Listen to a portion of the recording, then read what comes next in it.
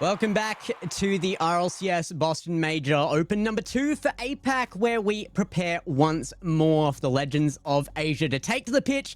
The top 6 fighting out for the crown today, and here to watch it with me is our resident EU bias, Rhino Cuss, and the almost lovable Boyo Royo. The question on everybody's lips, of course, Rhino, is can anyone take down Project De La Cruz? That is the question that we will be answering today, Gex. I think a lot of people, certainly on this desk, are going to suggest that it's going to be a very difficult job to do.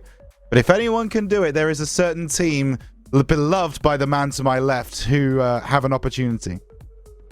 We'll touch on them a little bit later today, but of course last event it went to a game 6 for Project De La Cruz. So a team capable of taking games against them for sure. It'll be a similar tale today, we'll have to wait and find out. But we had a pretty exciting day yesterday. We had our top 6 come to fruition, said goodbye to 2 of our teams. And Gex, coming into today, our second Championship Sunday of the season. First of the stream, are we excited for it? No, never. I was excited for one of these. Who would? No, of course.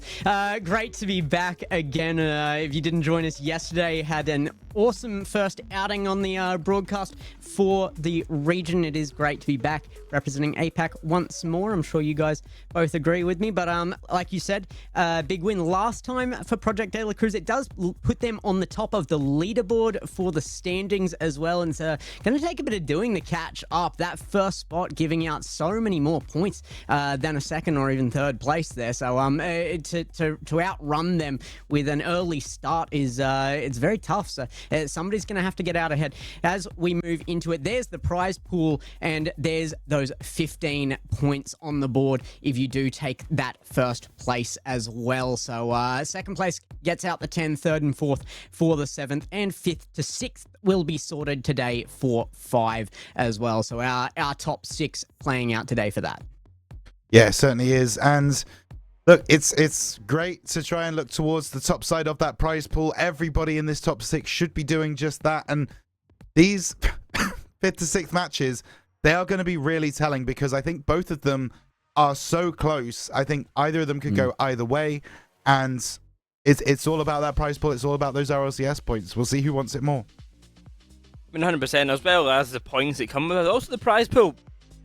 Never something to be ignored, never something to be scoffed at. $6,600 going to first place, $3,600 going for second, and trickling all the way down to even up to 32nd, getting $300. So, yeah, even if you're making it just to the Swiss stage, you're getting a little bit of prize pool as well. But it's those points that really are the most important part, and with Project De La Cruz already sitting on that 15, and already provisionally on an extra 7, already sitting at 22 points. It's going to be hard to catch up to them for these other teams, and it's going to come to big wins, basically in this event, if you want to have a chance of catching up to De La Cruz. Well, that is going to be the question. Like we said, can you catch Project De La Cruz? And there is the chance today, being only 3 opens before the major as well. You really want to get in now. If you have to leave it till that last one and Project De La Cruz get another win here, I don't know if it's going to be doable. But we were talking about it. Those first 2 to play out are going to be Ground Zero Gaming versus Inarizaki and Sailing Esports versus North Star Gaming. Definitely chances for upsets in both of those there, I think. But that focus on probably the team that could really do it to take out the day. I think the only big chance I'm looking at there, and I know you're going to want to talk about it, Bo, is Kinatrep Gaming. Oh, I mean, 100%. I think Kinatrep are the favourites of any of the rest of the field to be able to beat De La Cruz. I still think they're definitely the favourites in the matchup, but they're the favourites of the whole field. De La Cruz, though, are still the expected victors there, and I think it is going to come down to just that grand final who is doing better today. But when looking at our earlier matches, the Ground Zero versus Inarizaki and Sailing versus North Star, coming into this, I think Inarizaki was our biggest surprise yesterday, and they have been a pleasant surprise at that. They played really, really well against Godspeed, where Ground Zero, coming off of their match against Project De La Cruz, really struggled to get anything going. Possibly a symptom of the fact that they were playing against Project De La Cruz rather than a symptom of them struggling as a team as a whole. And then Sailing versus North Star, a game where I think the upper bracket team is probably the bigger underdog in that matchup. I would say the North Star are without a doubt the favourite coming through the lower bracket. And Sailing as well, struggling a lot against Keenan Trope ever since that game 1 to do really much at all. But once again, possibly just a product of who they're playing against. Yeah, I do want to touch on that point, Boyo, because sometimes when you do go into that upper bracket and you get swept 4-0, that can be so detrimental to your team's mental. That can be so detrimental to the way that you view the bracket as a whole. And so it'll be interesting to see how we see the bounce back from Sailing Esports and Ground Zero Gaming in their games today, because if they are even a little bit off the boil, they are going to be upset and they are going to lose to the teams that they're playing today, and they'll miss out on top 4, which they probably believe before a ball was kicked and before Open 2 started, they should be in that conversation for top 4.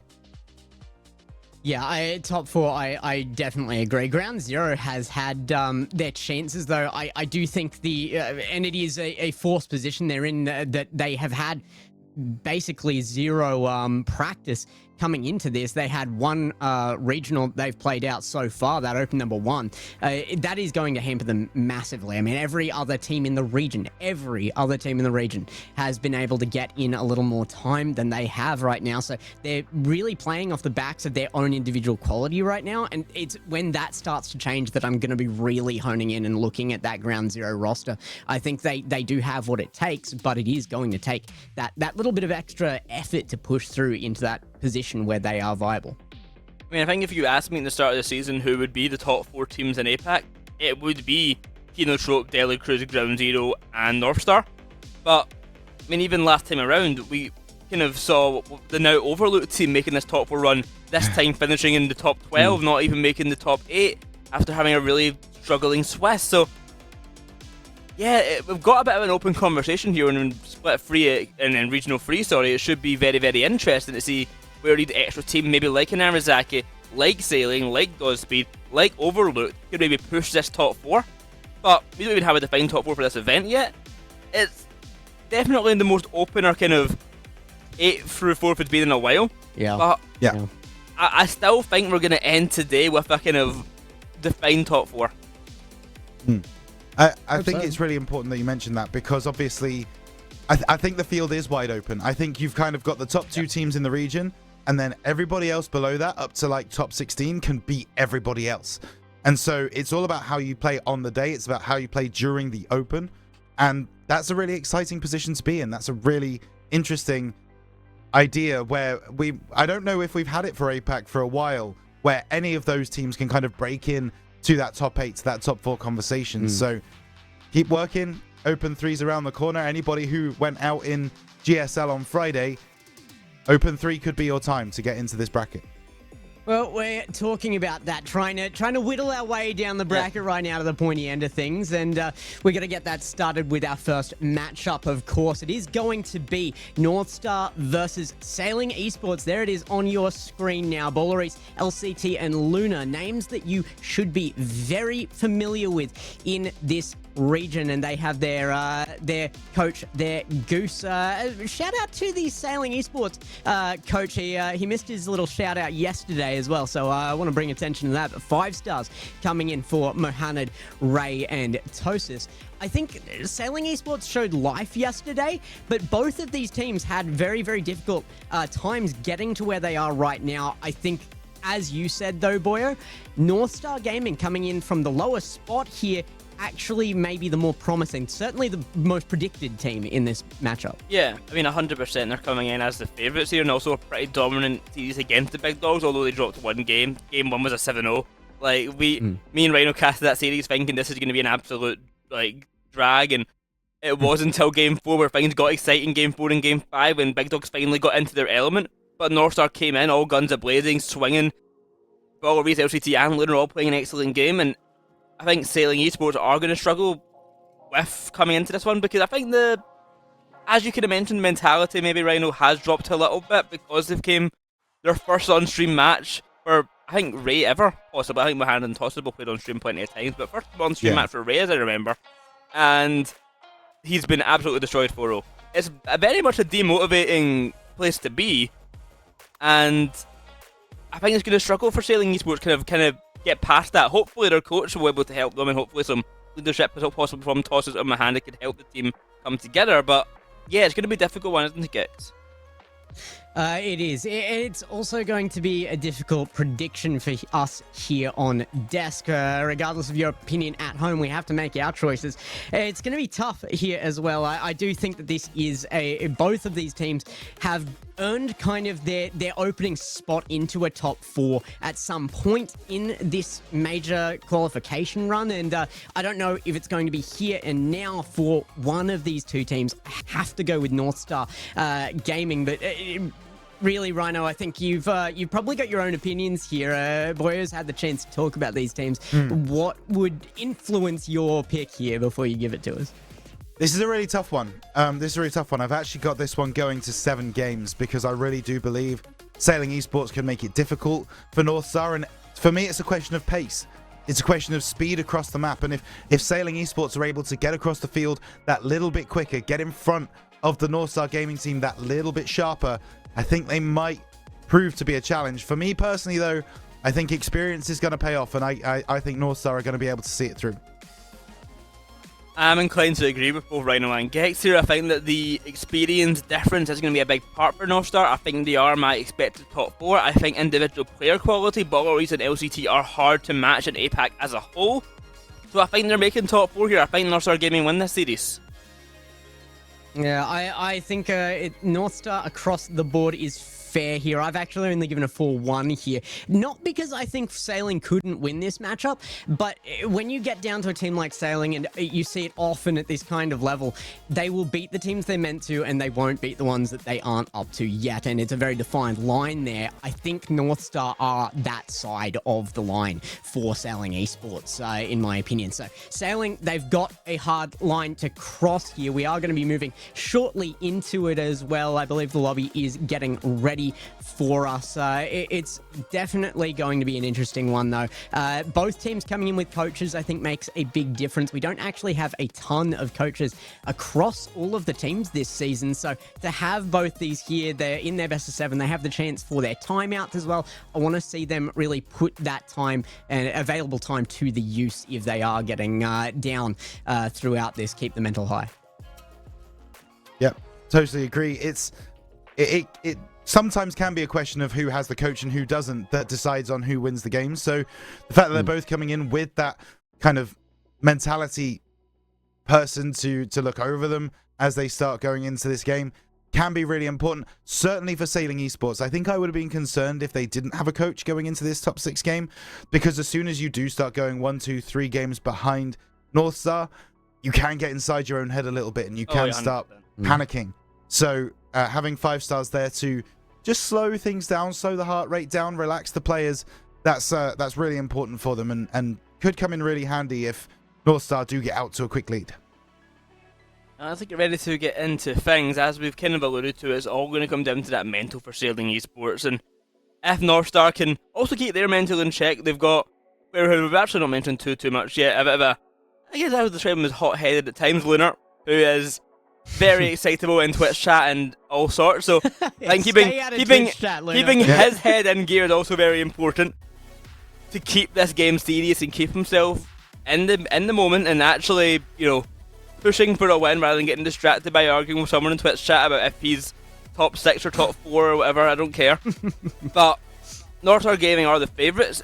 It's can they put up to that expectation? Something that we've been saying about LCT and Buggeries for a long time now. It's always, can they do it this time, or are they going to choke this time for some reason, etc, etc. Well, I think we'll get to see it pretty quick here as well. We do have issues with one player. After that, we are going to be moving straight into this, so we are moments away from our first series of the day, and a big shout out to everybody in the chat who is joining us for this one. It has been a really big showing from the community actually yesterday. I want to give a big shout out to everybody who joined us. Really made our first day of the event a special one, so we're hoping for more again here today. Of course, that's going to get a big boost once OCE gets done. I believe they are heading into the back end of their competition right now, so we've got to get ours started. Let's move into it, Boyo. We're going to be heading into this one. Rhino, we'll see you on the other side of it. It is going to be a big one. Here we go. Sailing Esports versus North Star Gaming, and this is your Series 1 for Championship Sunday. North Star Gaming, Sailing Esports, winner goes top 4, the loser heads home. A best of 7 for the whole day today. And to open things up, it is the OGs of APAC coming against some of the newbies here. Boloris and LCT have been in this place many times before, since the beginning of APAC. Sailing Esports really up-and-coming talent there from Pakistan, handed as well. Getting involved in APAC big time recently, and then tosses the Finnish player coming on over. Trying to finish things off for Sailing Esports. And of course Lunar, he's been in APAC plenty of times, for better or for worse for some teams. But here for North Star Gaming, it's been working out very well.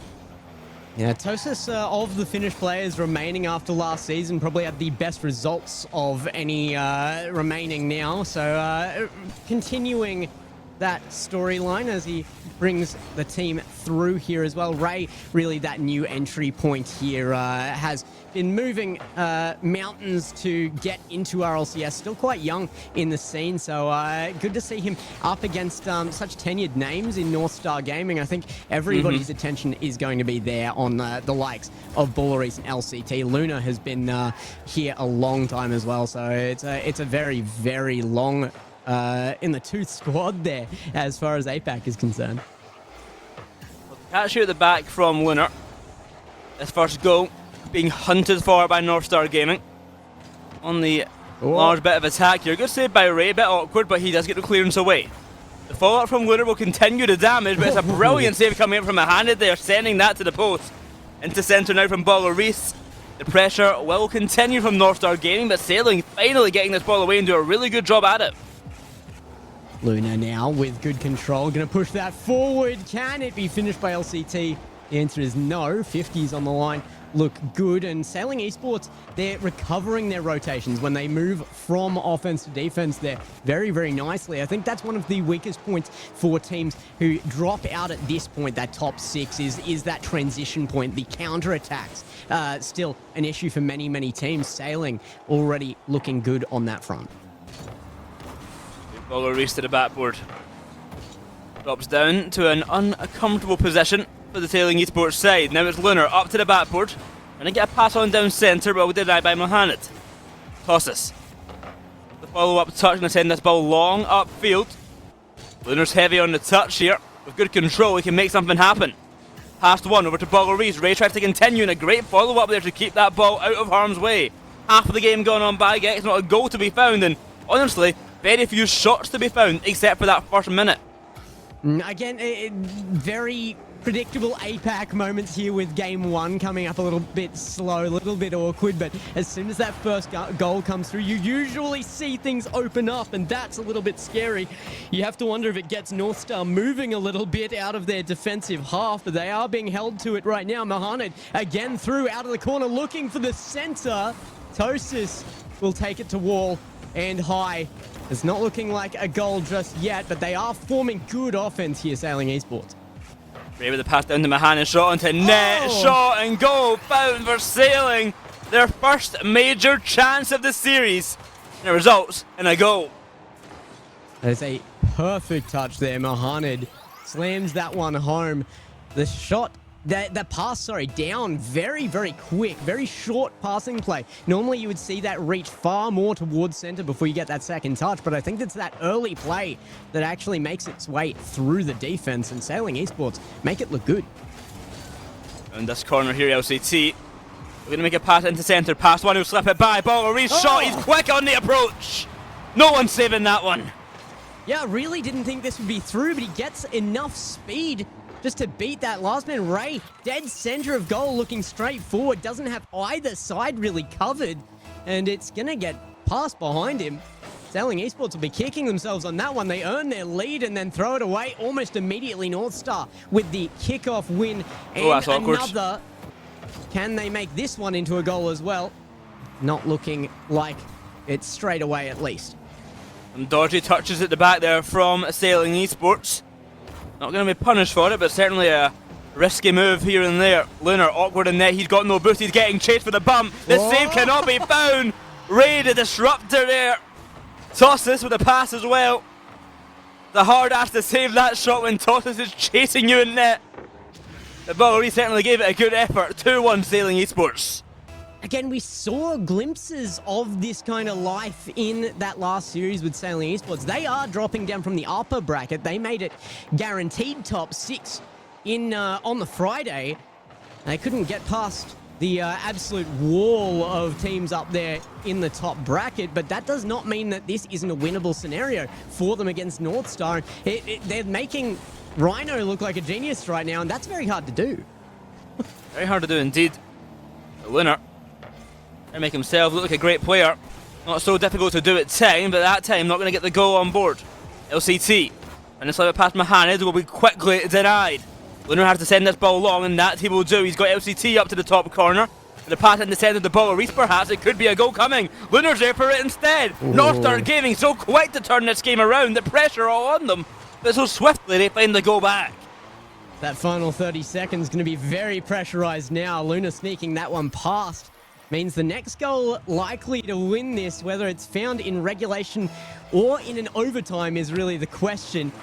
It has been kickoff win after kickoff win for Northstar Gaming, though, and again, back on the back foot, Sailing Esports. They need a defense here. They find it. Can they keep it away from net? Tosis through. It's going to be off the backboard from Luna, and the clear. Oh, that's dangerous. How have they got that in front of net? What a save from Ray. Ray doing a brilliant job at the back line, but it's not over yet. LCT's got boost, and that is a dangerous place to be. He looks for the bump, can't find it. The bump on one, Lunar. Shot to net, going to be saved away. Bullery keeps the ball high. LCT going to let it drop. We head to OT for game 1. You can't ask for a better opener than this. Game number 1. Lunar. And I think both teams really hitting up now. Luna does get its center, but Tosis just takes it as a pass, carries it to the other end. Full field, he goes. Picked up in the corner by Luna once more. Back to midfield. He's looking for the bump, doesn't find it. Now stuck in that midfield. It's anyone's ball. And Tosis make use of it. Will be a beat by Mohamed. Not a lot of boost in the tank from Tosis, but he does get it forward to backboard, and Northstar have to boom a clear. FCT flip reset attempt, he gets the reset, he goes all the way! The disruptor at the back there of Lunar taking out Mohamed, the lone defender as well. I told you LCT is dangerous with boost. Even with no boost, they can make something happen. That is a huge win here. Northstar Gaming, they were on the back foot for far more of game 1 than I was expecting to see, and they had to claw it back in overtime. It's by one play of brilliance there. That's kind of what I expect a lot of Northstar. Individual performance, just making absolute moments here. For clip farming, you're not going to be able to go past the likes of Bullery and LCT. So we do have a quick jump out at the end of that one from Luna, so we don't get his stats. But we do see LCT in there with a number of shots and assists. That's what I'm liking to see. LCT being more useful in the game than just those solo plays. Yeah, Luna quick to leave, possibly to change car or such like that, but yeah, either way, it was Bullery and LCT at the end there, working in tandem with the help of Lunar getting that demo. Find that goal for Northstar Gaming. Sailing Esports, though, they started off really strong, they just couldn't finish where they needed to. I was impressed with what I saw by Mohamed and Ray, and Tosses for that matter, and the kind of team plays that I was seeing, and the great kind of last second defense. But again, Northstar Gaming, they need to do even more than that, and that's a hard ask. Yeah, I've worked it out. Luna must leave game with the excuse of a car change so that he has those extra few seconds to get into the Twitch chat and speak his mind. Seems like the strat from him. But yeah, no, a fantastic play to hold through mental there from Northstar, I think. And now we have to see if the opposite can be true. I think that the mental is going to be tested with a game down here for Sailing Esports. And we may have predicted against them, but I got given a lot of hope here for them out of game number 1, and they've got to show that they're there for it. A kickoff win in game number 2 does make it look like there is still life there.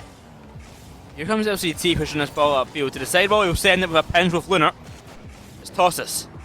But reset, he does find it. Can't make anything of the touch here. Mahana to the corner. Need some help here from Ray, and that he will find. Pressure consists for Sailing Esports, but not much to come from it. A quick turnaround and pressure. LCT tries to pass that ball to centre, but his car does not seem to agree with him. Ball reads down a 1 versus 1. Takes it over Ray, but to the backboard it will fall. No one there for the follow-up. A slow start once again, Gex. No one really wanting to make the first punch. Yeah, I think both the teams, especially after game 1, are aware that this can be as close as it was there, and now nobody wants to make that first error, so slow gameplay does mean cautious gameplay, as long as it's not kind of passive. That's really the key word there. Passive gameplay is not what you want to see. LCT now, not going to be passive. Off the backboard he comes and pounds that away, and it's going to come back again. Reese. Pass over to Lunar. Good catch for Lunar. The backboard he'll send it, but tosses. She gets that clearance out to the side. It rolls on into centre. No one's going to get a shot off just yet. Lunar's up for it. He can't find this touch. It's a big miss here, a chance for tosses, but the shot way too weak to cause any damage. It's not a goal yet for either of these sides, and it seems to be pressurizing both teams here. This is pretty crazy coming through. Oh, what a touch. And Baller Reese. Length of the field it comes. Baller Reese gets that singular touch needed. What a pass downfield from Luna. Targeted perfectly. The power on that is fantastic from Baller Reese. I think it's going in no matter what he really does to that ball. Long as he hits it towards the net, but a good snipe and a good find on Baller Reese there. Sends it to the back of the net. It's North Star a 1-0 lead very swiftly, but Sailing are quick to approach the other end of the kickoff once again. Their specialty in this series, I would say, Gex. Yeah, I would agree. North Star, though, it's only one goal, and specialties aside, you're going to have to just find that stability. I think one might not be enough to change it here. Back pass goes so very awkward, and Ray will take advantage, and like I said, stability is what North Star needed here to extend. They do not find it. Very awkward touch from Luna on the back pass. LCT maybe took just slightly more dangerous of a route to that than was expected, and Sailing Esports pick up what they need. I think that's a pass intended there for Baller Reese, perhaps, because he was ready for that ball, but Lunar cuts in a bit too early, makes an awkward touch, and then kind of kills that ball in front of his own net. A big bump from Mahanic clears the way for another chance on net. The LCT is quick to recover. Intercepted again from Ray. He'll keep the pressure going and hit North Star while they're down, but LCT is up. Down the other end, it's Tosses on the back wall. Pressure's been put on the Sailing side, but they're dealing with it well for now. Can they defend LCT's shot? Well, easy if LCT misses the shot. Is indeed. LCT is going to be one of the players here with a lot riding on his shoulders as well. A lot of LCT fans in the chat and even in the staff here in the background. It's a name that's brought up quite often within the region. And I'm sure if anybody is going to feel that pressure to perform, it has to be LCT. An awkward game so far from both of these sides. With 2 minutes to go, it's Lunar on the approach. Ray, big save. He'll go. He's got no boost, but he can make something happen with the pass to Tosses out. And Mahan to get a good piece of this. Certainly can keep the pressure alive, but with no boost and no follow through, it's a gifted shot for North Star Gaming to push this ball upfield. LCT now. He's the dangerous one in the pitch right now. He's been the one who's shooting the best, but he can't get anything just yet. Unfortunately, he's been shooting best on his own net as well. And that is true. That has been problematic for them. But they are getting away with it right now. Sailing Esports, as soon as they got that first goal, kind of shrunk back to what we saw at the beginning of the game when it was 0-0. They're just hesitant to be the first one to make the move because they don't want to make an error. But you can't have that attitude. You've got to be in this game to win it, not just to not lose it, or you're almost guaranteed to do so. Up to the side, Hannibal catch once again, a minute to go. OT is looming in the distance for now.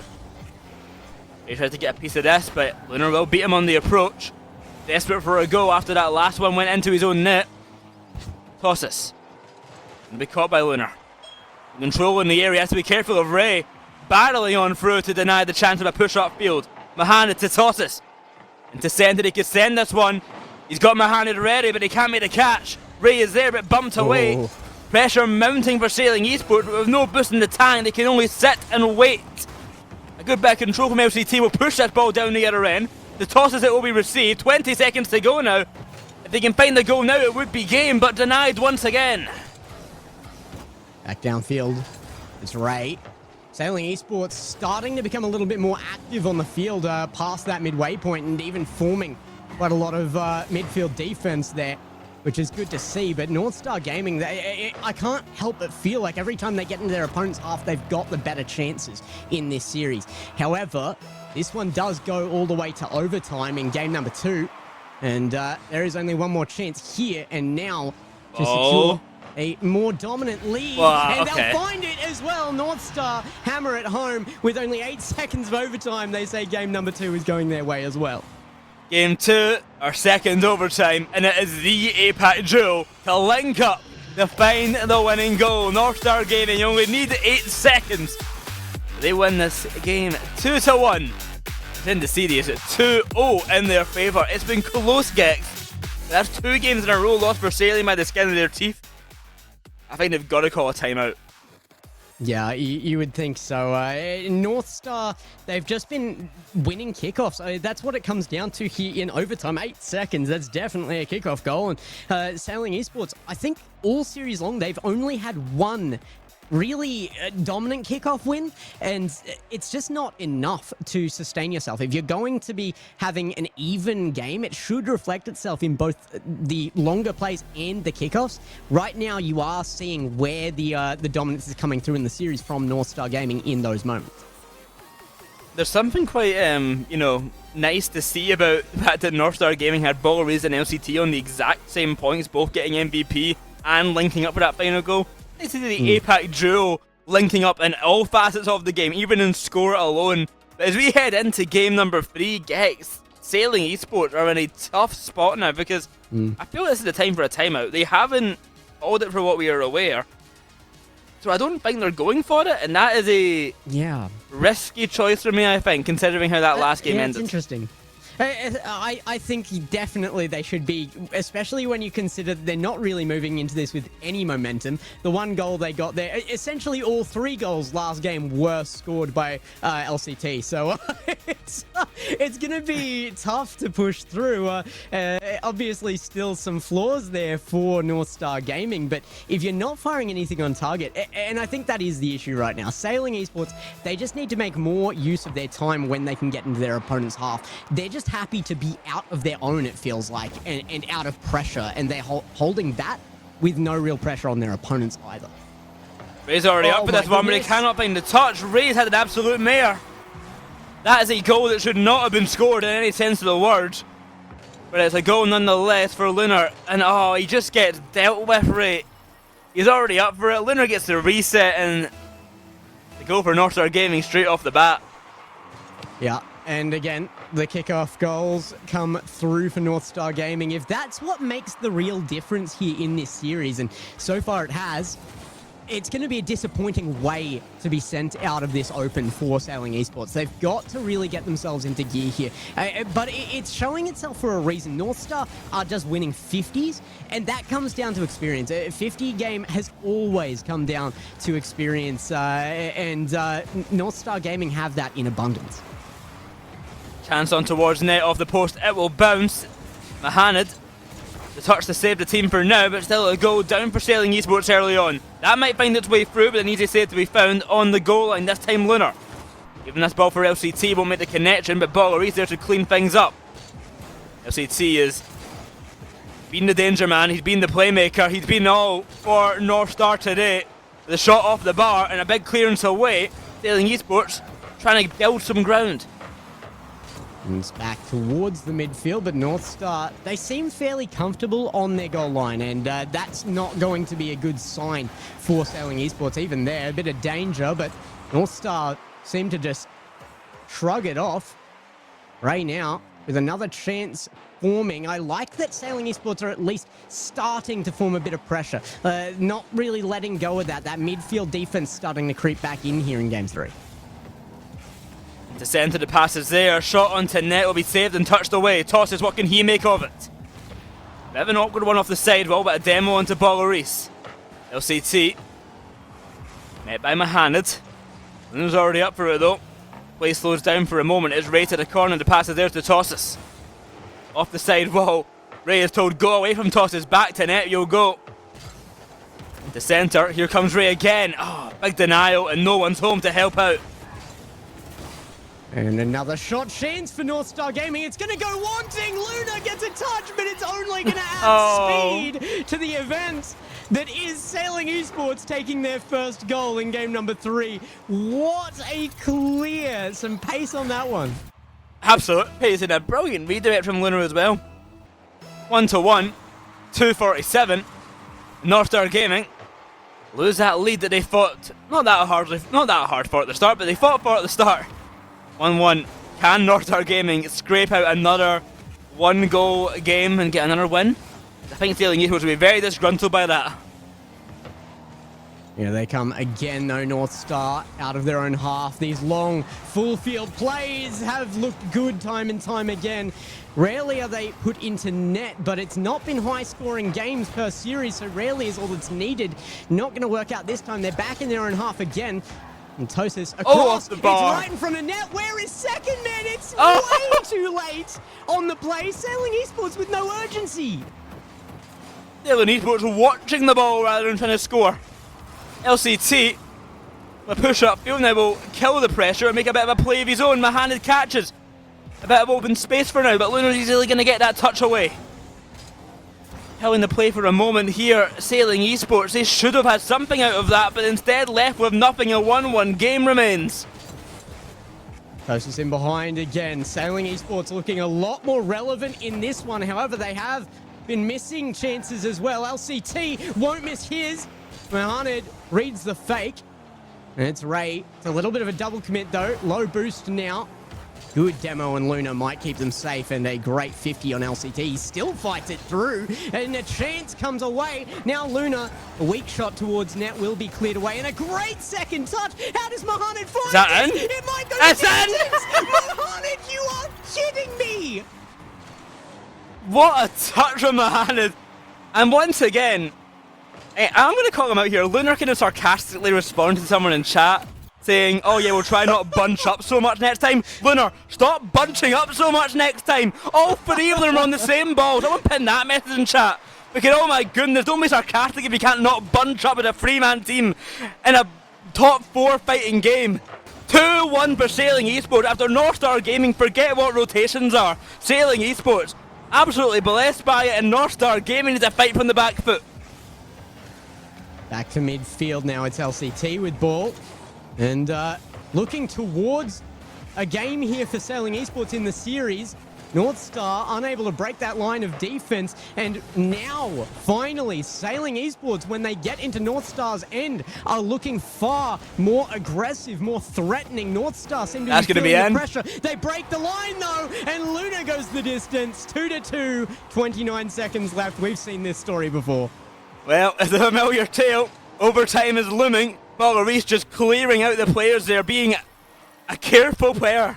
Making sure Tosis has no hope of getting that ball. Just sitting on top of his car at the end. Sailing. But a kick-off goal could be looming. Off to the side it will go. Mohanad to catch. Control in the air. 50-50 will go high. Reese, 20 seconds now. To avoid the OT, has to act fast. He'll get it past 1, but no boost in the tank. Mohanad in a 1-versus-1 against ball will send it out to the corner. Tosis with some control. And send this ball long. Tries to slip it past LCT, but to no success. 10 seconds now to go. Reese beaten to the ball by Ray. Round the corner, a pass in centre could avoid the OT. A chance to be made. LCT will keep it high. Can Tosis catch? Yes, he can. Past 1. Here come Mahanid to the ground it goes. Third game, third overtime. 2-2. North Star Sailing. North Star trying to put themselves on match point here. Luna will go long again. Those booms have been so It's again! 8 seconds again! The question remains, even if Sailing Esports were to somehow win this series, the question would remain, it seems, can Sailing Esports win a kickoff? 8 seconds again! 8 seconds of overtime once again, and North Star Gaming send themselves to match point after gifting Sailing some goals there with their awful rotations at times. They still claw out pure mechanical skill alone and send themselves to match point. I have to question production as to whether we were actually watching a replay of game number 1 for that last 32 seconds there, because apparently identical. Sailing Esports didn't learn their lesson is what it comes down to, and North Star Gaming perform identically in identical situations. That is a brutal look. Sailing, they've just got to do better on the kickoff games. Well, they have called a timeout, a desperation attempt perhaps. But 3 games down, they have to win 4 in a row now. Timeout has been called though, so a bit of moment to kind of come back and relax for a second as they get ready for this next one. Will that actually pay off? Who knows? Because it's been such close games every single time. Nail-biting ones all the way to OT, but it's still not been enough. Rhino has just had the bravery to announce in Twitch chat that he's actually proud of his call of a Game 7 here as we move into the potential of a sweep. That's the wildest timing to make that prediction I have seen. I can see him on my preview right now, giggling him to himself. He knows what he's done. He's a jolly old man. He's happy. He thinks he's right, but he's a bit crazy guy. Don't you nod to me, Rhino. Don't you nod to me. Either way, with the sailing timeout, stream. Okay. With the sailing timeout coming on through, can they recuperate? Can they find something to actually help them push this North Star Gaming a little bit further? Because they haven't been able to win an OT. They haven't been able to avoid an overtime, let alone win one. Every single game has went to OT, and every single game has ended OT in the first about 10 seconds. They crumble with the pressure of an overtime right now, Sailing. Is it even pressure? There's no 8 seconds isn't enough time to be put under pressure. There's one opportunity for a shot and it's taken every time. And it's taken off a kickoff goal. North Star Gaming haven't dropped a kickoff all series. There's been one kickoff that went in Sailing Esports' favor, and it's going to continue. I have no words for how instantly we're proven right on that point. North Star Gaming get another one. Well, 3 seconds this time. Beats the 8 for the overtime. And the goal already found for North Star Gaming. Well, that timeout certainly didn't help so much in not conceding an early goal. But Mahana trying to get an early response. A pass to centre to Ray will not be found as Lunar is well and truly in the way of that one. Here's Tosses now. And then that ball high with Mahana out in the back. Ball Reese. Long upfield, Mahana trying to get a catch on it to no avail. A bit of a miss here from Tosses to try and kind of recuperate and control, and that he will do. Ray a demo on 1, but LCT, brilliant recovery. I mean, he's been the star player for me for North Star today. Yeah, I would have to agree. It has been excellent here. North Star currently up 1-0. It is going to take a lot more from Sailing Esports before they can cross the barrier into that top 4, in my opinion. We're not talking about them out right now. I guess there is always the chance of the reverse sweep, but best of 7, it's so rare, it's so hard to do, and North Star Gaming have been so dominant so far. Even with overtimes, it has felt like North Star Gaming weren't likely to drop games, and that's very hard to hold as a look, but they're a team that's willing to drop goals to win games, and that's been the tactic that's been working this series from North Star. FCT to the corner now. Very rare. I don't know if we've actually seen a 2-goal lead at all in this series. Yeah. But we might just find one now. With a pass over from Ball to LCT. A second goal is easy to come by when there's no one back to defend it. There's just so little to say about that one. Sailing Esports, they don't seem to be in it right now. That timeout, you should really see that breathe life into a team. The mental should come up, but I think that kickoff goal right off the bat, whatever good that may have done, we won't even get to see it. Sailing Esports looking a little bit worse for wear right now in a game 4 that could be their last if they don't pick up quite extremely and very shortly. Tosses will try to push something through. No teammate to be found with no boost in the tank. He finally gets a little piece of the action here. To roll this one round the corner, he hunts for a demo, no success. LCT, met by Mahanad. Past the centre. Tosses is there. A touch up high. A one-on-one against LCT, but ball still waiting at the back. Tosses full pelt. Goes right through the defender, and a goal on the board for Sailing. Tosis just does not care about defense here. What a reset. I don't know how he maintains enough momentum to kind of just ram that through in the top left corner. There's barely an opening. Sailing Esports make that work. Does it give them enough life to just, I don't know, they need something desperately to change. And one goal, I've seen it change that for teams before. It has to be the case now. All the way to the back wall. LCT will make the catch. Also can't find a connection. But Ray certainly can. That is a big pins down the other way there. Mohamed lucky to be in position for that ball. The pass there for Tosis. It'll be ball quick into action. As the catch is with Mohamed. Denied the chance of an attack once again. Lunar takes it low. Taking his time. Trying to play the mind games. With Reese helping him out. The pressure will persist. Northstar Gaming, I think they would rather avoid an OT this time and do it in regulation. But he might not be granted the opportunity as here comes Sailing once again on the attack. And again, Mohamed with a lot of ones skills there. Yep. Kind of rated those skills over a passing play that I think would have worked there. And that's going to be the biggest difference here. I mean, you look at Baller and LCT in particular, they have been teaming for such a long time now that they are going to have that chemistry. They will rely on each other no matter what. If the opening looks better for a pass, they'll make that pass. And now Northstar Gaming, with that kind of teamwork and reliability between those players, is coming through very, very nicely. And a minute 30 is all that separates them from a clean sweep in this best of 7. Good attempt there for Sailing to push the ball further, but denial once again from the Northstar Gaming side means that all amount to nothing. LCT flip reset to try and force another goal through. Lunar waiting in the wings, he'll be bumped away by Ray, not a chance. They'll give him an opportunity on that ball. Shot to net off the bar. It's awkward touch and Lunar gifted 3-1. Northstar Gaming extend the lead to 2. Yeah, Sailing just forced awkward in net there. A powerful and pressurizing attack from Northstar. It's going to be very, very tough to stop anything that forms in the way it does there for Northstar. And they know what to do with the situation when it appears.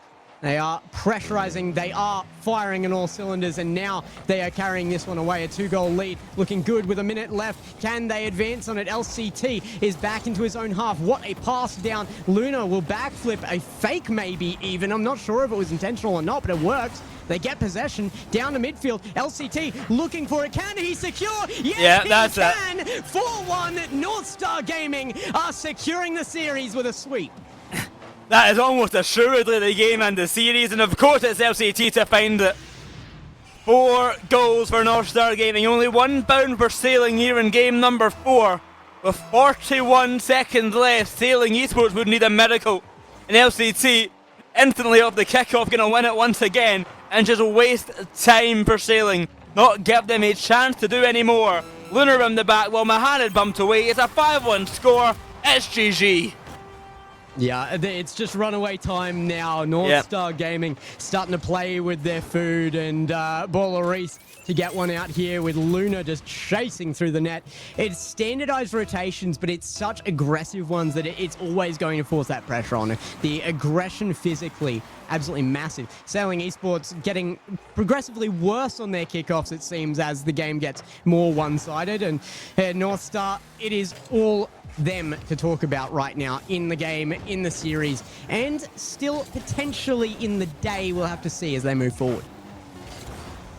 Off to the corner. Just to find a consolation goal, nothing will come. Northstar running their victory laps. Happy to not go to overtime this time, I'm sure. A 5-1 dominant final game. Maybe 6-1 for the help of tosses. There we go. One extra for the road. 6-1. For Northstar Gaming in game number 4. My oh my. I think, we went from yesterday having one of the longest sweeps of all time into one of our shortest despite overtimes. Yeah, Northstar very dominant in that final game, and that's what you want to see throughout the series, getting better there. Northstar progressively making their way into that top 4 now, showing their skills at the end means that they've got more to show in the next one, and they are going to be moving forward. A great one. Rhino Cast leaves that one with the comment in our chat, the least sweepy sweep in history. It's okay to be wrong, buddy. We'll discuss that one when we get back to desk, though. It is North Star Gaming pushing through to see Sailing Esports very shortly. But after this, we are going to be going back up to see Ground Zero versus Inarizaki. It's going to be another interesting one. This was very one-sided despite the OTs, I think. And Sailing, they showed me that there are promise here. I think the biggest thing has just got to be those kickoffs. Without kickoff goals there, they would actually have won 3 of those games. I mean, coming off of this as well, they went 0-8 in the on-stream matches, 0-8 in the playoffs. It's going to be a bit of a mental kind of hit to them. They got to come back bright and new in regional number 3 here, because they are a very solid team. But don't be seeing any more of them this weekend. As you said, North Star Gaming moving on to the semi-finals, where Project Delacruz awaits. And then in our next match, coming up after the break, Ground Zero against Inarizaki. Stick around, we've got some more exciting Rocket League coming up, and we'll see you then.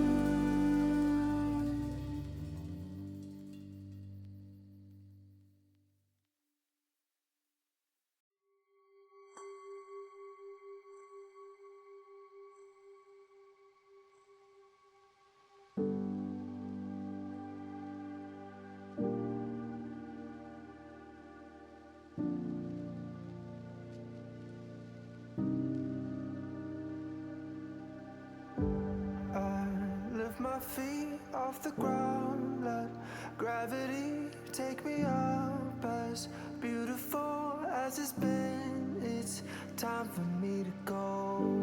I wanna sail away, I wanna feel the weightlessness of my soul. I've gotta go all the way to eternity. I will run all the way to see you. I've gotta go all the way through time and space to find my voice, to see you. And I'll go.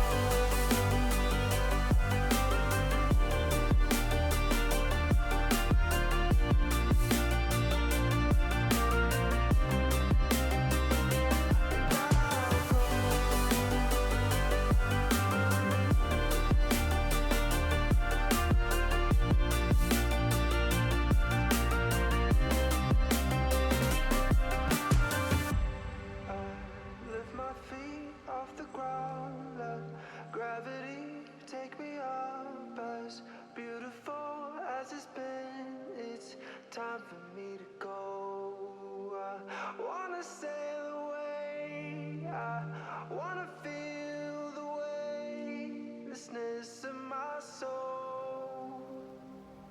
I've gotta go all the way to eternity.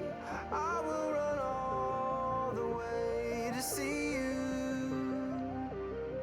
I've gotta go all the way through time and space to find my voice, to see you,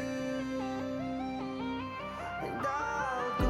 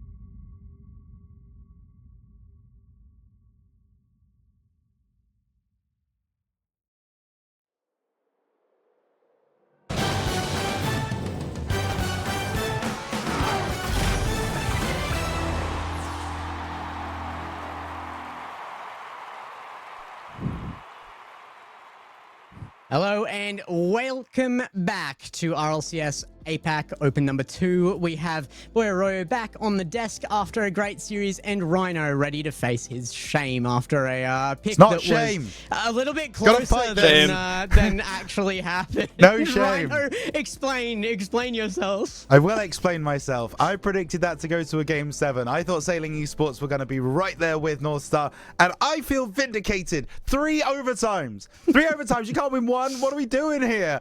I was so praying for at least one of those to go Sailing Esports way and just kind of give me some validation. Unfortunately, it wasn't to be. However, I do still feel like the prediction was in some ways sensible, because I think Sailing Esports proved that they're on the level of North Star. They are very, very close to getting past that hill. They just need a little bit more experience, a little bit more time to think about their actual opportunities that they're being given, and then I think they really could get past North Star. The thing is, Rhino, I actually would give you the whole, it's basically Game 7 situation if they actually played over a minute's worth of overtime. They didn't even make a minute of overtime played. They barely played 4 and a bit games. And but in the 4th game, they didn't really play that much of because it ended so quickly. They played 2 overtimes. No, 3 of them. totaled in 16 seconds. They played 3 overtime, and it totaled in 50 seconds. So it still didn't even make a minute in the 3 overtime. So I'm not giving you it with a Game 7. Anyway, coming into our next match, our other top 6 matchup, as we mentioned before the break, it is Ground Zero Gaming with the Narazaki. Ground Zero Gaming we saw get swept yesterday in the upper bracket. That's now Risk Invalid against Project Dela Cruz. And then Narazaki getting that win in pretty good fashion, I would say, going that 4-2 victory. Easy, Kenny, and Misty, with Kenny being that standout player for me. Well, because obviously we all know who Misty is, but Kenny, the surprise player who massively impressed me.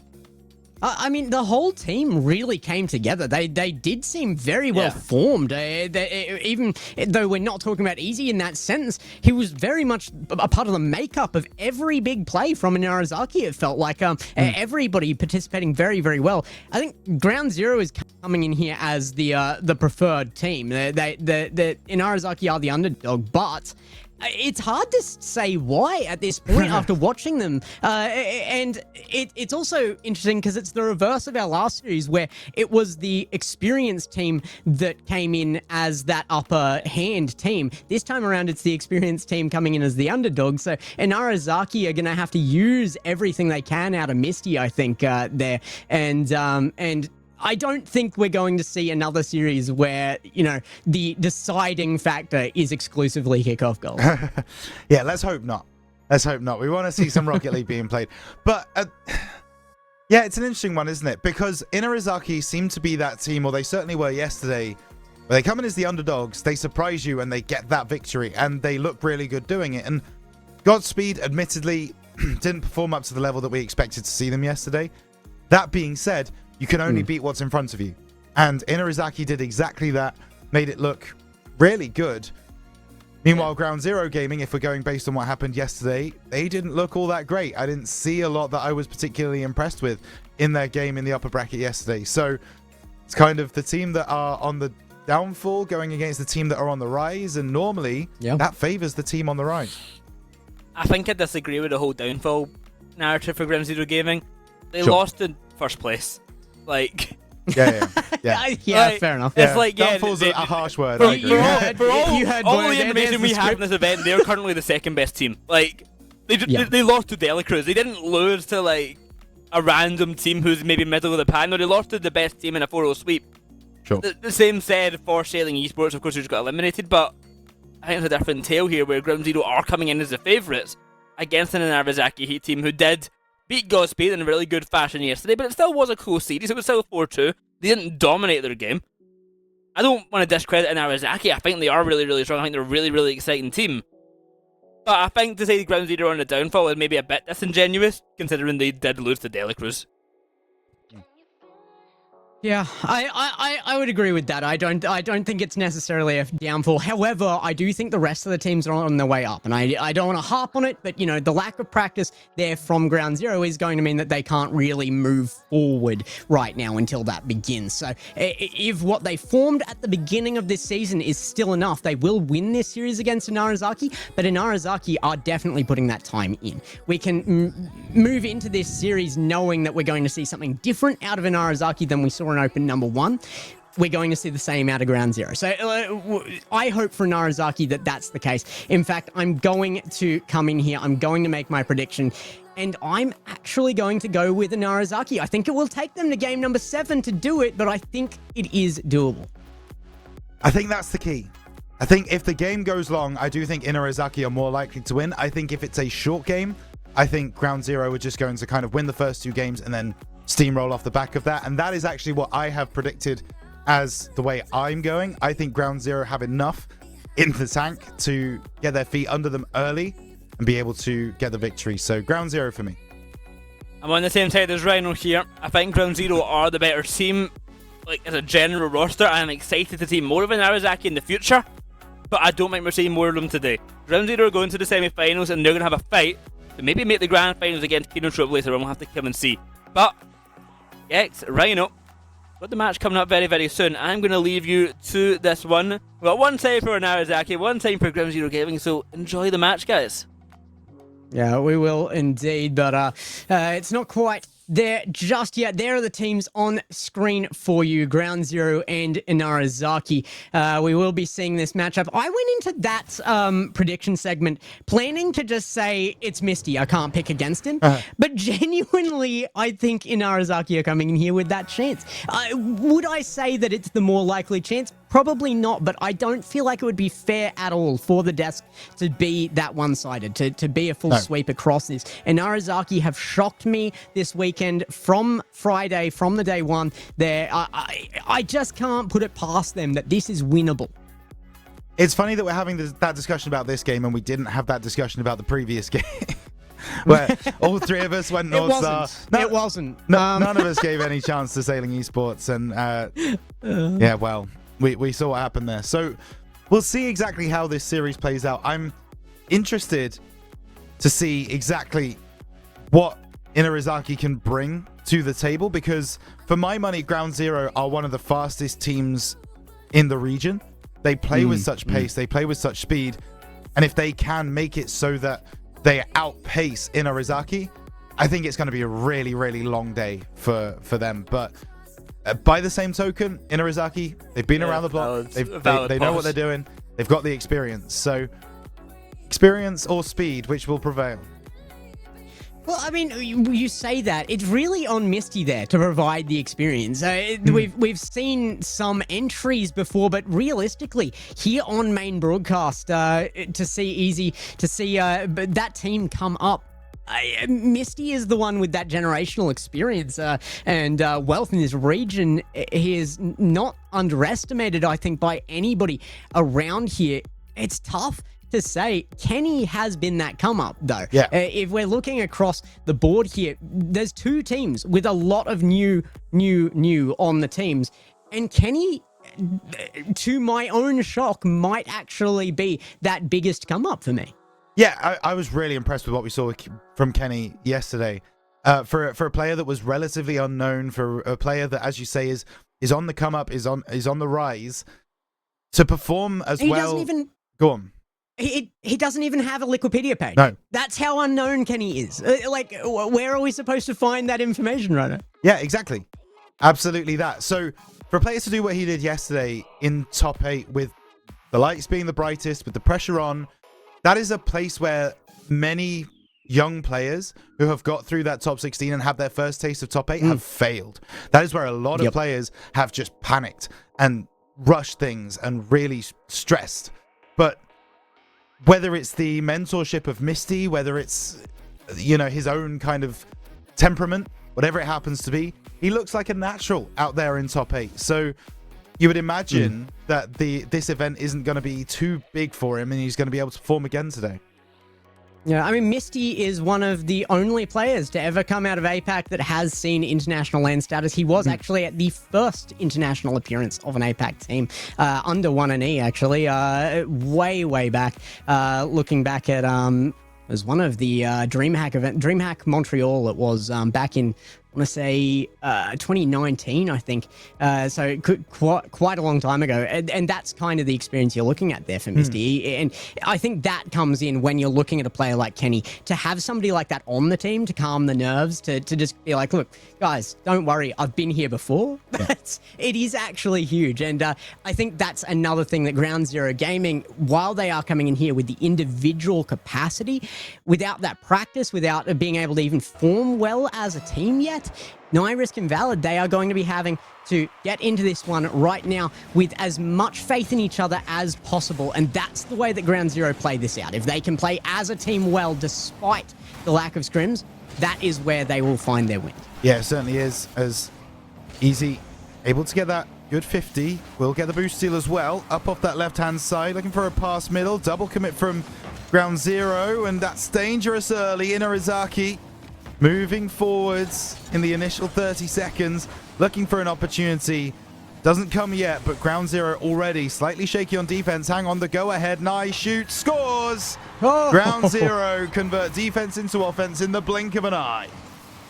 Yeah, that's the kind of response you expect when given the opportunity from each individual player here on Ground Zero. We don't even need to talk about teamwork. If an RSR, are going to leave one player open for that shot downfield, it will be found. Ground Zero coming in here as second place from Group A. And if you're looking at the Narazaki, they were 8th in that same group, so equals top 16th, and yet they've made it through here to a top 6. So, I mean, even if an Narazaki can't win this, they're going to be happy with their placement. It's just, it doesn't feel like the road necessarily is over for them yet. They're one down here.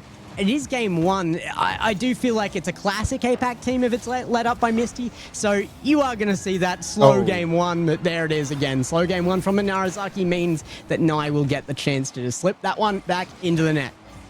Yeah, this is a rough one, as Kenny... What are you doing there, buddy?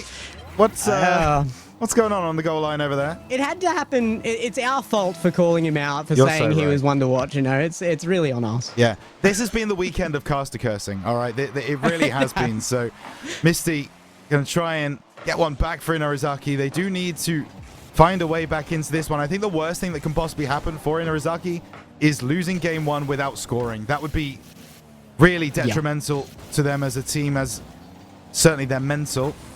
As Nai now tries to escape down the left-hand side, gets a bump on one. Cleared away by Valid once again. Nai fastest there, and Easy will be able to clear. That's a nice pass over to the far side, but the shot is pretty way off. They might be playing for the double, though. Off the backboard, still an opportunity. Waterfall cleared away by Risk. Still a chance, but Valid gets in the way. He's got an empty net to aim at if he can shoot, and he can. Great recovery by Valid, and once again, the ability to counterattack from Ground Zero is so impressive. Yeah, very well found here from Valid. Tough angle, harder than it looked, and found a 3-0 here in game number 1 in the first 2 minutes of gameplay. And Narazaki, I mean, they showed us just there that they're not done, that they are looking for those goals, and they've got the confidence to make those plays when they're up in their opponent's half. What is happening right now? What? The commits on the demo. I liked the first one, not so sure about the second. No, not quite, but hey, it doesn't result in a goal either way. So, you know, there's something at least. Yeah, no, I don't know how to even explain what's going on there. It's fine. Ground Zero trying to get things back underway. Out of the corner, past middle, popped high. Valid will be up. Valid will try to go off the backboard. I really thought Valid was just going to pull the trigger there. Take a shot. Decided not to. Risk. That's a really nice angle. Just goes over the bar. Will be collected by Risk again. Getting through, but Inarizaki stand firm until Valid comes through with the big demo and Risk. What a recovery that is from Risk. Great work. Kenny's done well to fight it through that as well, and Knight is going to be forced into a low flick there. It can be defended fairly easily, and Arizaki doing good work in that midfield to make sure the ball is retainable, and they have got it back here. Once more, Kenny and Easy left with boost here on the attack. Kenny's going to come through for that second touch, looking for it out of the corner. Risk now on backboard will dodge the demo attempt with ease, and it's going to come the full length of the field to the backboard of Inarizaki. Blocked at last second. Now back to midfield. Easy looking for Kenny, but Inarizaki, they're looking for similar plays that we saw out of the hopefuls yesterday that were bringing them through, and it's just not quite high enough quality to beat out the players when you jump that gap, when you go up to the level of Ground Zero Gaming.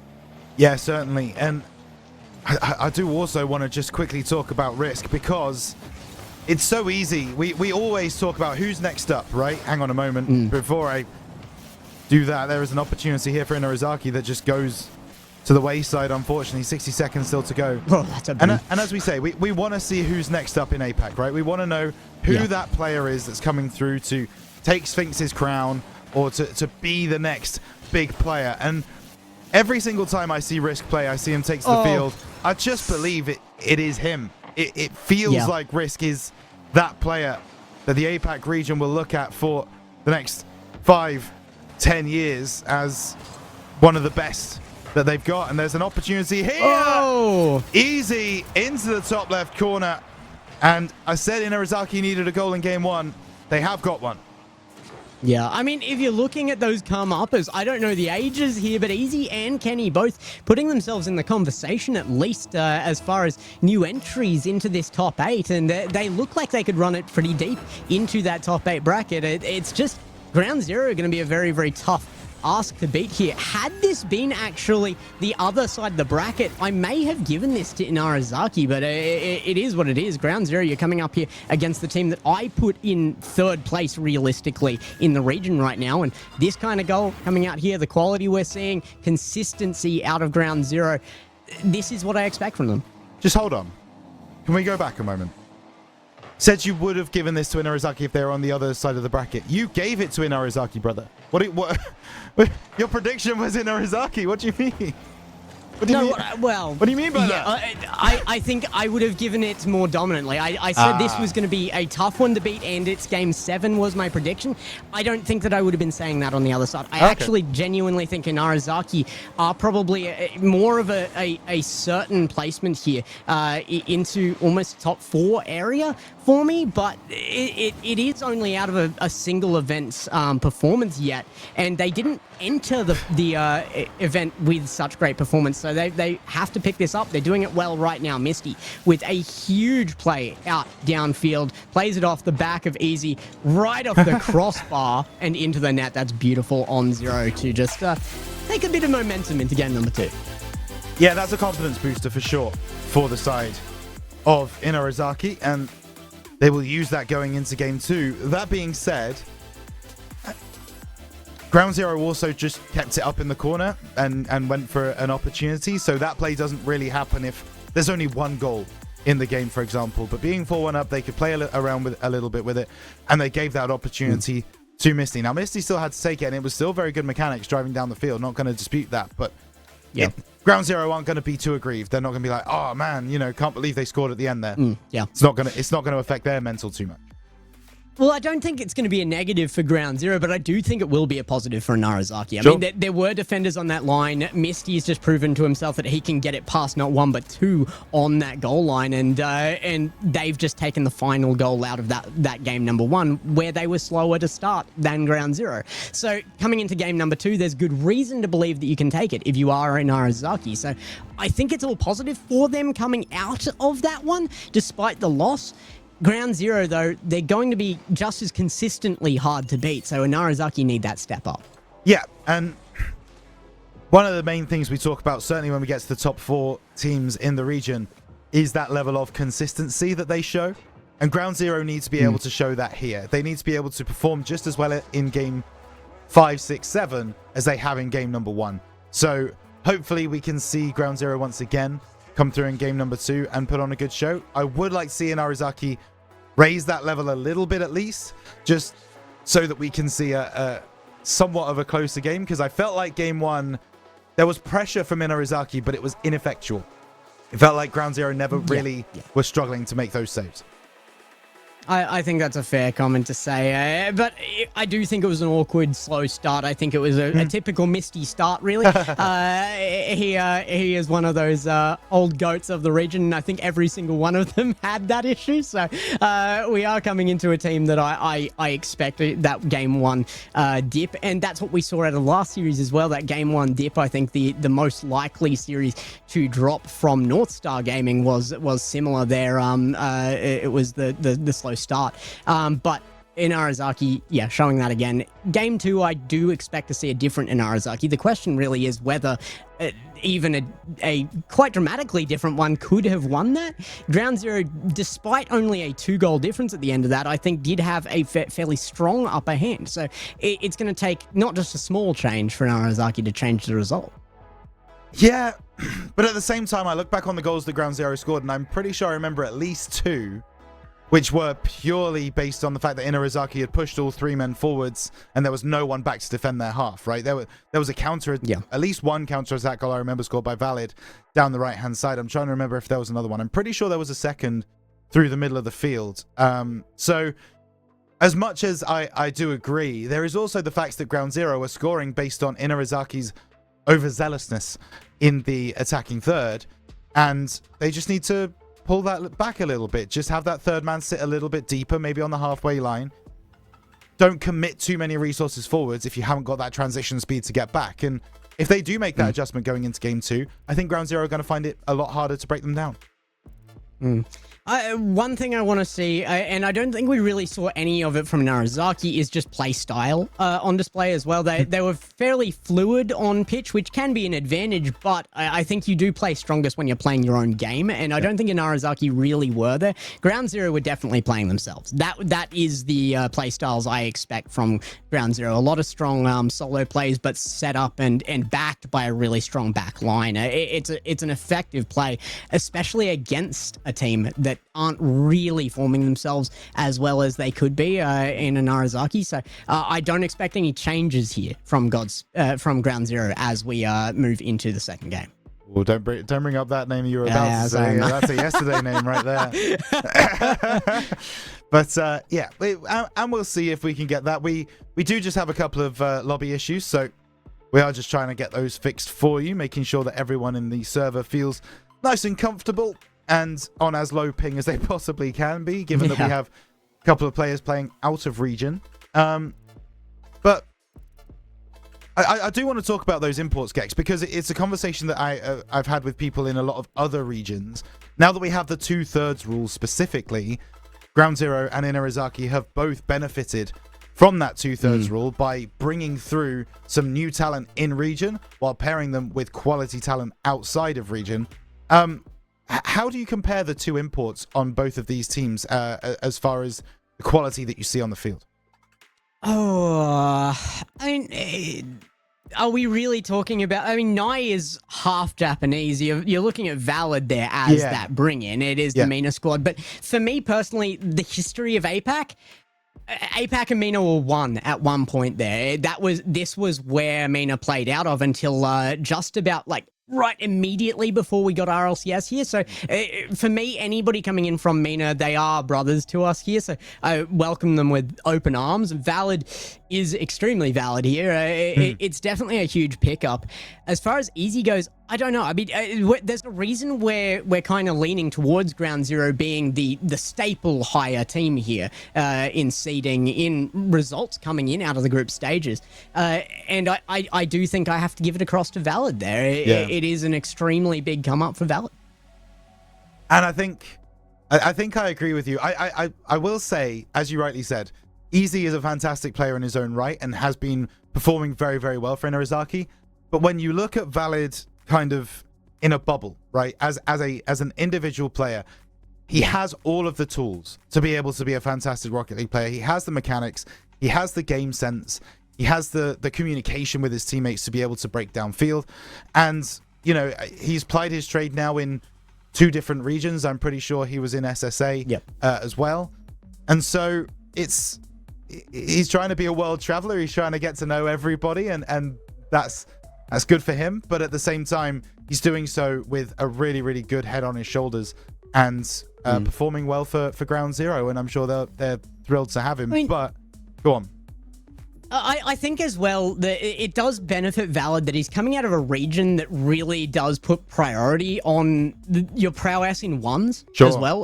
Mina is very ones forward, very ones heavy, and Valid is going to benefit from that just the same as Mohamed was in that last matchup. And that is why you're going to really start to talk about Valid in this roster as well, I think.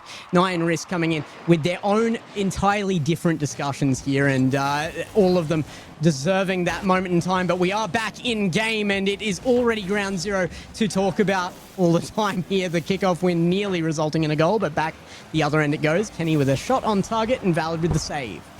Goodness me, that was a real opportunity for Easy. If that's just below the bar, it will go home. There's no one back to make the defense. Valid trying to force his way through. Kenny says no. Bit of a double commit in the corner. They have that communication though, and one will back away.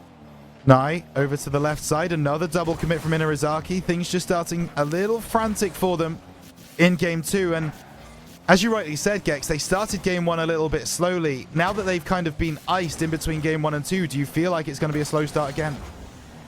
I think the risk is there. Inarizaki getting that last goal, getting two out in general in that last game, actually, I think did lead them through with a little bit of momentum. And yeah, getting the tyres warmed up is going to be a challenge. However, I think that their response to a strong kickoff is promising. I think that they are making good use of their midfield positioning right now and looking for aggressive plays. And those are all good signs that maybe that has not happened. That time between games has allowed Inarizaki to kind of form up by the looks of it right now, and they're getting good chances. Yeah, they are. And I do just have to quickly make the point that if it's good enough for one, it's good enough for everyone. If we're going to yell at Luna for being in Twitch chat, we've got to yell at Risk as well. Risk, come on, pal. Lock in, buddy. We've got games to play.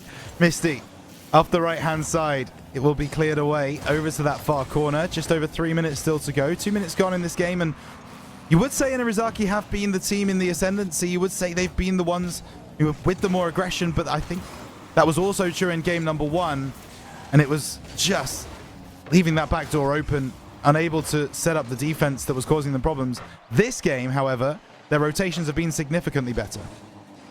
I would say Risk has a legal argument here that he was not in series as there was no lobby when he typed that. Narazaki. No, I think you're right. Definitely got to lock in here, and it's going to be the same on both sides. Easy, Kenny, and Misty certainly locking in here and holding for half a game at this point. It's back to their side for what feels like the first attempts from Ground Zero in quite a while, actually. And Narazaki holding that midfield defense for a long time, but now that it is back at their side, kind of expected a more pressurizing offense here. The shots on target not too threatening against Inarizaki at this point. Yeah, but after you've said that, this ball has not been past the halfway line, and it has remained very much in Inarizaki's territory. That changes now. We just needed you to curse it. They just needed me to curse it, that's all. They needed me to bring attention to it, and all of a sudden, Inarizaki are back in the offense, and now they're going to try and set up on the halfway line and make it difficult for Ground Zero to escape. Can they do so? No, they can't. Valid takes a shot. It won't dip down under the bar. There's a second opportunity. It goes wide. Best chance of the game so far from Ground Zero. They will eventually convert. 3 shots, one after the other. Difficult to keep up with. I mean, I know it's low boost scenario there, but Kenny has to do better on that backboard read. At this level, a backboard read from that distance, you should be there a lot earlier than that, and there should be no whiff on it, even on low boost. Inarizaki allowing the pressure to mount on them very quickly there, and a kickoff goal will mean that Ground Zero take their second goal into the lead of this game as well. They're looking towards a win in game number 2, but then at 42, I mean, Inarizaki have shown me enough sign that it's doable. I don't think it's likely, though. Yeah, but Sailing earlier also showed enough signs that it was doable, and they got swept. So, you know, there's an opportunity now, though. Easy. That's really nice off the kickoff. They needed something to spark. A little bit of a lucky pinch in the midfield, but you know what? He played the high percentages, drove through, found the top right corner, And Inarizaki might have something more to say about this game too than we first thought after Ground Zero were able to double their lead, although that one might go off the backboard. Good backboard read from Kenny. Nye trying to get around the corner. Can't do so. Easy with possession, but not for long. Valid gets in the way and finds the top right corner as well. What a shot to bring back that 2-goal lead. And Narazaki needed a fourth member to score that last one in the form of Ground Zero's backboard, but they don't need anything. Just a perfectly placed shot, top right corner, and with power means Ground Zero looking just as stable as ever. Yeah, they are. Will Inarizaki be able to respond as they did last time? No. Valid. Long clearance on target. Good cut from Misty. Risk. Off the left-hand side, off the backboard, looking for the teammate, not going to be there. Valid will be the last man back, as it's a fun one for me to watch Ground Zero because their rotations are such that you never really see someone consistently being third man or first man or second man. They very much all take the roles What a bump. whenever they need to. That bump is insane. Now trying to turn the corner, just can't get enough of a turn on it, but another bump on the goal line, another bump on the goal line. Valid can't find the double. Opportunity for the redirect. Ground Zero are really starting to feel themselves now. Yeah, and even without that goal, they've just cut down the clock into half. 34 seconds, in fact, now, and Narazaki desperate for a goal for any chance at game number 2. I don't think it's going to happen now. It's looking like so much confidence in behind Ground Zero. They're starting to reach that flow state that we saw out in the final game for North Star, and oh my goodness, Nye is playing with it. Why does he go to his own backboard for that, and how does it work? That feels disrespectful. I don't even know if he intended it, but really it feels disrespectful. Like I feel personally attacked by what just happened on the field. So I can't imagine what Inarizaki feel like. But Ground Zero take home the victory in game number 2, and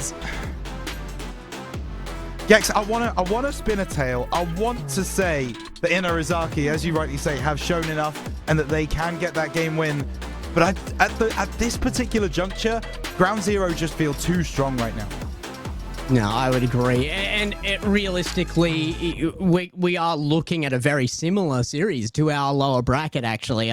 I do think that this could be down to like a per game basis where, yeah, you're looking at the promise from Inarizaki, the chances per goal and per attempt looking very, very good, looking like they can come up to the level of Ground Zero, but just not with enough consistency to bring through even maybe one win here. We could be looking at a sweep if Ground Zero continue with this consistency. Yeah, which is only going to favor... I was going to say it's only going to favor one man on the desk. Actually, none of us predicted this game to be a sweep. So, we will see if that does come through, of course. Inarizaki have the quality. We know that to be the case.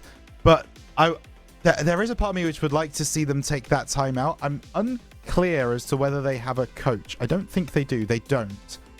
So I guess a timeout is relatively ineffectual for them, which is why they are just marching on forwards in the series. But you do think... Oh, they do, Hesse. My apologies. They do have a coach. So there it is. In which case, I'm a little bit confused as to why they haven't taken a timeout after that second game, because I feel like by tightening up a little bit on rotations and getting a little bit more aggression, I think they would be able to do that.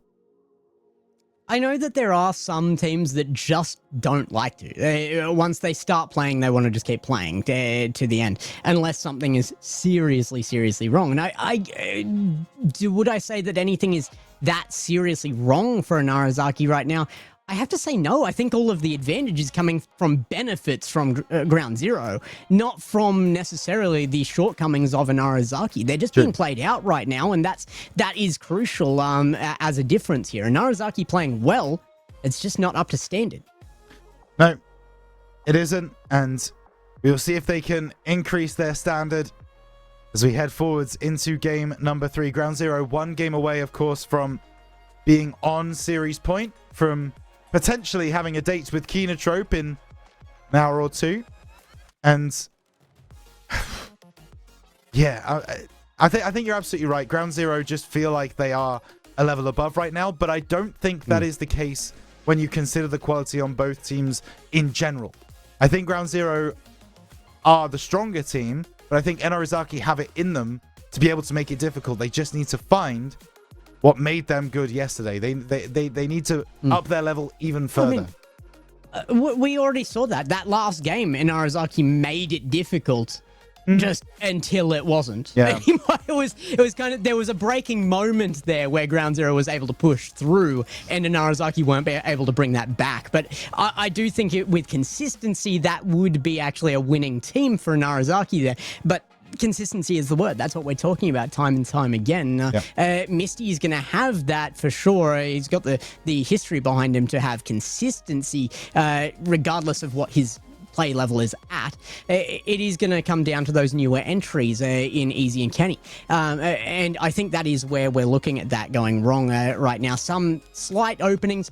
Ground Zero really aren't picking much off of floors, though. It is going to need to be in Narazaki just picking up their base level game here. I said in my predictions on my Twitter that it was going to be in Narazaki losing Godspeed yesterday and then Godspeed losing 4-2 here. So I don't know. I mean, it's looking kind of fair to my original predictions here. Maybe a 4-1 I would have given to Ground Zero, but I've just seen so much this weekend out of Narazaki that here now in Game 3, I have to see that level again. Oh no, it's not looking like it. It's not looking good in the initial time. I mean, this is really intelligent from Risk. He assesses the situation, sees where the players are going, knows that that's pretty much the only place he can put that pull in goal in order to be able to score. There's going to be no goalkeepers there at all. And Ground Zero, 20 seconds in, lead in Narazaki 1-0 in Game 3. And Kenny about a 0.1 of a second off of saving that.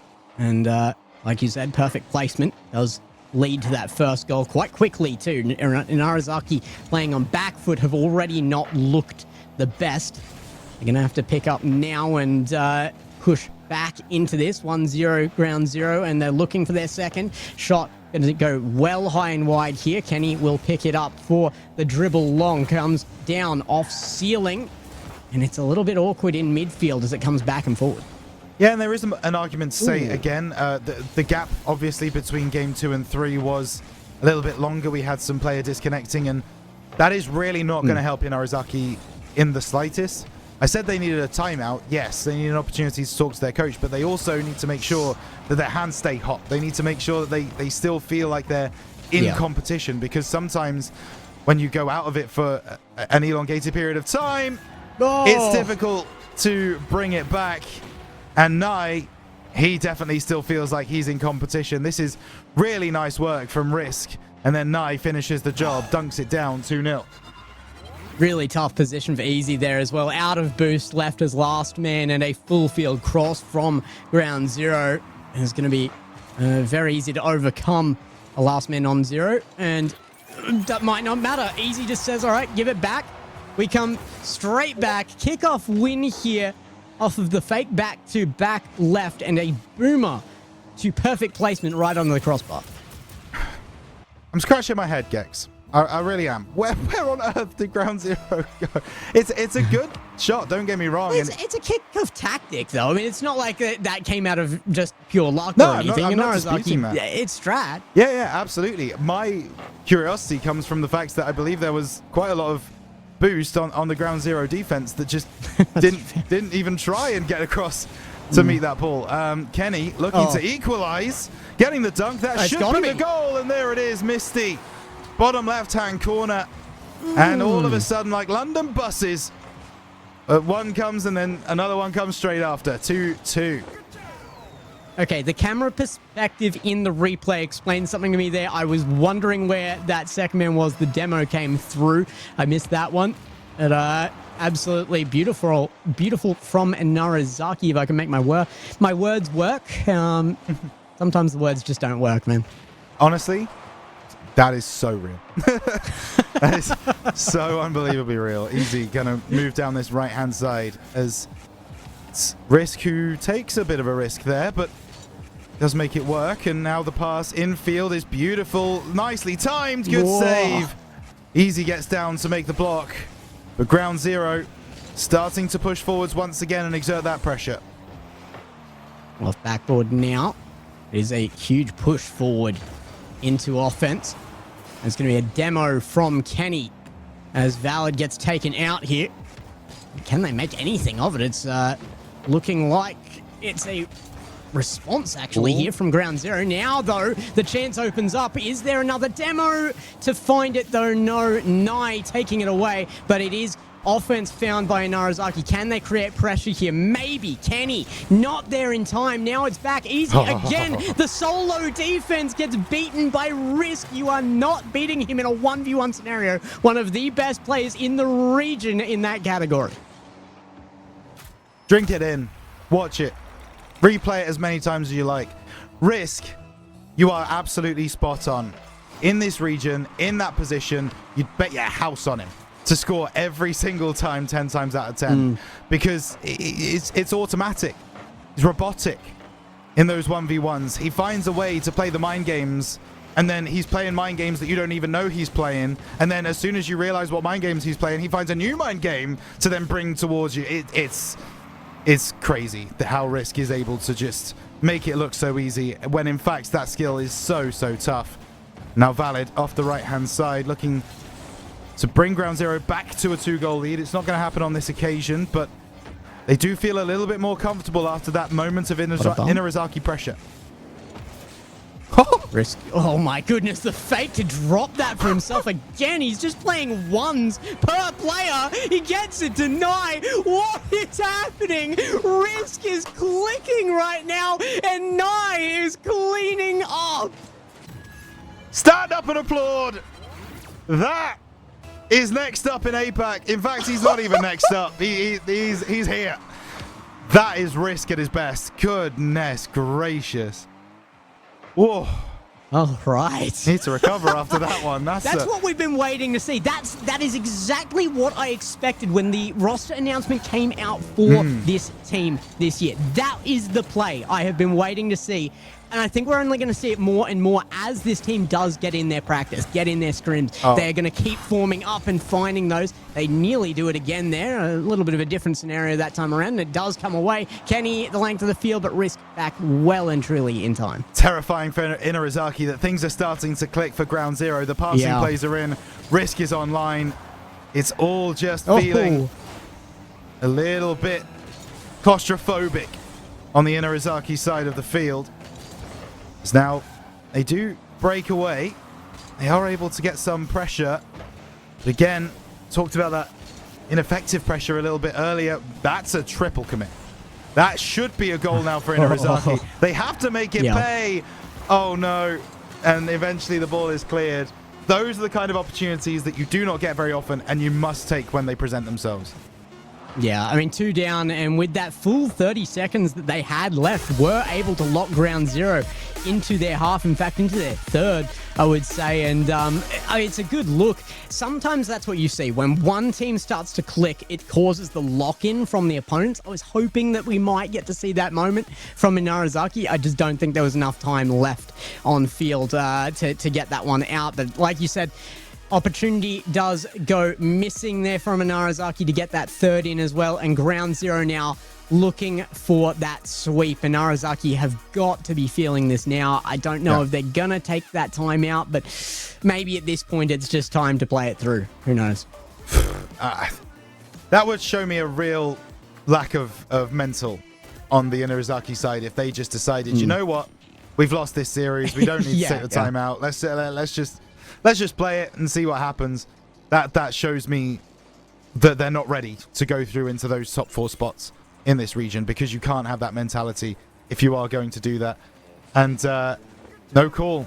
They are just going to play through, and I hate that. It's not that shocking. It's not that shocking to me. I mean, if I'm looking at particularly Misty, who is going to be, if you're looking at the experience on this team, the person who would be kind of revered as the captain, it's got to be Misty.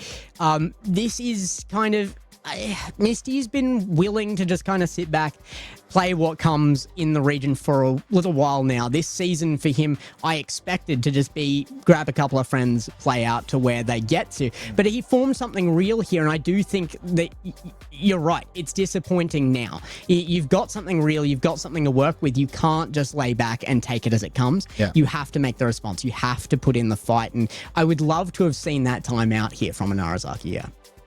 Yeah, me too. We would also, of course, like to welcome in our friends from OCE. The raid has come through. We hope that your Championship Sunday was great. Our Championship Sunday has started. It sure has, and we have got some games to show you. But trust me, things are only gonna hot up. You will want to stick around, because just after this, we see #1 in the region, Project De La Cruz, take to the field after this series, which could end in the next 5 minutes, Gex. Those guys have come at the perfect time, actually. If we are ending this one at this game, we only have the big matches left, and it has been well fought per game, but there's been some dominance as far as consistency is found here in APAC, and that has been all Ground Zero. They're looking for it into that game number 4 for a sweep here, and Inarizaki, they've shown this level of pressure before. No, easy. No! Save me from this. I don't want to talk over it because that feels disrespectful, but I also don't. You're just going to let them stew in it for a moment, just and that feels more respectful to the you? immediate response. Hey! Yes! It doesn't matter anymore. We're back to level. Here we go. Never happened. It's so weird to start an RLCS game at 4 minutes 21, but here we are. Interesting. They didn't need the first 40 seconds. They didn't need it. No, exactly. So, Inarizaki, again, though, going back to the point I was going to make before the first goal went in, they've been able to hold pressure time and time again, actually, but it seems to be far and few between that Ground Zero let that phase them. Oh my goodness. I thought it wasn't in for a second. Misty finds the crossbar with power, and it does make its way in off the bounce. That first save from Risk is really good. It just hits that upright. It hits the post. And realistically, what he wanted to do was pinch it over into that right-hand corner. Just wasn't able to get around the ball in time. And this is the first time that Inarizaki have taken the lead in a game. So maybe they're here to prove us all wrong and say, you analysts don't know what you're talking about. Timeouts are for losers. And we're just going to go ahead and win game 4. And as it stands, that's the position they find themselves in, but you know Ground Zero are going to come forwards with some power. Here is Risk, leaving it for Valid. Valid gets it wrong, and it will be cleared away once again by Inarizaki. I mean, to be fair here, I think if Ground Zero were to take this in a sweep, it would be by far their most statement series that they've had probably all season so far. This is kind of the step up we've been waiting for in terms of that consistency. So I wouldn't be extremely shocked to see them with the capacity to drop a game here.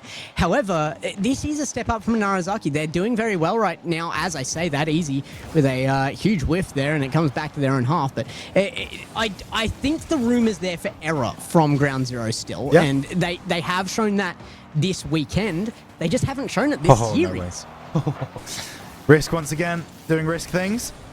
Not quite able to get through. Got the first demo, needed a second on the goal line that didn't come. Risk actually takes out Kenny there, but he's lost his positioning. That's a double commit, which goes so very wrong. No one back. Surely the goal. No, Nye gets back in time. The defensive rotation quick enough from Ground Zero, but I tell you something, if they give those opportunities to the likes of Kinotrope and Project De La Cruz, they're going to be in for a rude awakening. I mean, I don't know what else you could have done there. Misty took it high, and he had no boost to get that back for the pass fast enough. There was just no option for a passing play that was actually going to beat the defense back to position, and they had to play around them. That's where it went wrong. They didn't play around the return of defense there. They managed to hold their lead, and they're still cutting time off that clock, but last half a game without a single goal from Ground Zero seems extremely unlikely. Kenny with a good 50 here. Easy back to the corner again. And Inarizaki again showing that pressure on offense is findable for them. Yeah, Knight is bumped, and Kenny wins this one off the ceiling. Opportunity to show us what you're made of. Oh. Good pass middle. No one's there on the second man to get there quickly enough. Ball across from Easy. Collected by Risk. Dealt with by Misty. Cleared away again. And Ground Zero playing a bit of boom ball here. Just trying to get their lines cleared, trying to pick up some boost. And to be honest, Inarizaki are doing a really good job of cutting them off at the pass, making sure that ball doesn't break the line. There is a chance now. Off the ceiling. Where's the second man follow through? Ground Zero a little bit slow off the mark. It might not matter. Off the ceiling. Valid puts it down, but the clearance is through from Inarizaki again. Nye there comfortably, but this is the scenario where you see Inarizaki lock in for longer periods of time. And with a minute left, they actually have been able to sustain, a good 45 seconds of offense. Time and time again here, I could see it if they can hold it in the half, but they don't. Now, Ground Zero with their chance to even up again. Do they take this in the sweep, or is there one in it left for Inarizaki? It's looking good. Valid might be caught out here. He's a little awkward, picks it up well. Back towards the Inarizaki goal line, but they're starting to turtle into defense, and I don't know if I like the look. No, but at the same time, it just has to be effective for another 25 seconds. Reset for Valid. Won't be able to get there. Demo from Risk, but Nye's been played off. What a bump! And now there's a chance downfield off the post. And that really would have put the nail in the coffin of game number 4. Still a chance for Ground Zero down the other end. Valid, that's a mistouch if I've ever seen one. Out of the corner. Risk trying to beat 2. Can't do so. Nye off the right-hand side. Needs to find the pass middle. Gets bumped. Chance on the ground. It's still up in the air. Misty! This is ridiculous. Risk keeps the ball alive. Nye goes out to try and catch it. Does do so. Misty gets the block. Ground Zero, can you keep the ball alive? Risk plays it forwards, but it's only to Inarizaki. Surely they get it on the ground. No, they played it forwards. But Valid, he obliges and sends the ball to the ground. I mean, Gex, right, we've had some crazy 0-second moments in APAC. Yep. There was no reason for that to go as mental as it did. No reason at all. No.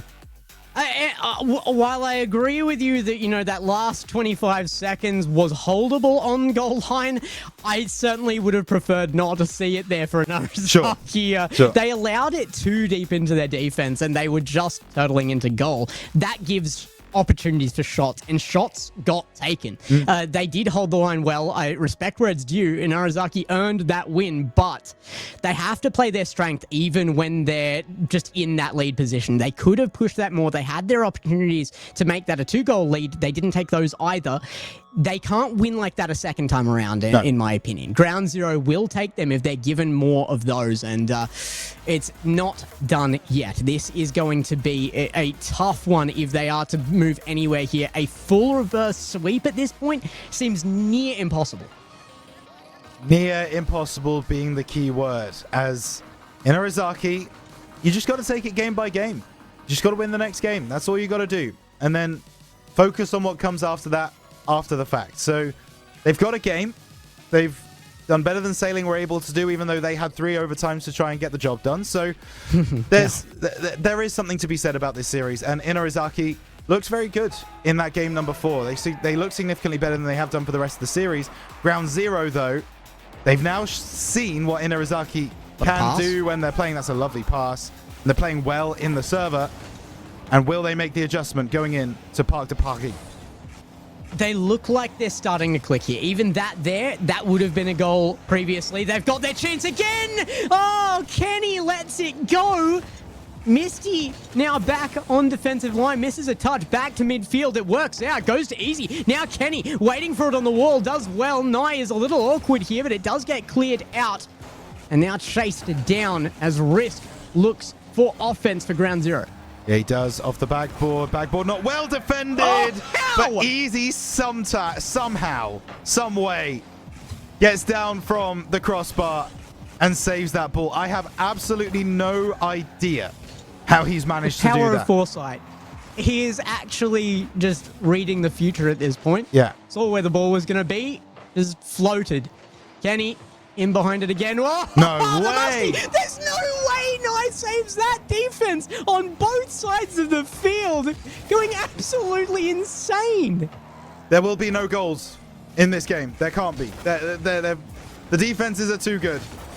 Everyone is acting like Peter Schmeichel in prime early 2000s. What on earth are we doing here? That squishy save was insane. The ball was like 90% of the way over the line as well. Yeah. Fair play to Nye. That's really impressive. Risk down the other end. Passing play.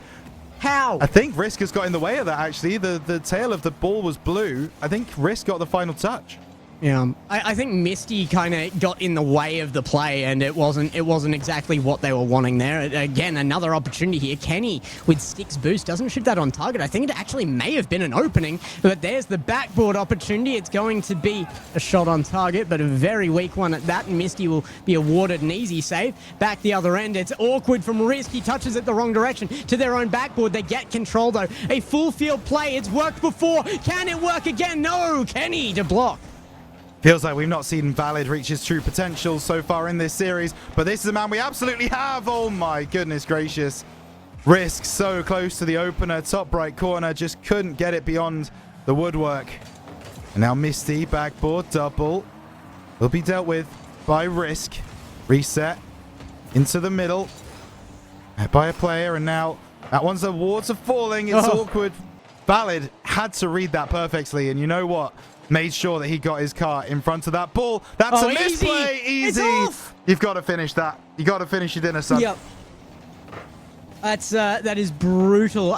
Even in a season or a weekend at least of caster curses, I don't think we have the power to determine anything here. No. In Narazaki and Ground Zero, both teams locking in right now. Opportunities both sides though going awry at the last moments here, and this last 2 minutes is going to be unbelievably crucial. Nye agrees, hammers one home, and finally the first of the game found, and it's by Ground Zero. The first word I wanted to say was finally.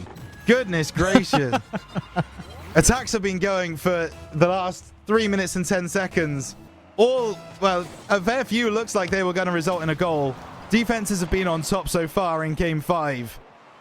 But, as you say, Ground Zero finally find a way through. Now Misty trying to recover off the ceiling, looking for an opportunity. Nye, with very limited resources, still gets up well to make the save. Yeah. Just undoable there for Narazaki. They've had that quick response before. It's not beat this time around. Nye with too many options here. Where is defense? And Narazaki picked apart.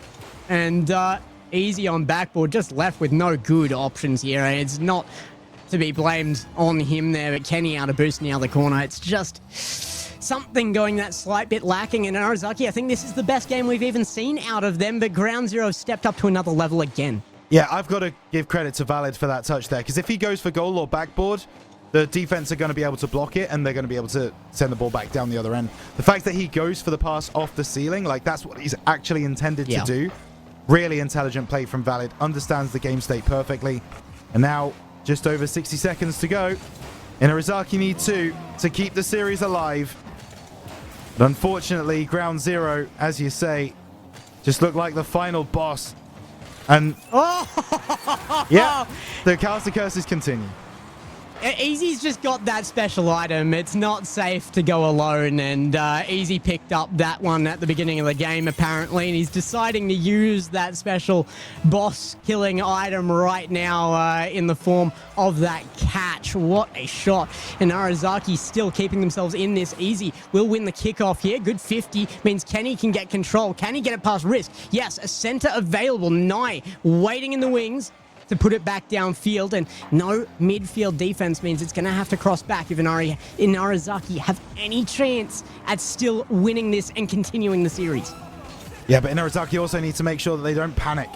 They don't rush forwards. They don't triple commit on the goal line and make it worse and lose 3-1 instead of tying the game up. Great challenge. It's a very good challenge, but Valid unchallenged in his own half, taking time off the clock, getting a couple of resets, showing off a little bit. Maybe Nye wants to finish the job. 10 seconds left. It's not quite done yet. Is it doable? It's easy. Down that right-hand side. The pass isn't going to find anybody. Valid left. Just needs to let the ball drop. And surely Risk will do that. That's exactly what happened. Ground Zero take the game. And myself and Boyo are running around our rooms right now with exactly correct prediction. Oh, wow. That's that 4-1. That is absolutely perfect for Ground Zero moving forward. They showed their strength, and I think the challenge coming forward from an Arizaki towards the end of that series sets them up well moving forward, and they are going to need every single bit of that. They are going forward into a match against Kinotrope now after that win. Ground Zero will be shaking their boots a little bit there, I think. It's going to be a close one for sure there. But in Arizaki, I gotta say, disappointing first half of that. They had such an amazing weekend, an unexpected one to come up out of the group stage and then perform as well as they did. We weren't seeing that at the beginning of this, but it's really, really amazing to me to see that throughout the length of that series, they had the mental to get back in what was potentially a sweep against them and just carry themselves through looking good. Yeah, they did. And coming through into Open 3 now, I think Inarizaki are going to be one of those teams that we look for in Swiss, in GSL, to go that one step further, that one rung higher. Yeah. And I'm very much looking forward to it. But Ground Zero, they needed this. They needed a convincing victory to go through and try and play against who were the second best team in Open 1, have an argument to say that they are the best team in the region. So it's going to be tough, but they've done the job that they needed to do in this moment. Well, there you go. The top 4 now determined. It's going to be Kinotrope versus Ground Zero, who are now coming off of a well-challenged series there. I think they're going to be revved up. And then down in the bottom bracket, it's going to be Project De La Cruz versus North Star Gaming. That will be up next. North Star Gaming with the challenge of a lifetime here and looking to make a position by all of these teams in the grand final. We will see you very shortly with our top 4. Don't go anywhere.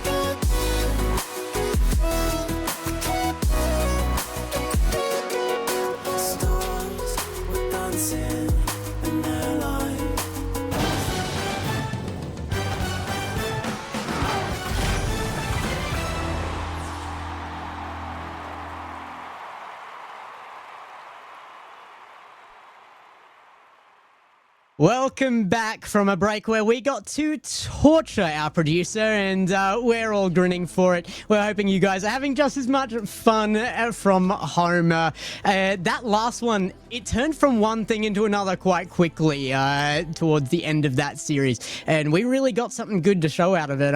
Boyo, you got to watch it from the sidelines. I feel like there was actually quite a lot to analyze out of that series. What was your take? I felt there was two different series played, game 1 and 2, and then game 3, 4, and 5 separately. And game 1 and 2 riddled with issues on the way as well, with disconnections and stuff happening, and then just quite dominant game from Ground Zero. It didn't really feel like they had much of a challenge, but then game 3, 4, and 5 things started to, pick up a little bit here, I would say, for Narazaki, but only getting that one game win by the end of it. Game 5 was close, but yeah, they just couldn't find their footing, I think, after maybe a bit of a tumultuous game 1 and 2. Yeah, and it was a tough one to watch from an Narazaki side for that 1 and 2, as you rightly said. And as soon as you go 2 games down in a best of 7 series, it is tough to rev yourself back up and to get yourself back in it, especially when you've not been in that position a lot of times. So obviously Misty is the exception, but the other 2 players on that team won't have really seen that too often, and it's going to be tough to try and regain that mental. So, but the one thing they did prove is that we as casters, certainly myself and Gex, have absolutely no idea what we're talking about with timeout theory. It is absolutely irrelevant, and teams can just win if they decide to. Yeah, exactly. It's all in their head. Well, I wish we could give more time to that, really. There's so much I think I could say about that series, but we have to move on. We are into the top 4 now, and we are moving straight into probably another big draw card. Anytime this team appears, it's Vanilla Cruz, and they're up against North Star Gaming, who have had a long road to get here. The entire lower bracket from North Star Gaming, Bulleries, LCT, and Luna, headed up by that coach Goose there, are going to be in for a ride with Catalysm, Kevin, and Sphinx, the leading champions in the region right now. The exciting one here, seeing Project Delacruz come on, and they have not dropped a series as of yet, and have very barely dropped a game. Actually, I don't think they dropped a game this whole regional, if my memory serves me right. Yeah, correct. Actually, no, they dropped one, sorry, in Swiss to the Zhejiang Juicers, but otherwise they have not dropped a single game this regional. Project Delacruz are set to basically go perfect in this playoffs, if they can get through here and get to this grand final and keep this momentum going, but it is a fresh day for them. If they are going to have any issues, it would be in this series, where they are coming in fresh. They haven't had any time to warm up in any other games yet. But can North Star take advantage of that? That's where I'm not sure. Yeah, and something I just wanted to do a very quick bit of research on was, have Project Delacruz and North Star Gaming played each other so far this season? The answer is no. This is the first meeting between these 2 sides in the 2026 season, and I don't know why I'm really surprised by that, but I am genuinely really surprised by that. I thought they would at least met maybe in the GSL, or maybe at some point in the semi-finals of Open 1, but in the semi-finals of Open 1, it was North Star versus Kenotrope, and that one went to Game 7. So that was a very, very close game indeed.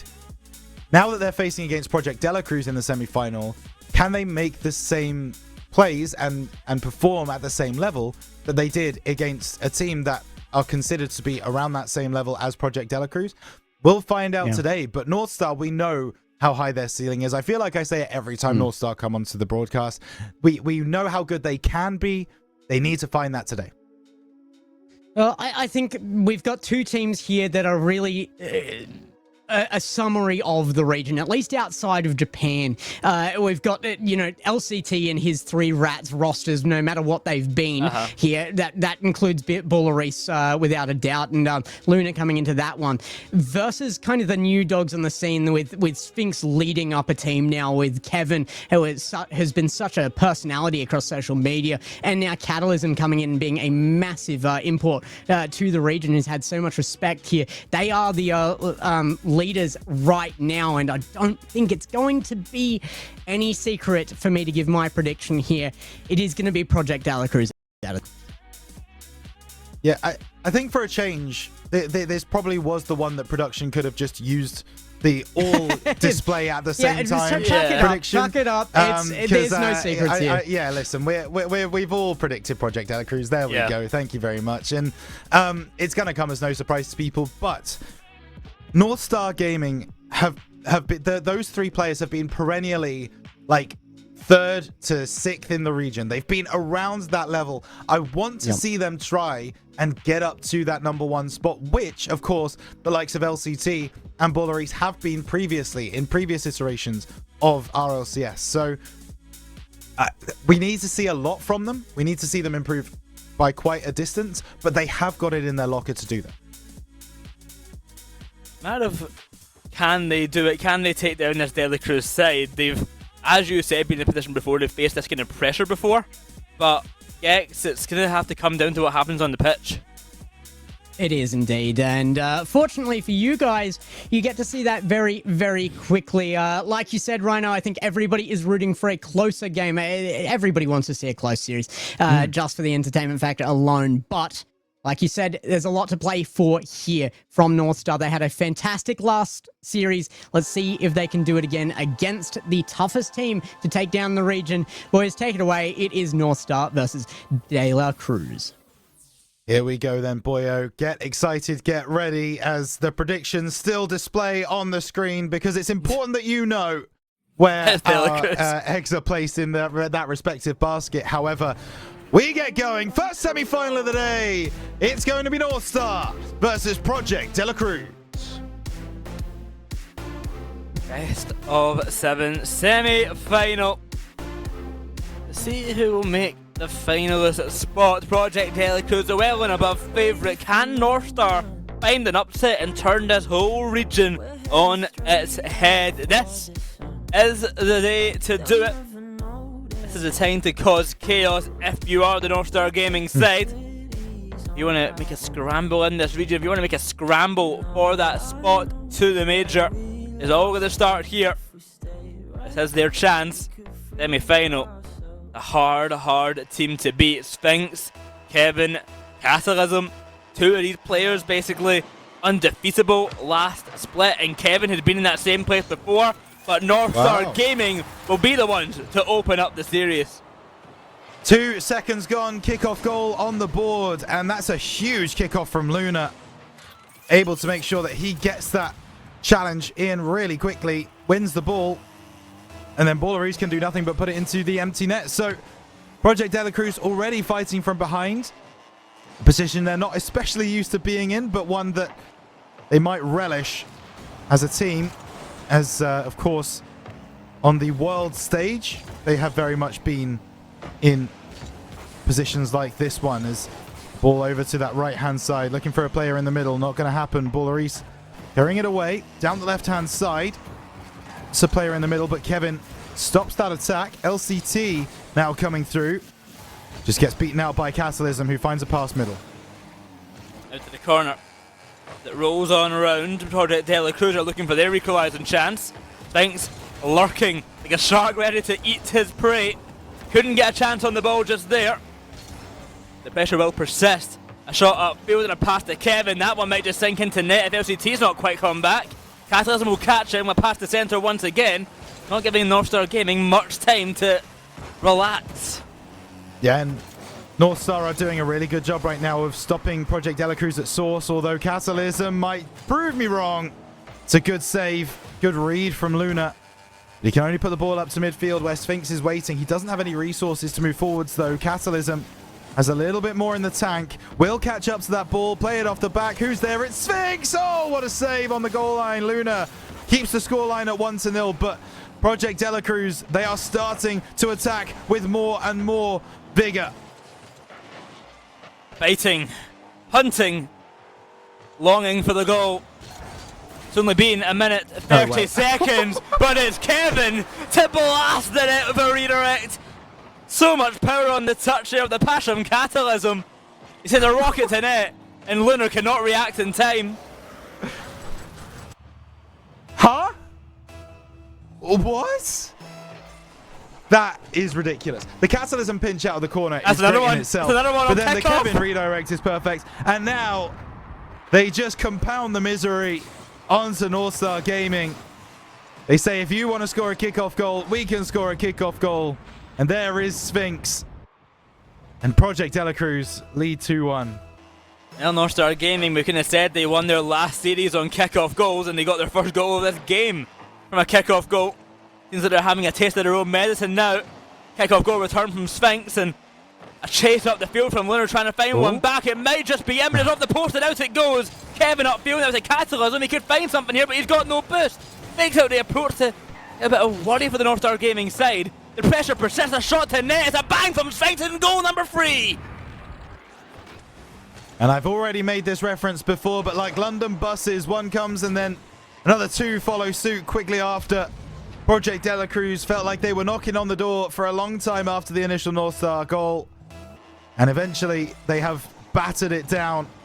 And like a dam breaking, North Star Gaming's defense has not quite been up to scratch in game 1 so far. Still over half of this game played, but Project De La Cruz are starting to move through the gears, increase the tempo, increase the pain inflicted on their opponents. And North Star Gaming have a lot to do. There's another opportunity. Good block by Ballaris. Big pinch away in a demo in the midfield, opening some space, but no follow-up. There was a need to say for Catalysm. Pass out to the side. Good receive here. Ballaris looking for a find on LCT.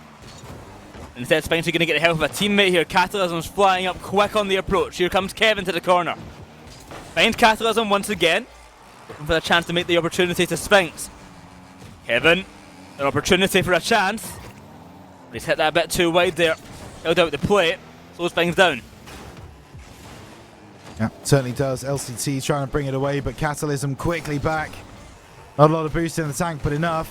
Sphinx just marking the way, being the bodyguard, shielding the ball from this absolute snipe from Kevin.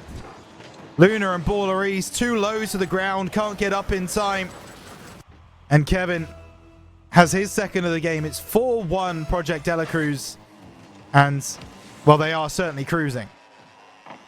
Another on that kickoff goal. North Star Gaming getting absolutely squashed, or as maybe others would say, looking just. Either way, 90 seconds to go. They're looking to find something back the other end. A clear away, Ballaris will catch. Catalysm over to LCT. Off the ceiling it will bounce and a pass into centre will be denied. Good control here by Sphinx. Project De La Cruz could try and find a fifth, but they don't have much need to. Just stall for time and win the game. But you know Project De La Cruz, they do like to score.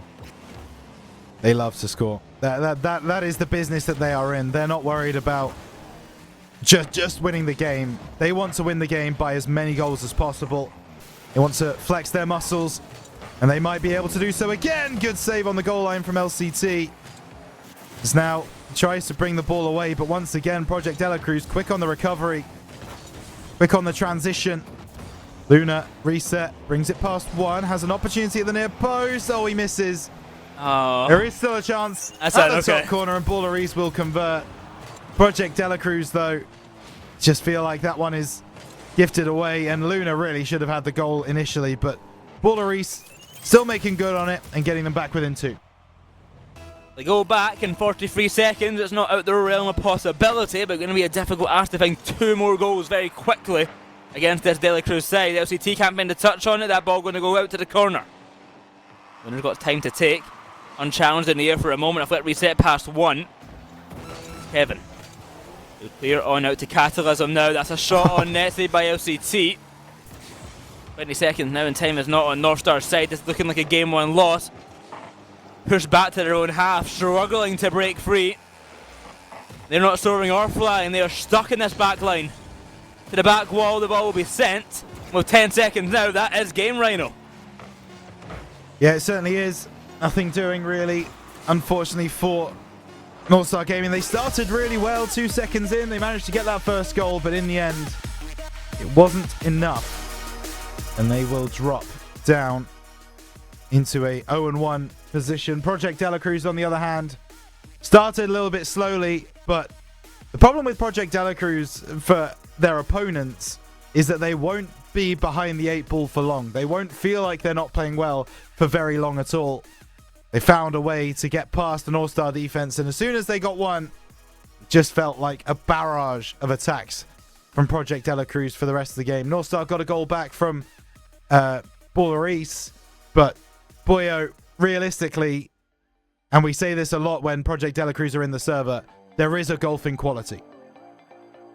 Oh, 100%. I mean, they bring their opponents down just because of how good they are.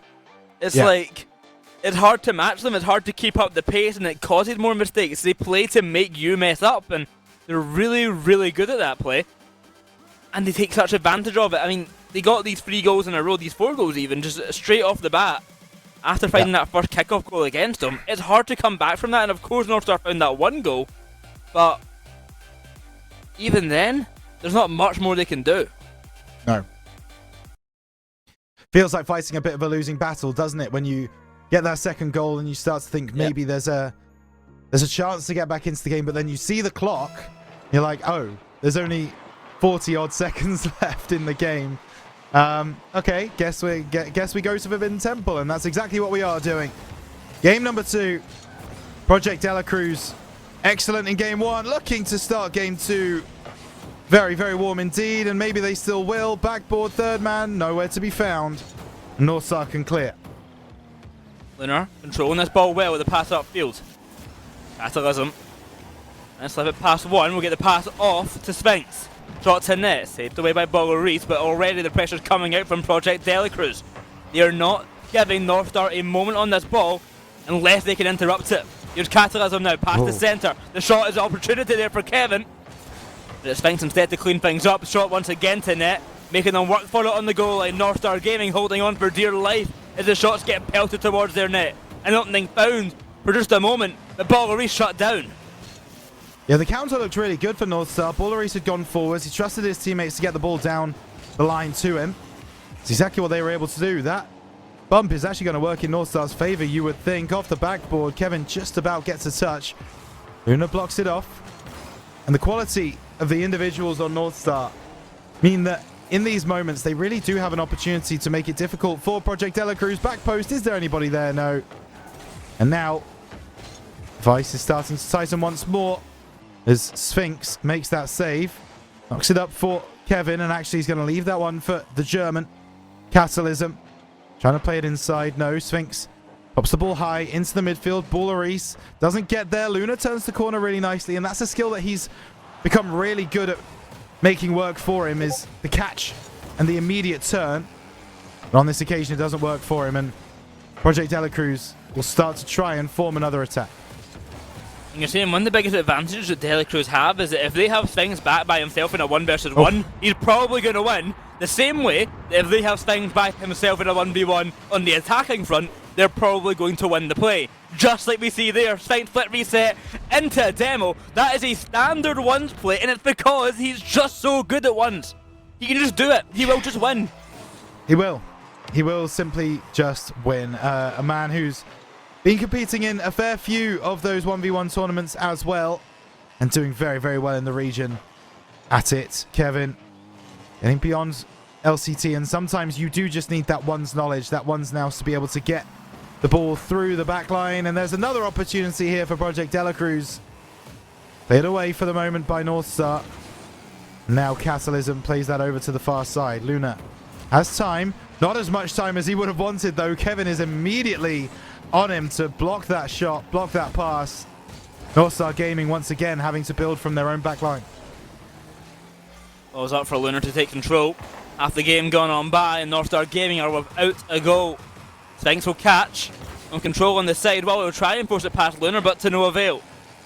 Off the back wall, it's over to LCT now. His chance to send it centre will not come to fruition. That ball's high. That's Baller Reed passing it down to Lunar. That should be a shot on goal. It's off the bar. Redirect, flip reset, I mean. Good work here from Lunar. Great recovery of the pass from Baller Reese. Yeah, wow. Luna being able to stay with that play is really quite impressive. I thought maybe he was going to just shoot on the first occasion. I think maybe he probably did. But the fact that he was able to recover and get that second shot as well, very impressive. So North Star maybe have more to say about this game too than we've been letting on. Waxing lyrical about Project De La Cruz all game, of course, but there was only 1 goal in it, and now teams are level, and North Star Gaming will be quite excited at the prospect of being quite close to the way that De La Cruz are playing with only a minute and a half to go. Balleris on the left side, away by Kevin. LCT to collect, gets demoed for his trouble. How dare you even touch the ball? Pass middle from Catalysm isn't measured well. And now Northstar Gaming press the accelerator pedal. Sphinx, the only man back. Catalysm has got to get across the goal line. What recovery. And he does just about. Great recovery, as you say. Sprouts into action there, Catalysm. The German player, quick to move, quick to make that save, and all hope was lost for a moment. It's LCT now clearing this ball upfield once again. A minute to go. Overtime could be on its way. The Project De La Cruz looking to say otherwise. It's a brilliant shot from Kevin. It's another rocket onto net. It's 2-1 De La Cruz. 147 kph. That, as you say, is a rocket. It's a laser. No saving that one. Project De La Cruz. They lead again. 56 seconds left on the clock. They will keep attacking. They will keep trying to find goals. That is the Project De La Cruz play style. That's another maybe one. They will get one too. Sphinx, bottom left corner. And Project De La Cruz just flexing a little bit at the end of game 2. Brilliant control there by Kevin, and Sphinx tucks it in the corner, just past Kevin, just past the defenders. 50 seconds to go, and an even game has very quickly became a 2-goal lead for De La Cruz. Certainly is. And now, what looked so good for Northstar Gaming a moment ago has now turned into a little bit of a nightmare as Catalysm plays it for Sphinx. Inside, blocked by LCT. Third man has pushed, so that means Northstar are given an opportunity to break it back downfield, but Project De La Cruz, their transition is so quick. They're back behind the ball in a flash.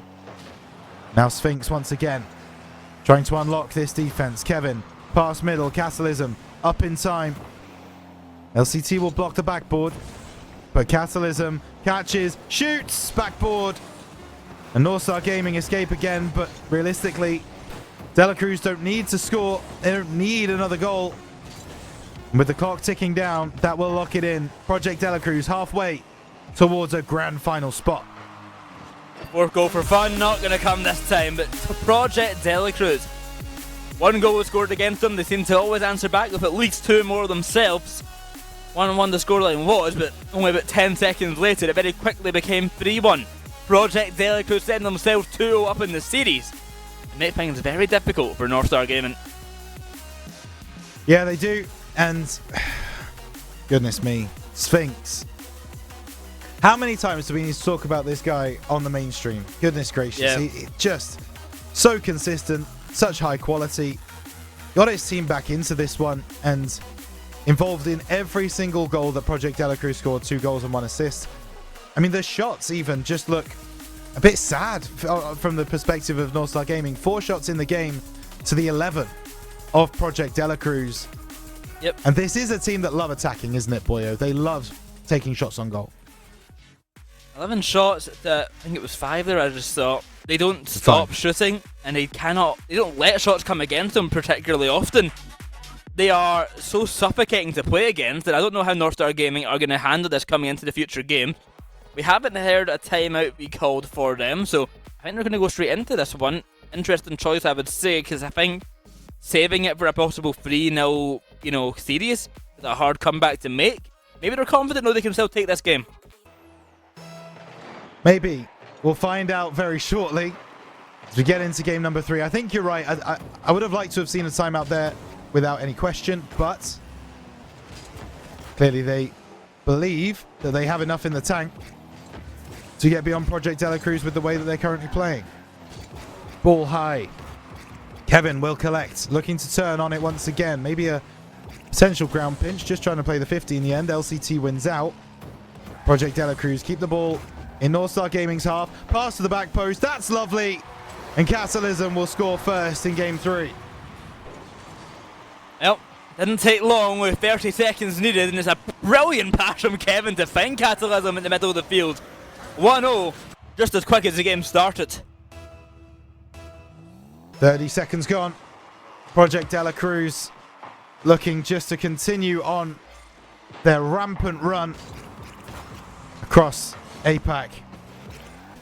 Now Sphinx on the right side, flicking middle, looking for a pass, but Two North Star Gaming players are there. Catalysm, can you catch up to that ball? No. Baller East will bring it away, but Kevin stops the ball. Great cut on the halfway line to slow down the North Star Gaming attack. That's something De La Cruz are very adept at doing, is slowing down their opponent. Lunar. And get this cleared away. Denial comes once again. The demos are coming constantly from the De La Cruz side. They're saying you can't shoot, you're not allowed to save, you're also not allowed to be on the pitch. But I think distraction has came from these demos, and a wide open net has been left there for the North Star Gaming side. Maybe a bit too antsy from Project De La Cruz trying to find these demos.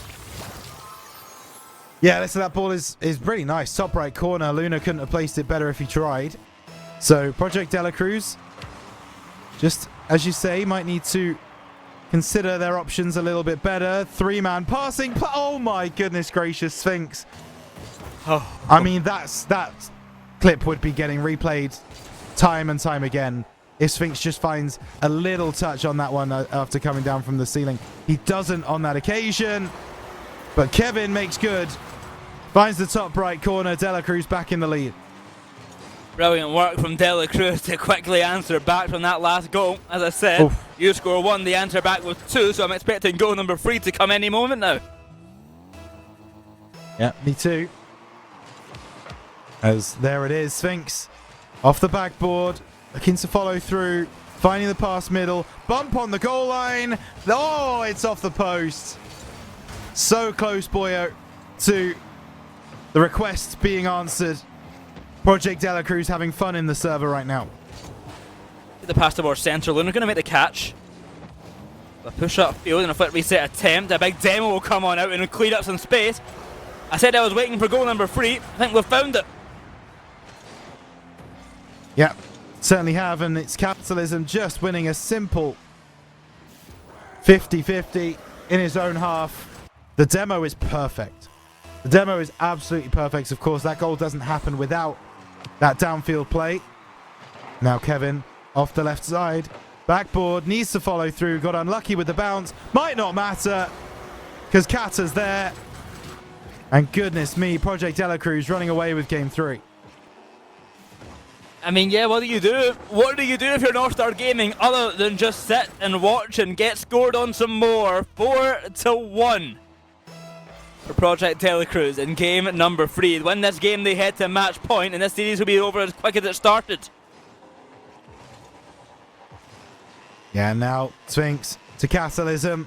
2v1. We've seen this before. That's a goal. Yeah. That's going to go home every single time. And Boyo, the terrible thing is, we've not even played half of this game 3 yet. There's more time. That means there's time for a North Star comeback.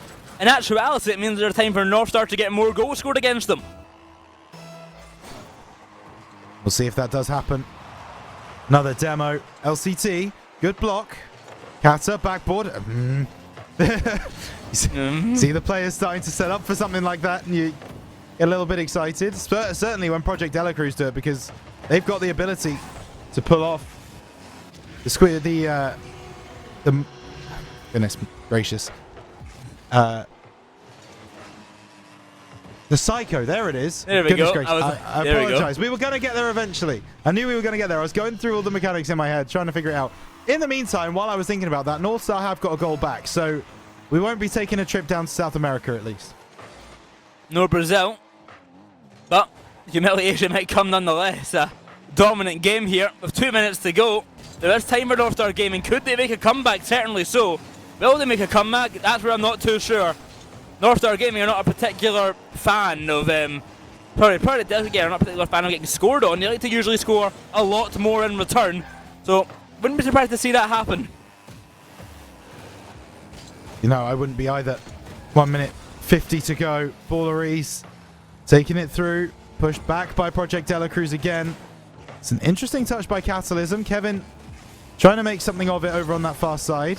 Cleared away. Not all the way, though. Good save at the near post from Balleries.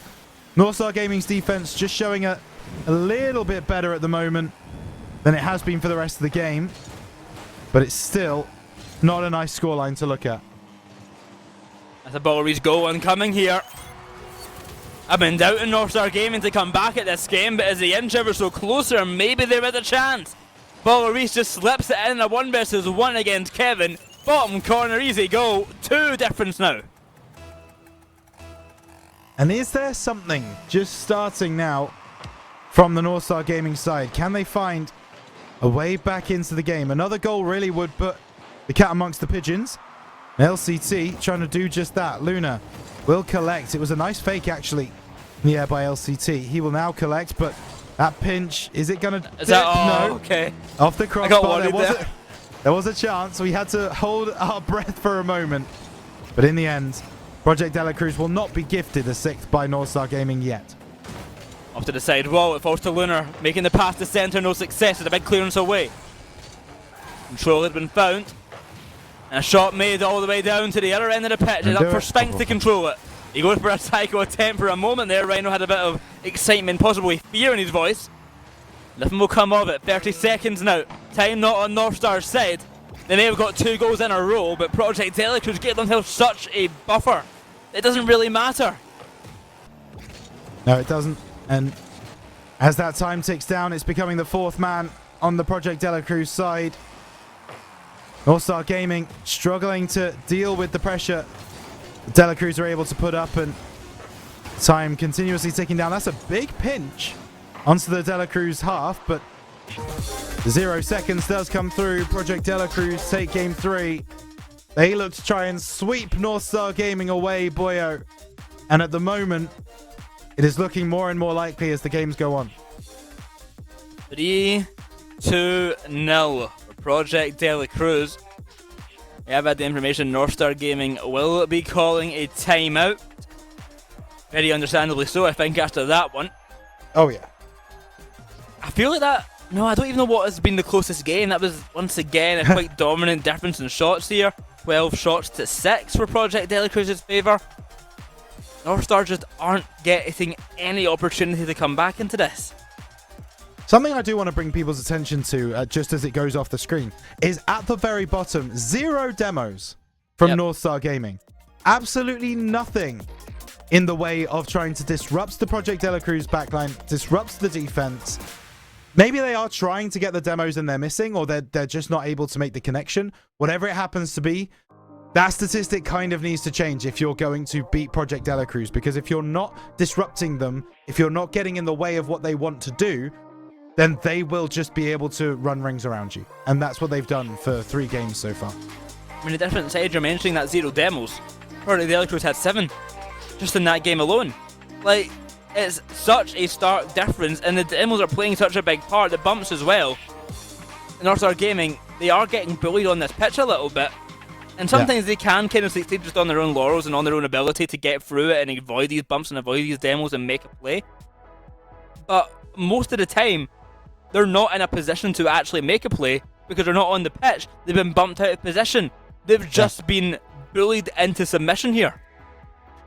Yeah, and that's what Project De La Cruz can do. They know full well that they are the team in the ascendancy. They know that they are the quality team of APAC, so they will make it difficult for you. They will make sure that they get those bumps, they get those demos, they get those bully ball plays, and at the end of the day, if you can't match up to that, if you can't give it back to them, then they are just going to steamroll you. They're going to run all over you. And so far, North Star Gaming have had moments of brilliance, moments of getting the better of their opposition, but it hasn't been sustained pressure.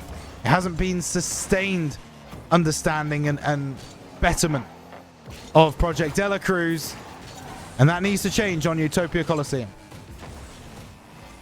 The chance now early on for Project De La Cruz denied by the North Star defense, all bunched up for a moment, but they finally find some space. It's a demo already, just as we're talking about. Spinks takes out one and kills the play. There's a chance on net, but there's not much substance behind it. They're all out of position, they're just getting back now. Lunar in control of the ball, he'll try and get a pass in centre. There's a bump on one defender, but Boloris is caught awkward. Getting 3 defenders, he's not got much to do but sit, shoot the ball, and hope for the best. Yep, that seems to be the strategy. Luna off the left side, blocked by Kevin. We'll leave that one for Kata. He drives downfield. No, LCT blocks that away. Does well on the 50.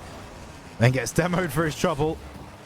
Now an opportunity starting to form here for Northstar Gaming. The clearance from Sphinx isn't clean, but LCT misses the ball, and that will open the floodgates for the Project De La Cruz Deluge. As out of the corner, they try and find that first goal of the game. They might have done it here. Backboard, no. Luna's up. Good catch for Reese. Catalysm will deny for a moment. Luna continues to push up further. Here comes Kevin. Denied by LCT. He's been quiet this series. He was all the talk last time around, but there's not felt much presence from him this time. That needs to change if they want a chance. But Project De La Cruz, they can do no wrong.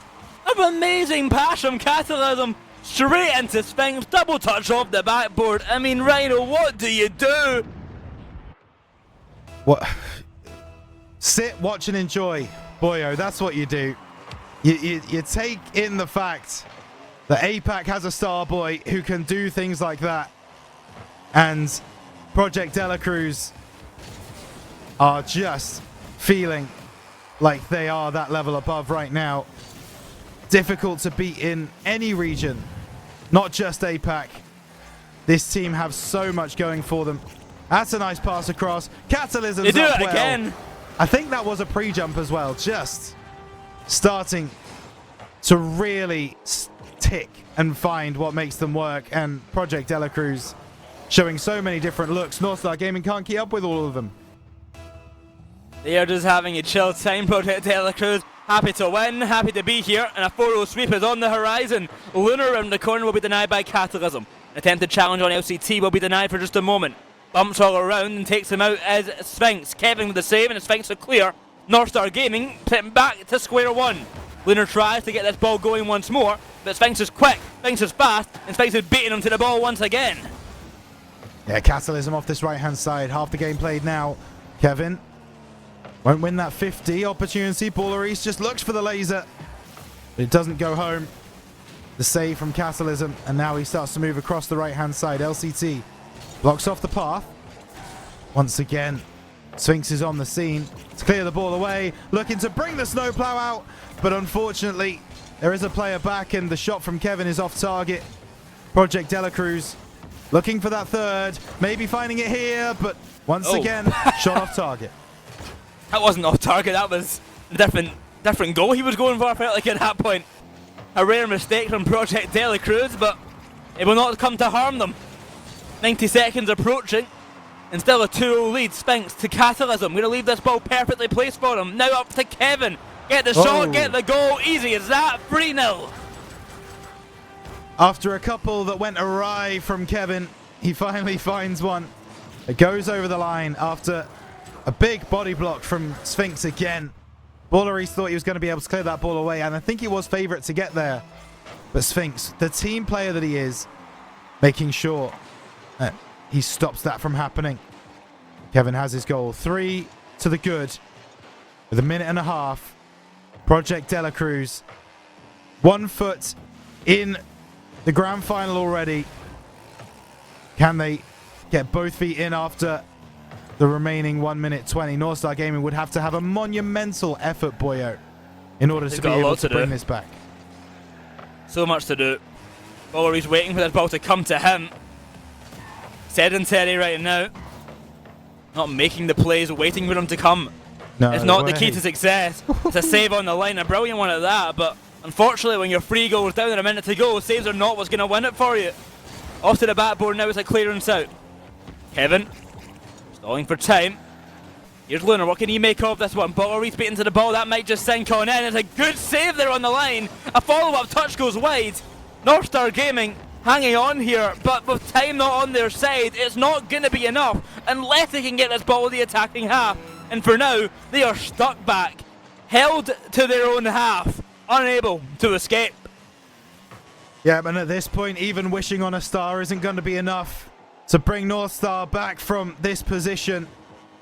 15 seconds to go. And Project De La Cruz will take what they feel is their rightful spot in the grand final of APAC Open 2. Here for the 2026 season, there might be one for the road. Sphinx. Sphinx. Let him have it, bro. Let him Just have let him one. have it. There's Let him no have need, one. is there? You don't need Oh, to FCT try still hard going for it. back. You're 3-0 up. There's 0 seconds Nope, on the he clock. did it They're again. not going to score. Goodness me. Project Dela Cruz take home the victory, boyo, and they do so in traditional fashion that we've seen from them. Project Dela Cruz felt easy, but they take down Northstar Gaming. Huge props to them, making it this far. But they struggle to really get anything going this series. It's the Dela Cruz effect, I think. It kind of makes the opponent seem worse than they are. But once again, outshooting them 10 shots to 5. The demos were even this time around, but it still was not enough to bring Northstar Gaming back into the fray of things. Commiserations to them. Congratulations to Project Dela Cruz. They move on to the grand finals. Yeah, the problem with that stats board at the end of that particular game that I see is you had the same number of saves, but you were getting outshot by almost double. Yeah. That's where the problem lies on that one. The defenses were pretty much the exact same result on both ends, but the offenses, that's what really made the difference in that series. And in the end, it just happened to be, as it so normally does, that Project Dela Cruz were too much for their opponents today. I think Northstar Gaming are a team who honestly could make a final in the future. I think they could easily get their way there. Maybe taking down a Keenan Troop on the way. Maybe not Project Dela Cruz. Maybe taking down a Keenan Troop on the way. Maybe Project Dela Cruz if it goes well for them. I just don't think today is their day. They have fallen short here in a 4-0 sweep. But I do think they're going to come back quite well in the future. That is where we're going to have to wait for them. Project Dela Cruz makes their way to the final. And Rhino, all we can wait for now is to find out who will face them. Will we have a rematch of last event's final? Or will we have Ground Zero having another go at it? Up after the break, Keener Troop versus Ground Zero to find our last finalist of the day. We'll see you then.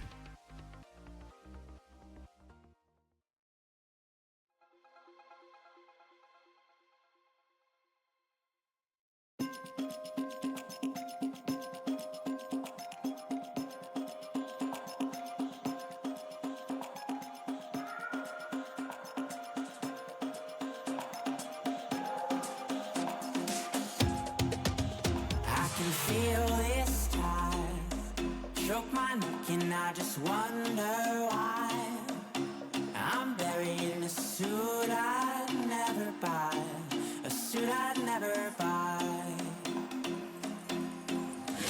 Cufflinks on my wrist, I can't act surprised when the shovels hit dirt in the earth.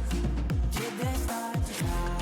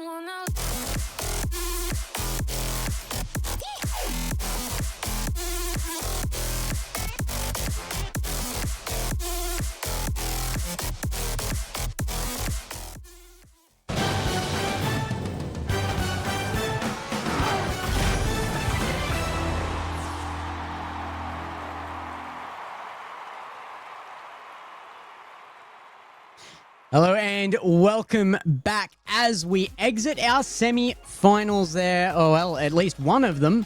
We're going to go up and take a look at what should be another interesting one. We're moving away from that last one, but we have to talk about it first. I don't know how much there is to say. The statement seemed to be mainly on field, didn't it, guys? Yeah, certainly did. It really felt like Project De La Cruz. Making a statement is the right phrase, because they really came out and they said, look, people have thought that North Star might be able to give us a challenge. We're going to prove to you right now. We're going to show you right now. We are levels above everybody else in this region. And they did that. Yeah, they were just the better team. There's not much else to say other than they were just better than North Star Gaming. And I think they've proven that in every match they've been, that they are just better than their opponents all the time, which is really hard to deal with for people who want to, take them down. That, yeah, they're just better than you. Like, it's hard. Sometimes you have to try and outclass them, but they just seem to always have an answer. Yeah, I mean, it's hard to place where that fourth place team is in the region for me right now, but we definitely have a secured top 3 in my opinion, and we're moving up into a bracket where we get to see 2 of those 3 in my opinion. It is going to be Kinotrope versus Ground Zero, and obviously the winner of this one will get the absolute privilege of facing down a De La Cruz that looks incredibly threatening. But there's the matchup in front of you: Furlash, Cash, and Maxu on that Kinotrope side, and Ground Zero Gaming with Naya, Risk, and Valid, who just came off a very good series, but is it going to be enough? Do you want the short answer or the long answer? Because I can give you both. Yeah, I think we've got time, so right. give us the long answer. For sure. No. You just added a couple more. Yeah, that's fair. Right. No, but look, Ground Zero, as you say, played really well in the game earlier, a couple of games ago, and Nyrisk and Valid have a really high ceiling. They are very, very solid. They're a very young team. They have a lot of potential. However, right now, Kinotrope, the names on that roster just should send shivers down your spine if you're playing against them. Furlash, Cash, Maxu, all 3 of those players, storied, and people have been following their careers for years. And it should be a situation where Kinotrope are going to go into that grand finals to get another shot at De La Cruz. However, the gauntlet has been now thrown down by Project De La Cruz after that performance in the last game. You think you're better than us? Prove it. So Kinotrope have to almost come into this game with a bit of a chip on their shoulder, as they need to kind of show that they are at that same level. I think on the other side, though, Nyrisk and Valid are getting underrated a lot, and I think that they came off a good series win. Once again, the only loss we've seen from them this event is to the best team in the region. I don't want to say this is an easy game for Kinotrope, because I don't think by any means it is. I think second and third are a lot closer than first and second are. I think that we're going to get a clear top 3 here, and I think that Ground Zero are that third place team who should be challenging our second place contender and pushing them a lot more. I don't know if they're going to win per se, but I do think they're a team who could really, really challenge Kinotrope.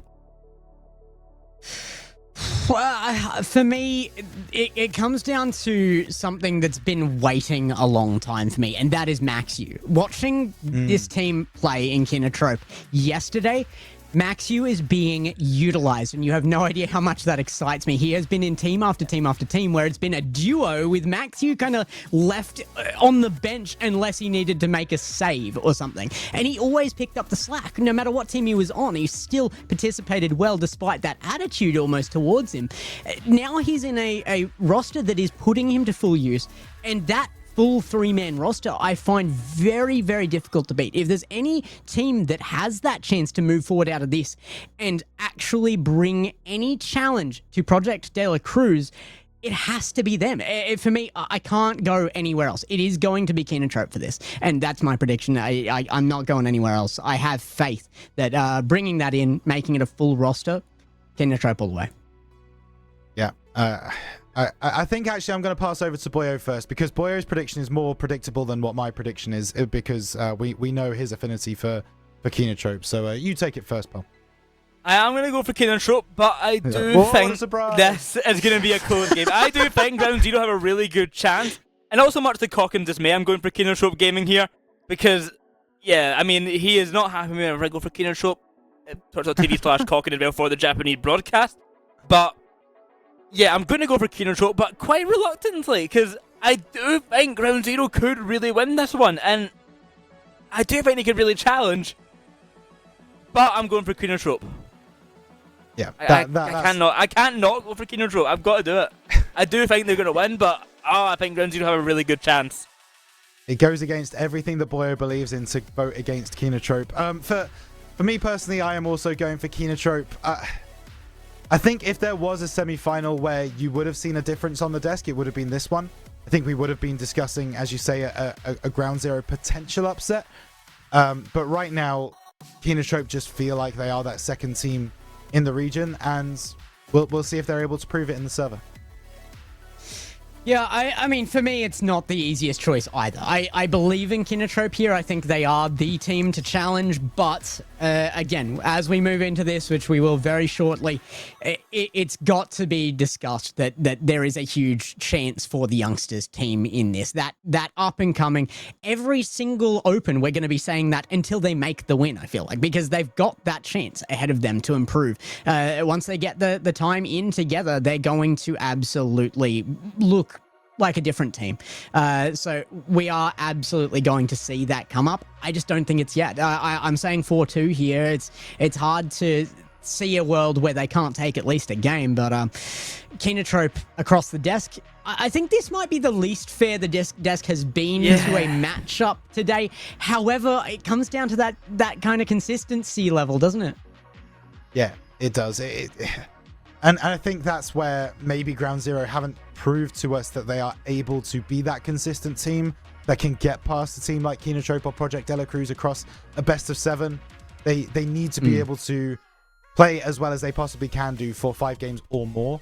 And at the moment, you just feel like they've still got a couple of games in a series where things actually aren't really ticking for them. And Keenan-Trope will take advantage of those moments. Well, it's time to get rid of Rhino. For joyous occasions or for sadness to those who like rhinos, who knows? Either way, we say goodbye to our friend and we head to our final semi-final of the day. 2 teams, both with pretty strong Japanese representation here with Nai and Furlash coming in. Keenan-Trope, the Japanese organisation here. Coming in with Maxshoot and Cash, the EU import player. And of course, the young team, Ground Zero Gaming. Risk. Too young to play for many years. He played anyway. And now he's back. Still, incredibly young player. Alongside by Nai and Valid. It's Keenan-Trope against Ground Zero. Who gets the opportunity to face off against Project De La Cruz? It's a best of 7. Game number 1. Both fighting for that opportunity. Small disclaimer, we don't endorse playing before you're actually allowed to, but nonetheless, the point stands. There's been dedication to bring these players to this point, and they have to play it out on field. It's already begun, and this game, first 30 seconds, not a lot of action on field. Again, as I said, Keenan-Trope seem to always pick up a roster that do take their time to heat up. There's a shot on target just about. Comes off the post and back up the other end. Counter-attack is handled nicely by Ground Zero. Of course, not mentioned enough on the Keenan-Trope Gaming side, it is that star factor of Cash. He is probably the most storied player now to play in APAC. And he has such a big impact on the field. Can he, alongside Furlash and Matsu, actualise that impact today against Ground Zero and possibly later against De La Cruz? Or will it be the youngsters, the new kids on the block, to take down this titan of a team? Another shot across for Furlash to take control, but he gets bumped off it. The long clear will exchange hands. Nai, there's no problem. Have it back. Passes basically to the opponent's Max. You forces it to backboard. Good challenge by Cash. Is read away there by Risk though. And no problem by defense there from Ground Zero. However, the chances are starting to come up for Keenan-Trope. And if they're given the chance to really heat up before there's a goal from Ground Zero, it starts to look a little bit scary for me. As I pass on out to the side here, Cash can't make the receiver just yet, but he'll take it out to his back corner. Good control here by Rest. The pass is there to Nye. Off the side, well, here comes Valid. Shot on net, a bump on Cash. He can't recover. Yes, he can! Just in time off the post, it's Cash. Sends that ball away and keeps this game 0-0. They need this one here, though. I feel like, again, if Ground Zero can't score this in this kind of warm-up period, Kinotrope are going to thrive. Right now, Ground Zero still pushing their chances, but they can't break the line. Maxu back up to Cash. They're forming that line of offense now, and it's Furlash to push through and be that third man. Coming through with a shot on target, read by Nye, and back downfield it goes. Ground Zero can hold themselves well here, nearly a shot on target. Maxi with the save. Very even game so far, both teams having their chances. Ground Zero definitely had more, but controlled well at the back by Kinotrope. Furlash trying to push this ball further. Then Nye for a moment, here comes Nye.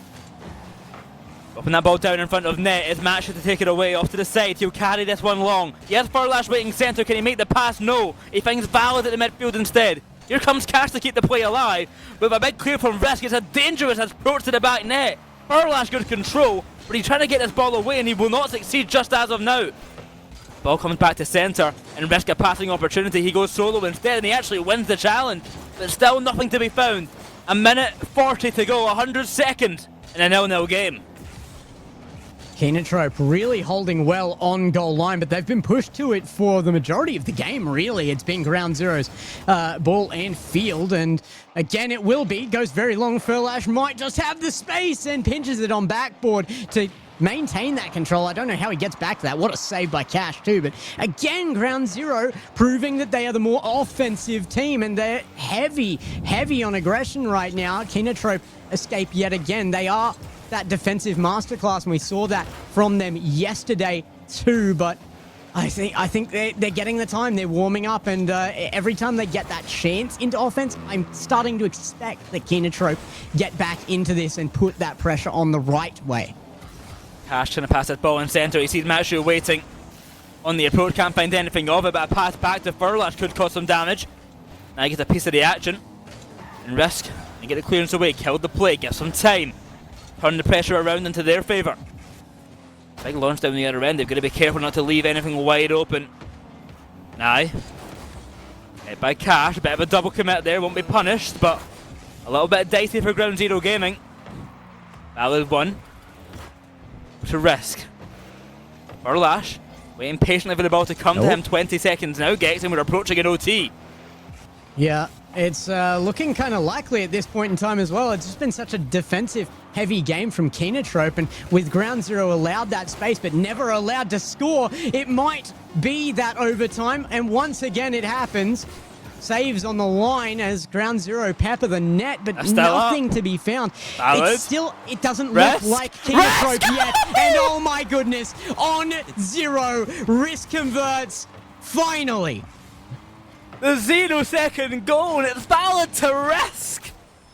Match should react too slowly. They are thinking it's an easy save, but Risk, the youngster, quick to get the goal for Ground Zero Gaming. And a tone shift for the game, a tone shift for the series as they take game one. That's the problem for me. I don't know if it is a tone shift. Ground Zero looked dominant that game. They were allowed into the half so often. They held massive pressure. Don't get me wrong, Kinotrope displayed excellent defense, but it's just about all they displayed. And as they were scoring that, I was just about to say, we really haven't seen the Kinotrope we expect. There was no Kinotrope playstyle in there. They weren't reaching each other. Nothing was happening other than defense. I mean, look at the goals and assists. It's going to be 0, obviously. But the shots lacking there as well. There's more there than I even expected there to be with what it looked like on field. Well, the defense was good for Kinotrope, but it wasn't good enough to save that final shot from Risk. As we get ready for game number 2, can Kinotrope get an attack developed, or will they face a similar arrangement? That 0-second goal, the winner there from Risk off the pass from Valid. 14 years old. He has been playing since he was 12, and here he is trying to make a grand finals appearance. I gotta say, that is the shortest highlight reel we have ever had for a game. Just the one it's goal. earned, right? I mean, we could be showing, I suppose, a whole lot of saves, but as far as goals are concerned, that one on 0 second, the only one there, and I think it might have been Kindertrope just letting the ball drop there. It just didn't come to ground. They thought there was overtime, and Ground Zero says no, it cannot be allowed to happen by Kindertrope again. Not if they want us to continue talking about them in the light that we have been. Kindertrope have to stand up now and prove themselves that it was just that classic game one slow start for them. On the back wall, Valid will take control. They get the pass off to Knight. They do exactly that. Cash into the corner. Good control. And a pass out over towards Furlash. Valid will interject. Now finding Risk at the sidewall, Valid's going to actually take the play. Risk is going for bumps. Risk is going to be disruptor. But they can't make anything of it. I like the foresight there from Risk though. If that's a shot on net, that's a goal every day of the week. Instead, facing an attack down the other end, it gets a little bit risky. No boost on the side of Ground Zero, but they do make do. Kindertrope still forced back again, but oh my goodness, there is nobody left on field. No way, okay. For Ground Zero. Oh, nearly a save, but it is going to be Maxiu to secure there. Kindertrope looking good on the counter-attack, which I guess was the plan in game number one. They never got given that opportunity. If they're going to continue to just wait for mistakes, Ground Zero will be left with the comfort not to make them, in my opinion. Well, a Kindertrope goal. Only a minute in. First goal of the series, a better start than they had last game. Found that counter-attack, a massive overcommit from Ground Zero, and they punished it. Now Ground Zero have to play the attacking front, prone to more mistakes like that. Whoa. But a cash goal will come out of nowhere, and a quick 2-0. See, it only takes one stint where there is actually any offensive pressure from Kindertrope. They score instantly. We didn't see one event of this in game number one, but they show that they make the best of it in game number two. 2 up now, we see Kindertrope on a front foot situation. I think they will play differently. Kindertrope employing some fake kickoff strategies there. Working out quite favourably for Cash, getting some control of the ball. It has now been found for Ground Zero. Now he fakes out the first touch here. Risk going for that one, gets picked out by his own teammate. Off the ceiling now, Val, can he read the touch? Yes he can, but Matshu gets in the way. There's a good passing opportunity. Matshu, very aware of that. Cash, battling through.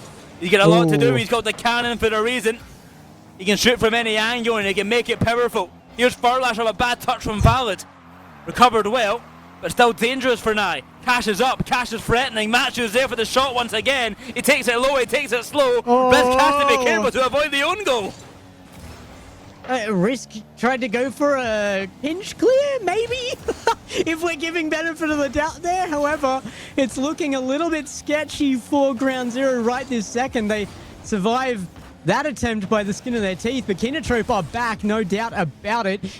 Different looking team from game one, and finally we see what they are about, and maybe they are just proving exactly what I was hoping for, and that is that it was a slow start game one, as is typical for, it seems, any Kindertrope roster. Risk is up, challenged by Cash, off to the side the ball will go. Valid rushing on in round the corner. A catch by Matshu, and a challenge by Knight. That ball will linger in front of net, but no one ready for the approach. It's a bit of a miss here. Risk can make something of this. A pass is there centre, but all the players in Kindertrope are bounced to net. That's an opening for Risk, and a goal found for Ground Zero. Yeah, Kindertrope just really getting bunched up in net there. We saw this mistake actually in a couple of series already today, where that defense just gets too hyper-focused on next placement of the shot and allows something in just in behind there, and it will happen again now. A kickoff win for Ground Zero, who strats for themselves, and Kindertrope with the fake kickoff do not gain possession. Now finally out of their half. Maxiu doing what he does best. This is the Maxiu of old, the full field, and saved by Risk at the last moment. Cash against Valid. Valid will win the challenge. Ball out to the corner now. They've got more work to do. Now past one. Hit by Matshu, a good 50-50 will go favourably for Risk. Quick catch there by Cash. Down to Matshu once again. He looks for a teammate centre, no one to be found. Cash playing disruptor. The Furlash plays a little bit further back, not wanting to risk an overcommit here. Kindertrope know they have the lead, they don't need to do anything more than hold on. It's Matshu to centre, the pass is there for Furlash. Perfectly played, a goal for Kino.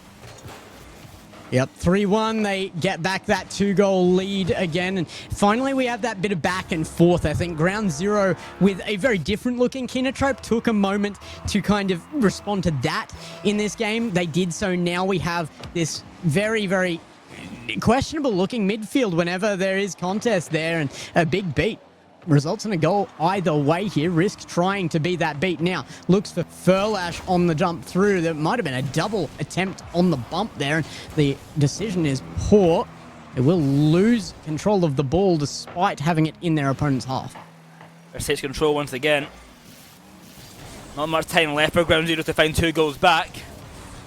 Ball is up, the pass in centre, Risk is there, but so too is Cash. Now, 1 versus 2. A heavy touch, loses possession, and a quick shot to net is easily saved by Furlash. Now a clearance down the other end, make it 4, make the game all over there. Here comes Cash, barreling in, sent to Maxu, and that is the game. And what did I say? Maxu just being put to use here. Great pass in. Cash is there for the shot. Admittedly, amazing save there from Ground Zero, but it's just not enough with Maxu doubling down on the play and sending it into the back of net for their fourth goal, even, of game number 2. And now with that 30 seconds left, I have to agree. This one in Kinotrope's bag, and they're going to be looking to game 3 for changes once again from Ground Zero. I do think they're good enough to make them. Changes need to be made. They're good enough to make them. Will they find the correct changes that need to be made? That is the question, guys. With 10 seconds going, it's all formality. It is discussion time for Ground Zero. A real pace change here coming from game 1, where they dominated the attacking front and also found the game winner at the end. The game 2, where they could just not catch up. Kinotrope looking good. It's a big step up from them, and that game 2 much more dominant than game 1 was against them, and I think they may have found their footing here. Like I said, I gave this a 4-2, so I think there's more in it yet from Ground Zero. However, Kinotrope finding this footing so well, and Maxu being the MVP here as well, that does spell good things to me. I think if Maxu's getting the MVP vote here, it can be Cash to indicate the same thing, but I think specifically Maxu will almost always indicate that the team is functioning well. Well, it's a very quick and stark change from game 1. It went from 16 shots to 5 in Ground Zero's favour, to 13 shots to 4 in Kinotrope's favour. It is a complete swap of all that happened in that game, and it's worked out massively well in Kinotrope's favour. If Ground Zero can't find that kind of attacking pressure again and get suffocated like they did that game, this is going to be a really hard series for them. But we know they can do it because they have done it in game 1. They've got to just change up things a little bit, trying to find some more space, trying to make some more plays, but not overcommitting like they did at the start of the game. Well, it was an excellent game 1 from Ground Zero, but I think that was against a team that we wouldn't really normally call Kinotrope, and this game was much more of a reflection of what we were expecting to see out of them. However, Ground Zero set up their plays to combat game 1 Kinotrope, and now they've got to make those changes. So it's difficult when you're talking about 2 very different teams despite being the same one in reality, but I think Ground Zero, they've shown me that they can make the adjustments not only between games but in each individual game, so I really hope that we get shown that between these 2. Here comes Cash with a shot onto net. This will get a demo on Matcher, and Furlash takes it back to his corner. A safe, smart play. May have given up ground, but he keeps the control of the ball. Risk to the side. Ball kind of stuck in no man's land right here. That's a brilliant angle. It's not going to be in with the rolling around that back wall.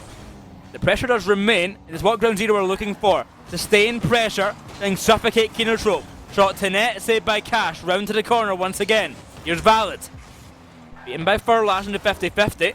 Risking control and sending it high. A flip reset could cause some disaster. That's a good shot by Nye. And an opener for Ground Zero Gaming. I mean, I asked for them to make the adjustment. They come back in looking like game 1 once more. They have made those changes, and Kinotrope should be scared. They're going to have to make a few of their own now as Ground Zero have that upper hand. Kinotrope don't seem to like being on the back foot. However, They are looking That's to an change that overcommit. quickly. That's It's another a three-man commit, and Kinotrope are nowhere to be found. Ground Zero with a 2-goal lead. That is pure desperation, and it should not be coming this early into the game. Yeah. It's only been 1 minute 15 seconds, and all three are overcommitting like crazy on the approach. Kinotrope, I understand that you want a goal, but you do not need to commit like that. A kick-off attempt will work on out, but we're risking control at the backboard. Not much can be done with it. It is very uncharacteristic to see a triple commit out of Kinotrope. That's I better. could definitely see it happen. That is much better. It's the cash show, but again, Max you in the mix here, and such a good pass in. I don't even know how he managed the beat on Nye there, but that backboard angle seems impossible. You'll have to get out a protractor to prove to me that that is actually scoreable. Crazy from Cash. Well, making up for the triple commit, bringing this game back to only a 1-goal difference. 90 seconds gone on by. Plenty of time for Kinotrope to find something. Cash! Oh, Cash! He's a monster! But a brilliant save coming out from his young opponent of Risk. Cash may don't have the understand, I mean, experience, but Risk has got the reflexes. You make That's a that goal! shot. It's already so good. You turn it into a backboard, and now Valid back up the other end to prove that Ground Zero just does not care. They are not being phased. It is not affecting their gameplay. Valid fights it through the enemies and puts it back to net. That recovery from Valid was so quick. Flailing around in the sky, he's so quick to the ground and launches that ball to net. 3-1 now for Ground Zero, and it might be number 4 here if Nye and Valid can make something work. Furlash a good denial, and it's Cash once again. He's done great work in offense. He's had 4 shots already, but only 1 has found the back of the net. Furlash to centre, here comes Cash. It's a rocket just wide. Another pass to centre, beautiful work, but the defense stands strong, risking a brick wall at this back line right now.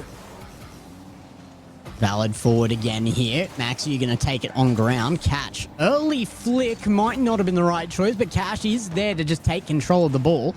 He's going to center high, and Nye goes past. Good chance for Furlash here. Off the backboard again. It's a triple commit. What is Another happening? one. Kinotrope! Kinotrope is... What are you doing? It's a disaster class in the pitch. At least we know the chemistry's good. They love each other so much they cannot get away. But my oh my, leave each other alone for a moment and go defend.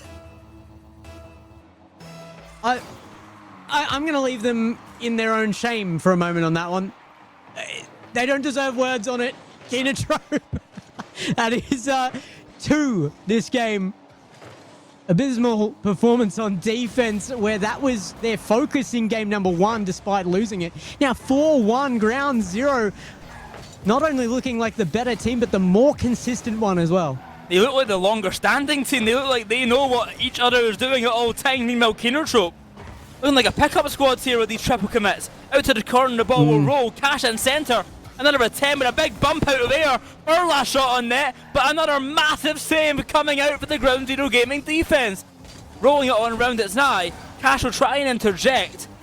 But a pass upfield. Nothing to be done. It's Nye down the other end once more. Recovery's quick. He wins the 50. That ball's high. And Kinotrope back to square one. Cash now. Gonna look for a high flick. And go very wide. Maxiu has control of ball. And bringing it forward.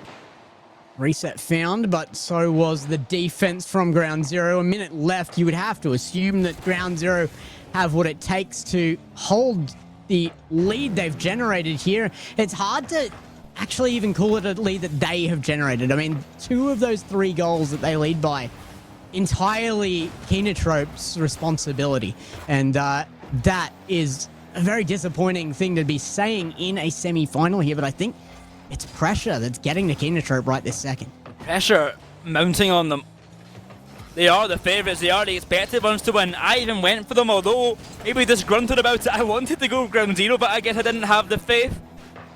But Kinotrope struggling to make do with what they have, and 3 goes down, 20 seconds to go. Oh. This game's already feeling over. But what happened this game? These triple commits so out of character. I mean, there's and the effect on field is that they're no longer looking for each other. It's solo play after solo play from Kinotrope after that moment. Finally, a pass back from Maxi, who's probably the most used to being in that high-pressure situation and still looking for the passes. But Ground Zero, I mean, they've earned that game through, trust me, no fault of their own, but certainly through the faults of Kinotrope. Unexpected game number 3. Unexpected game number 3, but a fantastic one from Ground Zero Gaming. Shots kind of calmed down this time, 8 shots to 6, a lot closer. The difference this time was risk and defense. Of course, the massive triple commit is also a big difference, but risk was a brick wall. Cash had some incredible shots. One of them was scored, the other 3, all saved by risk on the line. You've got to be taking a timeout after that one for Kinotrope. I know you wouldn't take that unless you've gone down 2 in a row sort of thing. I definitely would be taking that. That was too much of a sign of mental weakness here. They need to gather themselves, and it's the right call by them. Okay, they've called the timeout. That is ideal for them because they need it. Yeah. Ground Zero Gaming, they also now have a timeout in this regard. They have time to calm down. They're young kids. To get themselves back into a good headspace and back into not being too antsy, not going to kind of overcommit and such, and calm themselves down. But Kinotrope need this timeout, and they need it quick. Is there a part of this that is just the fact that Ground Zero hasn't had that much time on field together? And that means every time they do, they develop quickly. It is something that I'm interested to see, that with their only times on field together realistically being here on broadcast and in the last open, every game they play together, you know, massively increases by percentage of all time spent together. It's got to send you through the roof as far as teamwork goes. It does look like they're actually functioning very, very well together, but do they do that without the mistakes? I think the issue for Kinotrope as well is, of course, Ground Zero are coming in a little bit hot here. They had their series earlier against Narazaki. Yeah. Kinotrope, this is their first series of the day. Maybe not warmed up well enough for it, maybe not prepared well enough for it. Ground Zero have just also played an excellent series, and maybe they weren't expecting such quality to come out with this team. But as we head into game number 4, if Kinotrope lose this game, it's match point in Ground Zero's favour, and they're inches away from a grand final appearance. It's close here. Ground Zero and Kinotrope were kind of that big play out to see what was going to happen at the grand final last open as well. So we are seeing a repeat of history here. I said 2 games to Ground Zero. Kinotrope can still lock in and make that the case, but frankly, with how I've seen the series go so far, I don't see 3 in a row from Kinotrope without dropping 1 to Ground Zero at least. Well, we get ready for game number 4. It's going to be a tough one here for Kinotrope. They have got to come with this with a clean slate. They clear that mental. Ignore this last game, because that was a tough one to watch for their sake. Those triple commits are etched into my head. They're burned in my brain. Yeah, it's hard to unsee. It is very, very hard to unsee, and I feel like, unfortunately for Kinotrope, that's going to probably affect how we make our picks for a while coming. And knowing that inconsistency is at least an option for them, because we haven't seen that to this point, really. Inconsistency wasn't something that I was making my pick based on, and now it's there. Suddenly Kinotrope don't seem as certain. They don't seem as sure on their feet, and they've got to fix that quickly if they don't want that to be a permanent viewpoint for them. Well, quick lobby reset here as we get prepared for game number 4. Ground Zero Gaming, I have been incredibly impressed so far. I think Risk in the backline has done an excellent job. Valid has been striking like crazy here, and Nye just filling in those gaps as well and making some plays of his own. The whole team has really, really impressed me. I think I need to see a little bit more from Furlash on the Kinotrope side. I've seen a good bit from Matashu, I've seen a lot from Cash. I think Furlash has been a little bit quiet today. This gives me hope for the region for the future as well, though. Seeing the young guys come up into here, seeing that it is just such a strong squad out of Ground Zero, and that is with some massive kind of handicaps put on the team as well. But there we go. Keener Trope say it's not enough to take them. They want that game back. And goal number 1, so quick off the kickoff. Not the greatest touch by Risk. No, not at all. 5 seconds, 1 goal found. Keener Trope back into the action. That wasn't a triple commit at least, and maybe another one straight off, another kickoff. Valid will get the clear away, but certainly a big kickoff win by the Keener Trope side. Oh, Keener Trope have been trying for kickoff wins. They've been stratting time and time again. That's the first time they've gotten a goal out of it, and they will be looking for more. But oh my goodness, there's nobody in net again! How is this happening after a timeout? What is going on the Keener Trope side of things right now? There is just no communication. Cash full commits on this. It's just way too much confidence to be putting on himself there in that situation. I don't know if that's just underestimating APAC or what it is, but Cash has got to cool the jets. A demo on kickoff does leave some space here for Matchu. He might get another goal off of it. He will go wide, and now avoiding the bump in demo. But yeah, no, Keener Trope has been making some mistakes that they should never be making, especially in a semi-final. Furlash has taken out the whole team there. He got 2 demos himself, and Cash got the 3rd. And another one coming Furlash's way. I think Keener Trope, I think we know what they've talked about in that timeout. I have an idea. Yeah. I have an inkling. Well, they're certainly pushing for more here. It's a much more offensive team coming out of that timeout. And Keener Trope looking for something. Unable to find the pass off cleanly, and it does mean it'll need another attempt. Furlash with great placement on that, but what a save by Nye, clutching up. Another one going across. Keener Trope have been locking Ground Zero into goal line defense for what feels like forever now. How have they not found anything? Nye leads it out. Can he find something in reverse? Oh my goodness! The ones play there for the wave dash, catch and dribble, not going to result in anything for Ground Zero either. Control found, and Rest takes it high. Trying to get it past Matchu, but to no avail. Valid from the sidewall. Takes out Matchu's approach, gives Nice some space to work with. That ball's up and high. Furlash is there for it. And it kills down into centre with a shot from Nice, saved by Cash. Not going to get past him so easy. Yeah, a good awkward placement by Cash as well, man. Ground Zero couldn't go for an immediate next shot, and it's going to come to the backboard again of Ground Zero now. Back to Maxu again, who tries to turn for a second touch, blocked off of it. And Ground Zero now turning things around again. Mid-game adjustments from Ground Zero are on display. They are showing that they are an adaptable team, and Keener Trope, after all that pressure, have nothing to show for it. To the corner now, it's Valid. Beaten to the punch. Clear away to the side. Half of the game gone on by, a 1-1 affair. The only goal for Keener Trope coming from a kickoff goal. The only goal from Ground Zero coming from a massive overcommit. Both of these coming from freak circumstances. Who's going to get the next goal off of their own laurels, off of their own just ability? XU wants it to be him, but a whiff says no.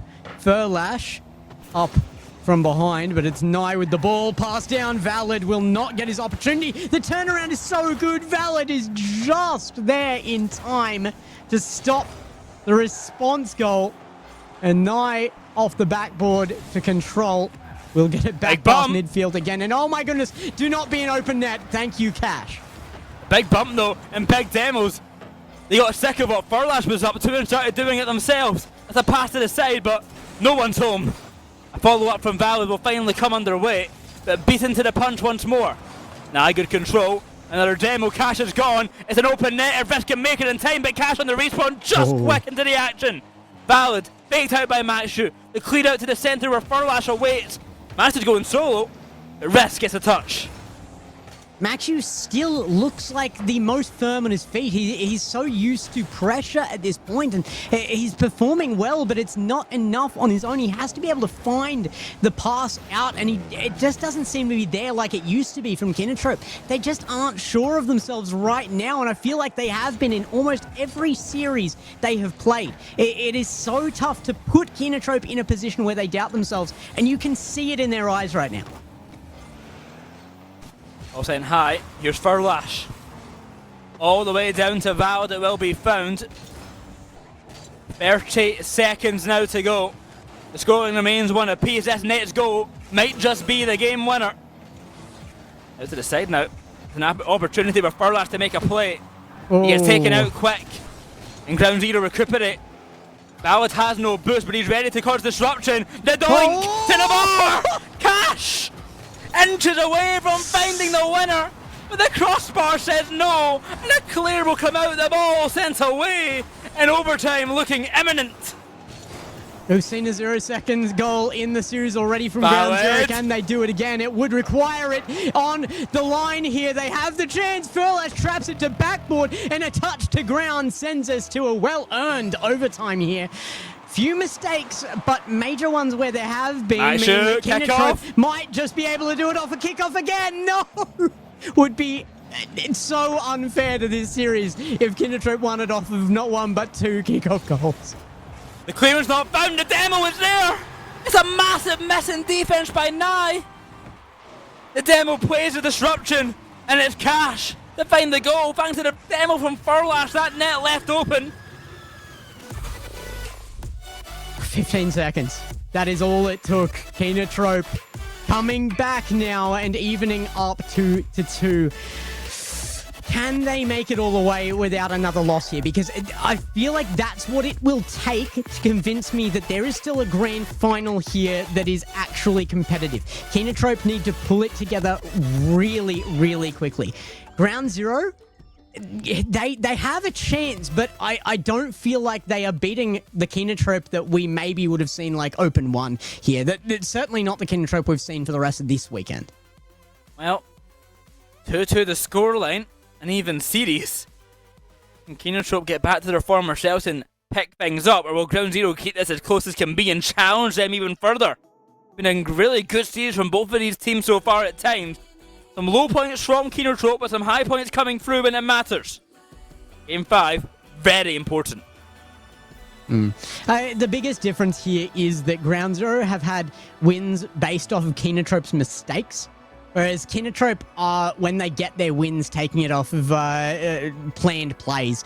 There's still more to be said there, of course. I don't think it's as clean cut as that for Kinotrope. However, I think the potential's there for them to still form up and be the team that we're expecting to see there, bring that consistency back. Kinotrope, if they can do that, will definitely be looking towards the end of this series.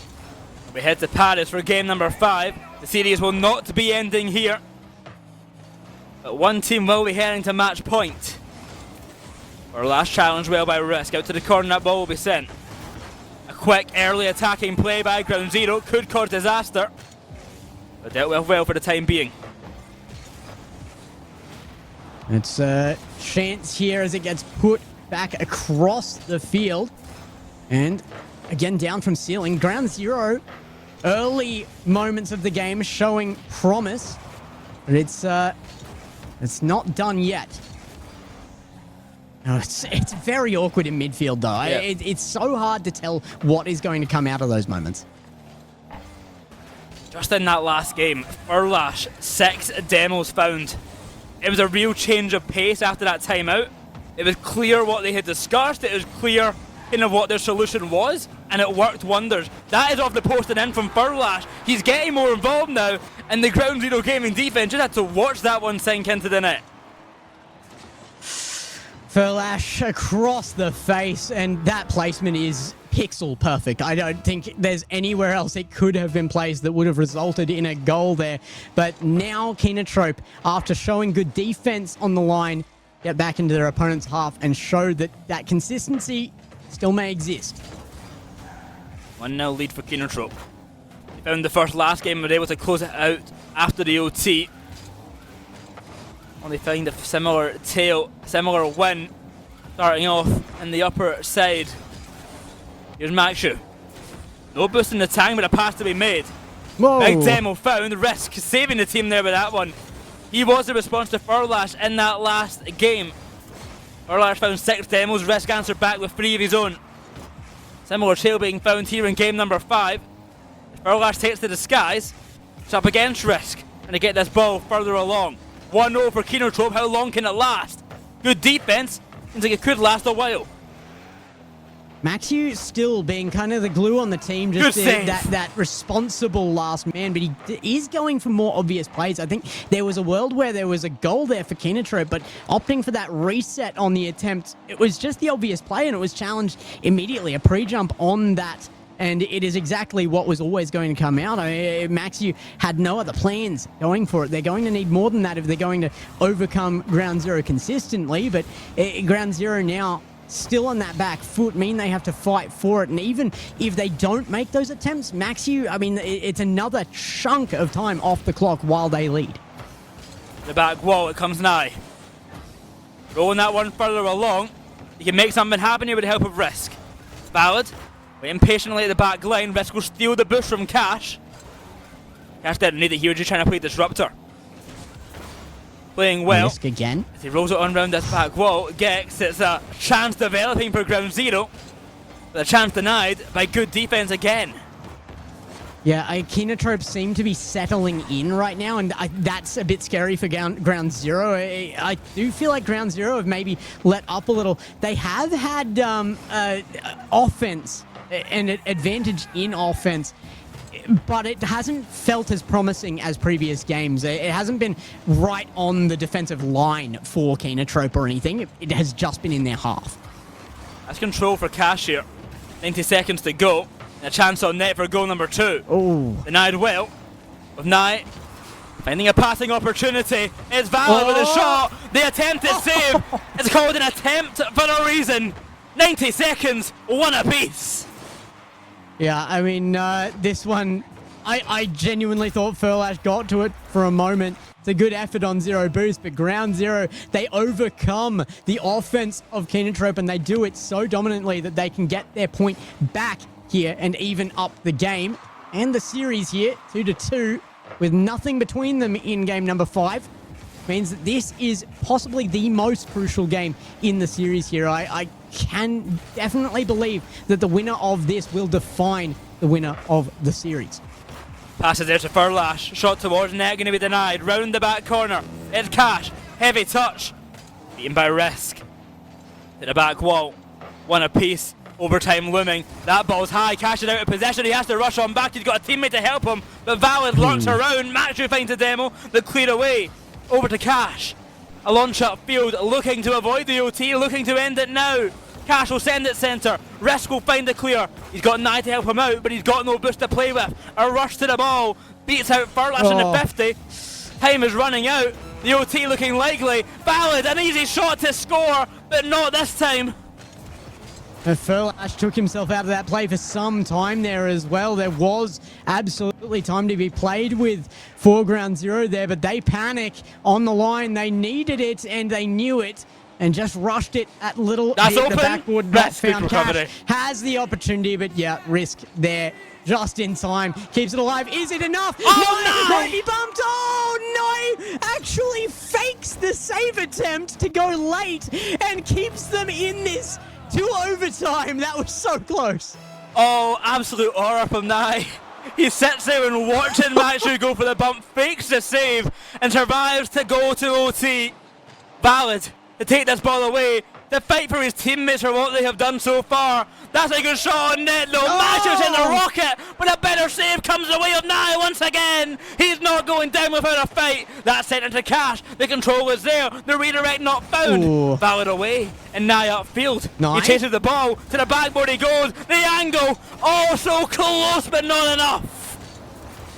Backboard again, it's not over. Big Oh, bump on Nye! Cash, and it's what they needed. Nye pushes through for Ground Zero. 34 seconds of overtime. A huge bump and a shot sorts it. And just maybe that can spell a victory in the series for Ground Zero. They are one game away. The Iceman woke up and Ground Zero Gaming got to match point. Nye single-handedly won that game at the end there. Ground Zero Gaming might just take down Kinotrope.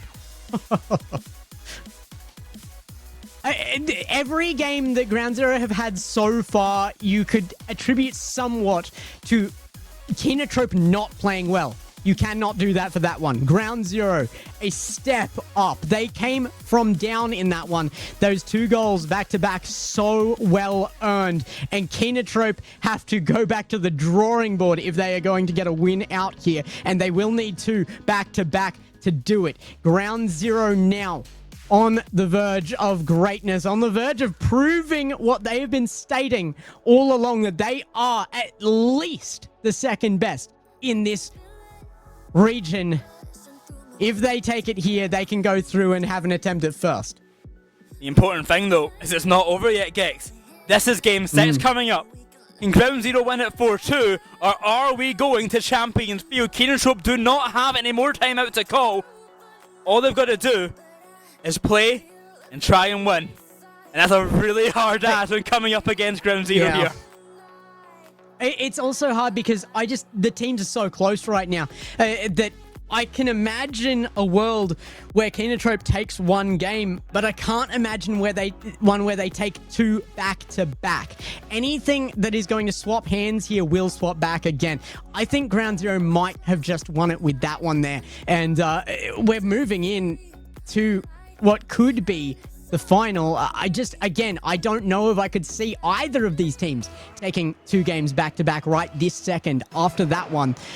This one, I expect to go Kinotrope's way, but Ground Zero, if they can do it, will be immediately heading through to the grand final. And it's so interesting to me coming off of that game, because the winning factor from game number 4 was the demos from Furlash. Was that disruptive play from Furlash?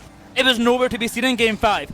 4 demos coming out the way of Risk. 6 in total for the whole Ground Zero Gaming side, and Risk again getting himself in the score sheet. He can't be stopped right now. He is in full state, Nye's in full state, and so too is Valid.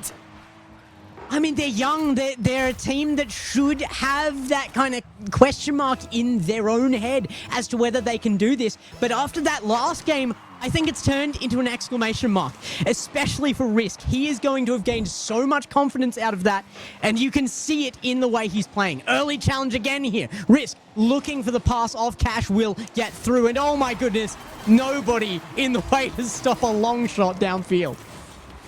Well, they're learning from their elders on Ground Zero Gaming.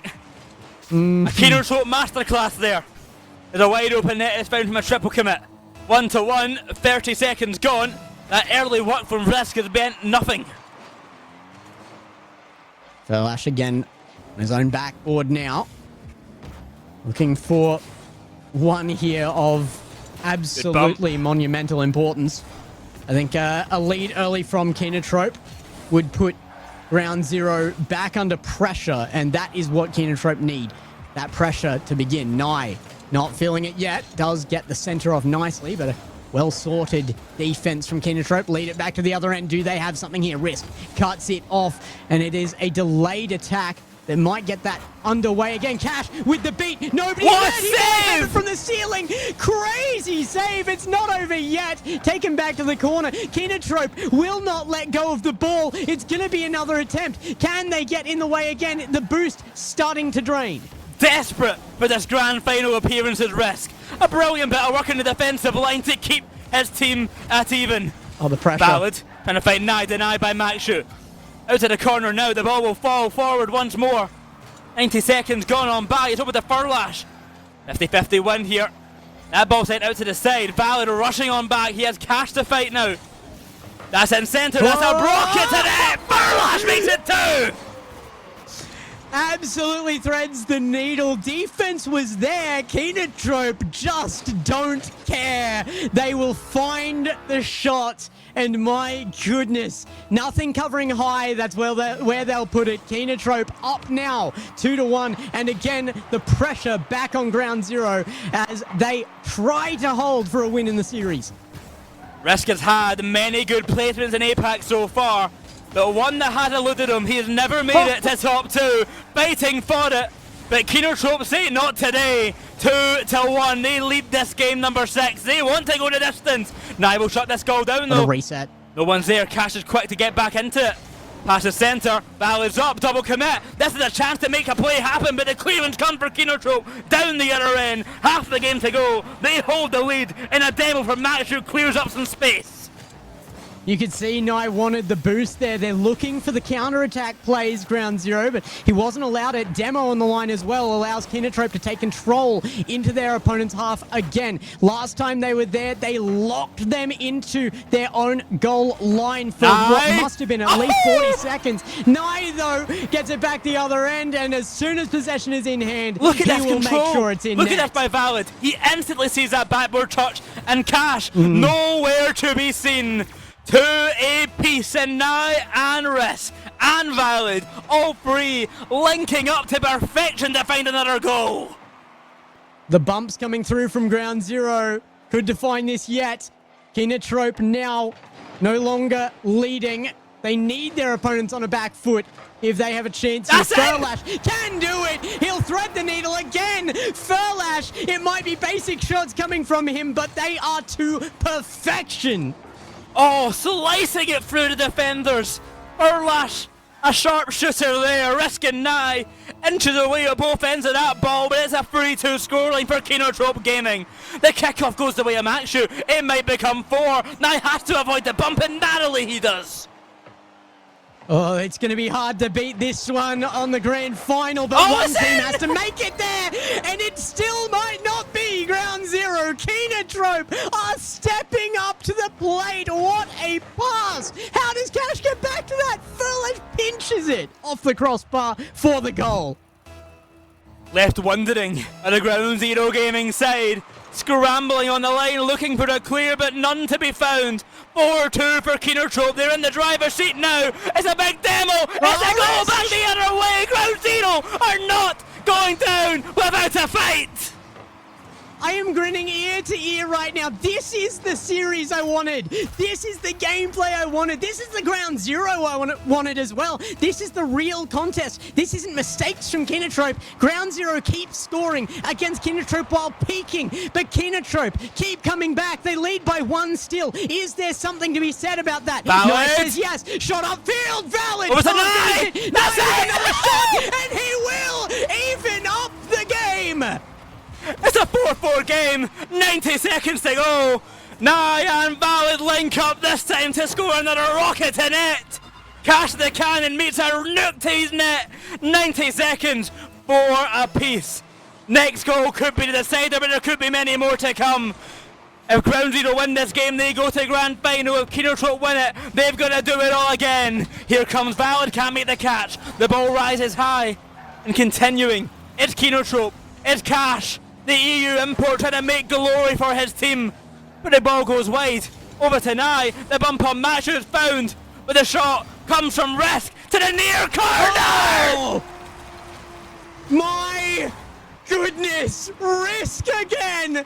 Meets up with Nye off the 50. And Cash can't get back down from the roof of net for the save. Ground Zero have been messaging me non-stop saying that I have too much doubt that they are going to be that team to challenge the throne. And I have said, prove it. I have said, prove it time and time again. They are out here and they are proving it, and I am loving it. Time is running out for Kinotrope. They've got to act fast. Furlash. Pass out to the centre. Nothing to be found. No control, low boost. Ground Zero have got to be cautious though, they cannot make a mistake now. Here comes Cash beating to the ball. It falls to the hands of Furlash to make a play happen. Bumped, chased, booted away. Nye to the corner, he'll try and wrap this one around. Good control. Kinotrope Gaming fighting for their life. It's Maxu to centre, Maxu to the post, and Valid with another incredible save. If they stay alive, Kinotrope, they need something here. Here's a chance again. And the It's in second centre. tick down. No, It's right in front of net. Where is the third? No! Cash is nowhere to be found. They have 8 seconds. They have the ball, but it's sent away. Now Risk, they're looking for one more. They might be closing out out the series. I said 4-2 to Kinotrope. It's going to be 4-2. Wait, it's Cash! It's Cash! Let's It's go! Cash! Make it work now! Ground 0 on the line! You're kidding! On the line, save from Nye to deny the 0-second goal from Cash, and Ground Zero Gaming move on to the grand finals. Oh my goodness. Ground Zero, you have proven that you are a worthy challenger of those grand finals. Kinotrope, they stepped up. They made their mistakes early, but there is nothing that you can make as an excuse against Ground Zero here. They earned their spot. They played Kinotrope at their best in the end of that series, and they still came up on top. That is an unbelievable play, and APAC is showing up. Should have trusted my gut. I said not to doubt this team. I said they can make a grand final appearance. And look at them do it now, in spectacular fashion as well. What a game. It is the first grand final ever for Risk. I believe the first as well for Valid, and another one under the belt for Nye.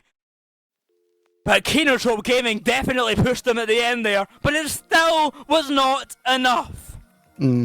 The only thing I can take as a respite that I might have been correct about here is that it was indeed the least fair unanimous prediction from the desk. We all went Kinotrope, and we've all, for me, quite gladly been proven wrong. Ground Zero, you are the victors of the semi-final, as much as it felt like I should be saying grand final there, but semi-final. And you will be going through an unbelievable display from Kinotrope as well in that series towards the end. They made their mistakes, but they did clean it up. They showed us that they are one of those top three in the region. I think it is without a doubt that we have our top three quite defined right now. Still looking for that fourth, but it is our top one to be decided very shortly. We will be back with that grand final matchup and a quick little interview with one of our community members. We'll see you with Melakim on the desk after this break.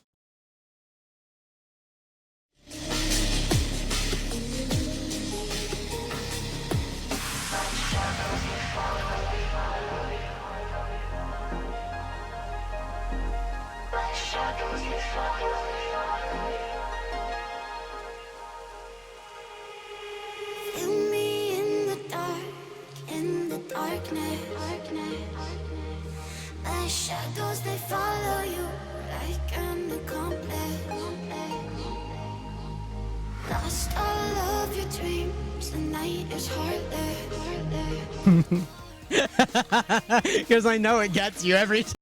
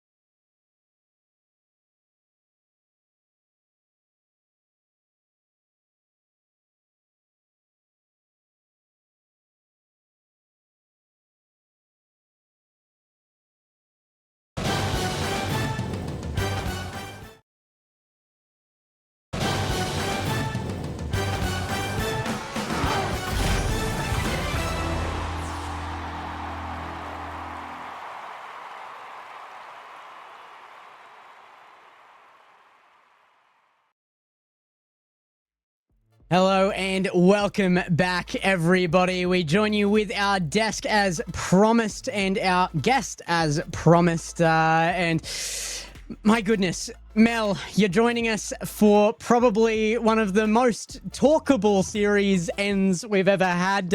It's great to have you on. If you guys at home don't know Malcolm, he is the caster right now for De La Cruz, so you've got a little bit of bias right now on the desk, I suppose, but you've also just been a community member here in APAC for a very, very long time, buddy, and it's great to have you on to just kind of showcase another bit of talent in the region and some more takes, I guess. Yeah, no, it's absolutely amazing. I've been working in APAC since I was 14 years old. Okay, I'm getting older. I'm getting up there. Not up there like y'all, but I'm getting up there. Right, okay. No, but Okay. yeah, but no, it's amazing. And in general, like this past series shows how competitive APAC can be at its best. And that was a really entertaining series. In general, so I'm happy to come right after that, the hype and the excitement, and it was sensational. And thank you so much for having me on. Thank you for coming along. I mean, Project De La Cruz now have to face off against Ground Zero, the team who we just saw kind of pull out that medical. Are you in any way worried for your team coming off of that gameplay from Ground Zero? Oh no. No, I think No, that's a strong no. yeah, no, I think Ground Zero. I mean, I'm very close with here. I understand exactly how good they are. Nye has been one of the top upcoming prospects, along with Risk, who I think is just 14 years old, and Valid as well. They round out this team, and people were talking all over social media about their preparation or lack of preparation, but that didn't stop them from making the grand finals. And for sure, they're going to be a test and some for this Project De La Cruz roster, which has proved time and time again to be the consistent force of this region. Yeah, they really have. I mean, I've been so impressed with what I've seen from Project De La Cruz, of course, but that Ground Zero performance in that last series really does put the cat amongst the pigeons a little bit, and it's going to be difficult.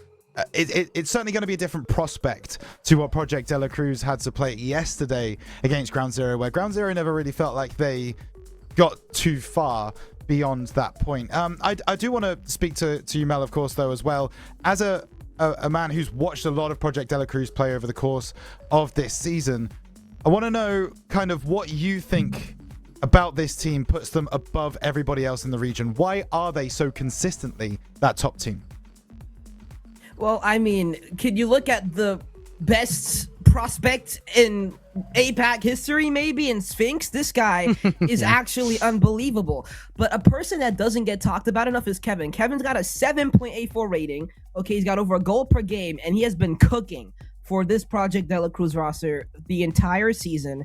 He doesn't get enough spotlight in general. I think Kevin, if they want to be able to round this out, Kevin is going to have to be on his game, and as he has proved to be these past couple of days, he is always there whenever his team needs him, and I'm for sure ready for Kevin to be one of the big faces of this Project De La Cruz roster. I gotta agree. I've been waiting for somebody to bring up Kevin there, because I was there at Worlds for the end of 2026. I was sitting there watching the grand final with both Sphinx and Catalysm, and the announcement was made that there would be the region lock for the new 2 rule, the rule of 2, and within, I think, maybe a minute and a half, he was excitedly showing me his phone saying, I'm teaming with Kevin. It's confirmed. We're done. So Sphinx has been looking for this matchup. Kevin has been a little bit of a role model to him, actually, I think, while he was growing up, as, of course, have been a number of the veterans of the scene. And yeah, Kevin, a bit of an unsung hero of the scene since way back when he was doing interviews originally. We won't go too deep into that one, but yeah. He's been a personality all over the internet. He has an entire flick named by him. The Bismillah flick has been on display and is loved worldwide. So I think that's a great thing to bring up. However, we have to make our predictions. And look, I think that this should, realistically, with the strength of Project De La Cruz, and I hate to say this for Ground Zero because they've just put on such an unbelievable performance, and I do think they are going to be a hurdle, but I think that it would be fair to say that this whole desk would be going De La Cruz, except Malakim's here. So I've got to go the other way. I'm giving it to Ground Zero. That's my pick for this one. I love it. Sure. I don't know. Everything to go against Malakim. It's all right though, because De La Cruz gonna pull this one out 4-1. I see a 4-1 coming. I think De La Cruz they've had everything for it. I think Ground Zero, even without the preparation for them to be playing the level that we're playing, it's a very exciting level and it's a very exciting level from Ground Zero that we've been seeing over the past couple of days, especially right here. I mean, we saw them in the last regional come off with a couple of upset wins, and then for them to do the exact same thing here. And at this point, I believe that they are at that level. That's not even an upset, that they can probably do everything, maybe except for beat Project De La Cruz, which is why I have them 4-1. Project De La Cruz, I think they'll pull it off. Well, to defend myself in the last series, I spent the whole time talking about how I thought Ground Zero were going to beat Kinotrope, and I got convinced to go for Kinotrope. And I am apologising now to the Ground Zero players for predicting against them. So to make up for it, I am going to do as Valid asked, and I'm going to predict Project De La Cruz to win, to cast the curse them. So I am predicting a Project De La Cruz win here. Specifically so they don't. I was going to say, that's the question, isn't it? If you try and weaponize the caster curse, it can go against you, and that's that's a little bit of a concern. The universe knows, boy. It does. Hey. Intent is important, but for me personally, it's a tough one. For me, what I wanted to see out of that semi-final was I wanted to see either Ground Zero or Kinotrope, whoever it happens to be, put up such a performance that they looks like they were outclassing the other team, and that would mean that they were at the level that I could possibly see them getting past Project De La Cruz. That didn't happen. Yes, the gameplay level was very, very high in that semi-final, but both of those two teams looked on that same kind of plane. And Project De La Cruz are above that, I would suggest. So give me Project De La Cruz. I also think it's going to be 4-1. I want to roll back to something that you were talking about, Gex. You were talking about how Sphinx was so excited to play with Kevin and, was so quick to tell you about how he's getting to play with Kevin and had been waiting for this. Another thing you could have shared with us that Sphinx has told you is how the kind of future player of APAC. Can you tell me what team he's on, please? The one that threatens him. Can you remind me what team he is on and what that player is? It is Ground Zero. That would be that. Yeah. All right. You're gonna make me say it. All right. Fair enough. It is Ground Zero for sure. He's been talking about it for a while to me actually, and he's been waiting for the time for this player to show up. It is Risk. He's been named by Sphinx as Sphinx's successor, or potentially at least. Well, we'll have to see if that comes to fruition. I think in general, Sphinx is Risk has had such a good come up. He's been playing the game at a high level since he was like 10, 11 years old, right? He's 14 now and he's making the grand finals.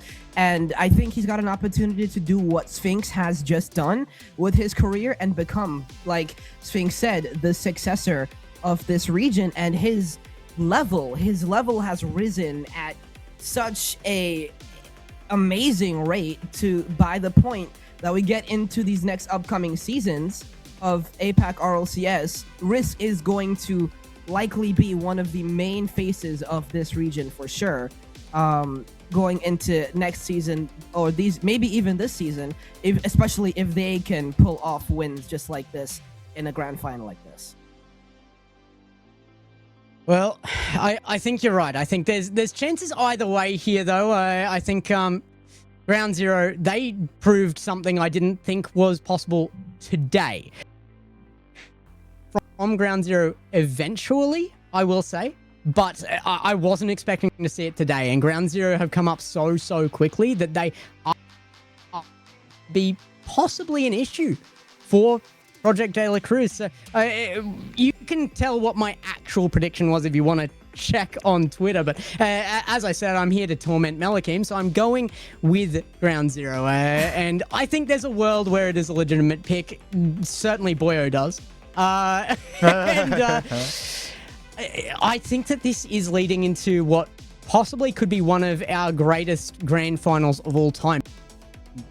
For the first time to a grand final that features every team for this entire season will be featuring teams with exclusively featuring dominant APAC players. Yeah, I just want to jump in here and just mention, as we were talking about the fact that obviously Project De La Cruz find themselves in another final, and we're looking at the potential that they were going to win. Open 1 obviously went the way of Project De La Cruz as well, with Kenotrope coming in second. And the only real way in a region like APAC, where there's only one spot to get through to the major, is you need to be right there with your opponents. You need to be pushing them as far as you possibly can go. And Kenotrope were that team. They were the team that were right next to Project De La Cruz after Open 1. They needed to be in the semi-final, in the grand final, in order to be able to put on a real charge to challenge for that major spot. Now that it's ground zero coming through, obviously they got third, fourth last Open, but that just opens the gap a little bit wider from those second and third teams to Project De La Cruz. And I would suggest if they were to win this grand final, then the major spot is almost locked in. They need a little bit of work to do in Open 3, but it's a team that you would expect to make that work look easy. Yeah, it's a point you were kind of making I wanted to continue on, is that the harsh reality is if ground zero lose today, it's basically a locked major spot for Project De La Cruz, unless, as you said, like a freak incident happens. Yeah. They have made the major. So this is really the major making match. Not definitely for Project De La Cruz, but pretty much. So, I mean, Mel, there's got to be a bit of pressure there, but how are you feeling then? Coming in, closing thoughts before we go into the match. Yeah, I kind of want to add on to what you and Rhino were saying. It's not only about making this major, but it's about points for the World Championship as well. Every placement, every series for them is going to count, especially like in this region where it's only like these teams that are really like trying to push themselves into the race. There's a lot of different other constants outside of this as well. But the further Project De La Cruz goes away, the closer that they get to making this World Championship spot, just like Rhino said earlier. Third, fourth, then second, third, fourth, and second for another different team. Kind of drawing further away. And now Project De La Cruz they win this, they lock major almost, and then get closer to the World Championship. So every single series, every single match from here on out, especially for ground zero, especially for Kenotrope, is going to count to the max. All right, Mel. Well, thank you for joining us. It's always good to see a face from the community. It's been great to have you on. If you guys want to give support to the community, go out and add to Malakim's already admittedly quite large little following he's got going there at AnnoSpot on Twitter. The man is a master on the mic, and he's going to continue to push forward. Hopefully it's not the last we see of you, buddy, but thank you for jumping on with us. We're moving on to the grand final. You've heard us talk for long enough, so we will say goodbye to the rest of the desk. And Rhino, you and I heading out into what should be a banger of a grand final. Ground Zero versus De La Cruz. It might not be the grand final that we expected, but it is the grand final that provides a few storylines and excitement for everybody in the region. Project De La Cruz, the favorites for so long in APAC, matching up against who they consider themselves to be next up in the region. Ground Zero have a lot to prove and a lot to do against the behemoth. Let's see if they can in game one. Project De La Cruz are going to have to do their caster right here with Mel coming under the desk. Because he wasn't actually invited in specifically for De La Cruz. When I made that invite, I wasn't actually aware that he was going to be doing the De La Cruz broadcast. So a very, very good pickup for him. But oh my goodness, they are indeed performing. There's Kevin, and he's repping for the coach there as well, Trill, who we will be having on next week. Absolutely. Looking forward to hear what Trill has to say, and especially with his side probably already locking in or close to locking in that major spot, and especially if they keep scoring goals like that one. Kevin opens the scoring in the grand final. Now down the right-hand side once again. Kevin already feeling pretty good, and you have to remember something we didn't mention on the desk. This game has already been played once this weekend. Oh! It was yesterday. It was the final game. It was Project De La Cruz versus Ground Zero. And it was one-way traffic for the entire time. And so far, Project De La Cruz are continuing going down that one-way road. Aren't they just? I mean, Ground Zero, they just took on a behemoth. They just took on the team they weren't able to beat out last Open. And now they have to face down Project De La Cruz. It almost seems unfair, but that's what you get when you make the wins. You get to the pointy end of the tournament, and the tip of that spear is Project De La Cruz, and they are on the attack. That spear rammed deep. Kata will get another. Catalysm has been so crucial to the team. Anything with Sphinx since his arrival. And it's very early to say this because we played less than 60 seconds in game number 1 of the grand final. But this is the point that I was trying to make on the main stream, on the main desk, was the fact that Ground Zero and Kinotrope both played a very similar level, which is a very high level, but it's not that level. It's not Sphinx level. It's not the best team in APAC's level, and Project De La Cruz continue to prove. Yeah, it's huge. It's looking very similar to last time. Judging by that last series, I think they will up their performance from the last time they played. But Boyo's coming through with some great stats for us there in the chat as well. He's just let me know that the last time they played, which was yesterday, De La Cruz averaged 13.5 shots a game to GZ's only 3. So Ground Zero, they're definitely going to be looking to up their performance, even if they can't get the win out. Yeah. Absolutely, and that's where they need to improve against Project De La Cruz. Not in general, because we know that Ground Zero are a very attacking team. They are against pretty much every team in the region. It's just when you come up against De La Cruz, they seem to be able to make it really difficult to move downfield. Kevin with number 5, and goodness gracious me, this is starting to become an absolute rout in game 1. And again, it's that shout out from Melikim there. Kevin coming through. He is such a big part of this squad. And I had friends in my ear saying, you know, that this is by no means a downgrade from their American, well, I should say Canadian teammate from last year. Shout out to Sosa there. Yeah. But Kevin certainly coming in and proving that he holds that spot and does it well. Yeah, certainly does. Risk. Need to see a little bit more from him in this game. I mean, to be fair, Ground Zero is just going to be shell-shocked right now. There is no way they thought that with half of game 1 played, they would be 5-0 down. I don't think... It's obviously a possibility, but I don't think that's what you prepare for going into a game like this. And maybe they'll be able to get a little bit of confidence if they do form a counter-attack. And here is an opportunity, but it's going to be De La Cruz who gets to the ball first. Ball into the middle. Kata will be up, but not quite in time. Sphinx clears the ball away, gets the bump as well. Now Project De La Cruz is trying to keep the ball out of their half, and Ground Zero already conceding possession. So there is a problem with scoring that 5 goals before halfway in the match, and that is that if all of your shots sink, you will actually take away from that 13.5 shots per game. You've then got the kickoff to account for again. It's going to take seconds off your time. You just got to keep shooting if you want to up those numbers, really. And there it is. There's another one. And it will be straight into net from Catalysm again. This is perfect. That pass back out to the wing is absolutely special. Valid. No boost. Doesn't really know what to do, whether to head back towards goal or to challenge. Decides really to do neither in the end. And Project De La Cruz are going to take advantage of anybody who second guesses themselves against them 10 times out of 10. Sphinx off the right-hand side, looking for the pass middle, cleared away. Kata comes through, looking for 7. Not going to happen on this occasion, but Project De La Cruz, they're not content with 6. They want more.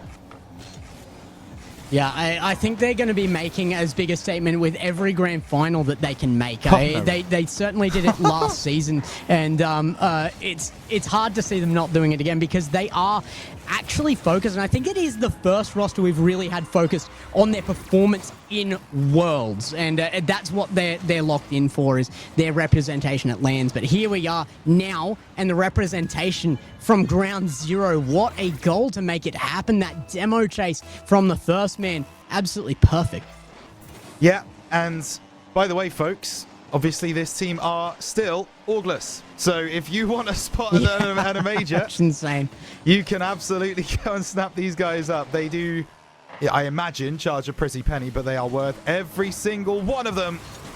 As Sphinx shoots on target, and once again, Ground Zero getting that goal is good for confidence. However, they kind of need a second one, because if it's Project De La Cruz to score next, I mean, that would be pretty devastating in game number 1 to be on a trip to Sam. Speaking of like value to organizations and stuff, something I've been promoting within the region for so long is just the willingness to provide that content. Yeah. That is something that Project De La Cruz have in the bag. They are always up for that interview. They are always willing to send somebody forward, whether it be the coach or a player. And I think we will probably get our interviews with this team afterwards if it is the prediction that Project De La Cruz take this out. And it's looking dominantly so to be that way. Project De La Cruz don't look like they're particularly flustered right now. Oh, there it is. Oh my goodness. Sphinx The Brazil gets that one. We're in Brazil, folks. Welcome to South America. I know it doesn't start until a little bit later on, which you can watch on Rocket League Sam, but for now, we are on Rocket League APAC, and it is a 7-1 scoreline. Oh dear, 12 seconds left to go. Ground Zero, can you prevent yourselves from losing game 1? Inner Brazil need to go at the other end and score. Doesn't look like it's about to happen. In fact, maybe Project De La Cruz might get an extra goal. No, they live for the content. They live for the meme. And a Brazil in game 1, Gex, does not look very pretty on the Ground Zero docket. Yeah, it's tough. Like I said, you've just come out of such an unbelievably tough match as it was, and they had such a good performance there. I think they would come in high spirits, but you can have that dampened pretty immediately when you have the likes of Sphinx scoring 900 points, just shy there, and 4 shots across the board from Catalysm, Kevin, and Sphinx. Everybody participating. Sphinx just happened to pick up the save. Yeah, he did. Stat farming. Stat farming. Stat farming. Absolutely stat farming. They're playing like it's free play, which is really, really scary for Ground Zero, because normally Ground Zero, they unsettle you. They're able to, and you saw what they did against Kinotrope. They were able to really make it difficult for Kinotrope to progress up the field, to actually get an opportunity to hold possession. But Project De La Cruz, they do it better than anybody else in the region. And I tell you something, Gex, this doesn't get to happen very often. On main streams, it is very, very rare that we see a Brazil, and I get to do this. But we got the sunglasses on. We're in South America. We're in Brazil. It's lovely to be here. The sun's shining, feeling great. Everyone is having a great time except the players of Ground Zero.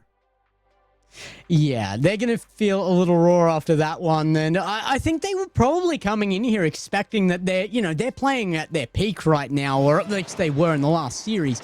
And it's just the harsh reality is you're not going to get a triple commit from Project De La Cruz to let you score, to let you open the series. And you're not going to get it in game number 2 either. A kickoff win, and Kevin sends it home. This is brutal. They just don't care what's happening. No. It's game 2. Already in the pocket for Project De La Cruz. They won up. And this is where some other teams in the region, and again, I don't want to name names, they start to fall down a little bit, is when they start to feel like a game is relatively easy, they take their foot off the gas.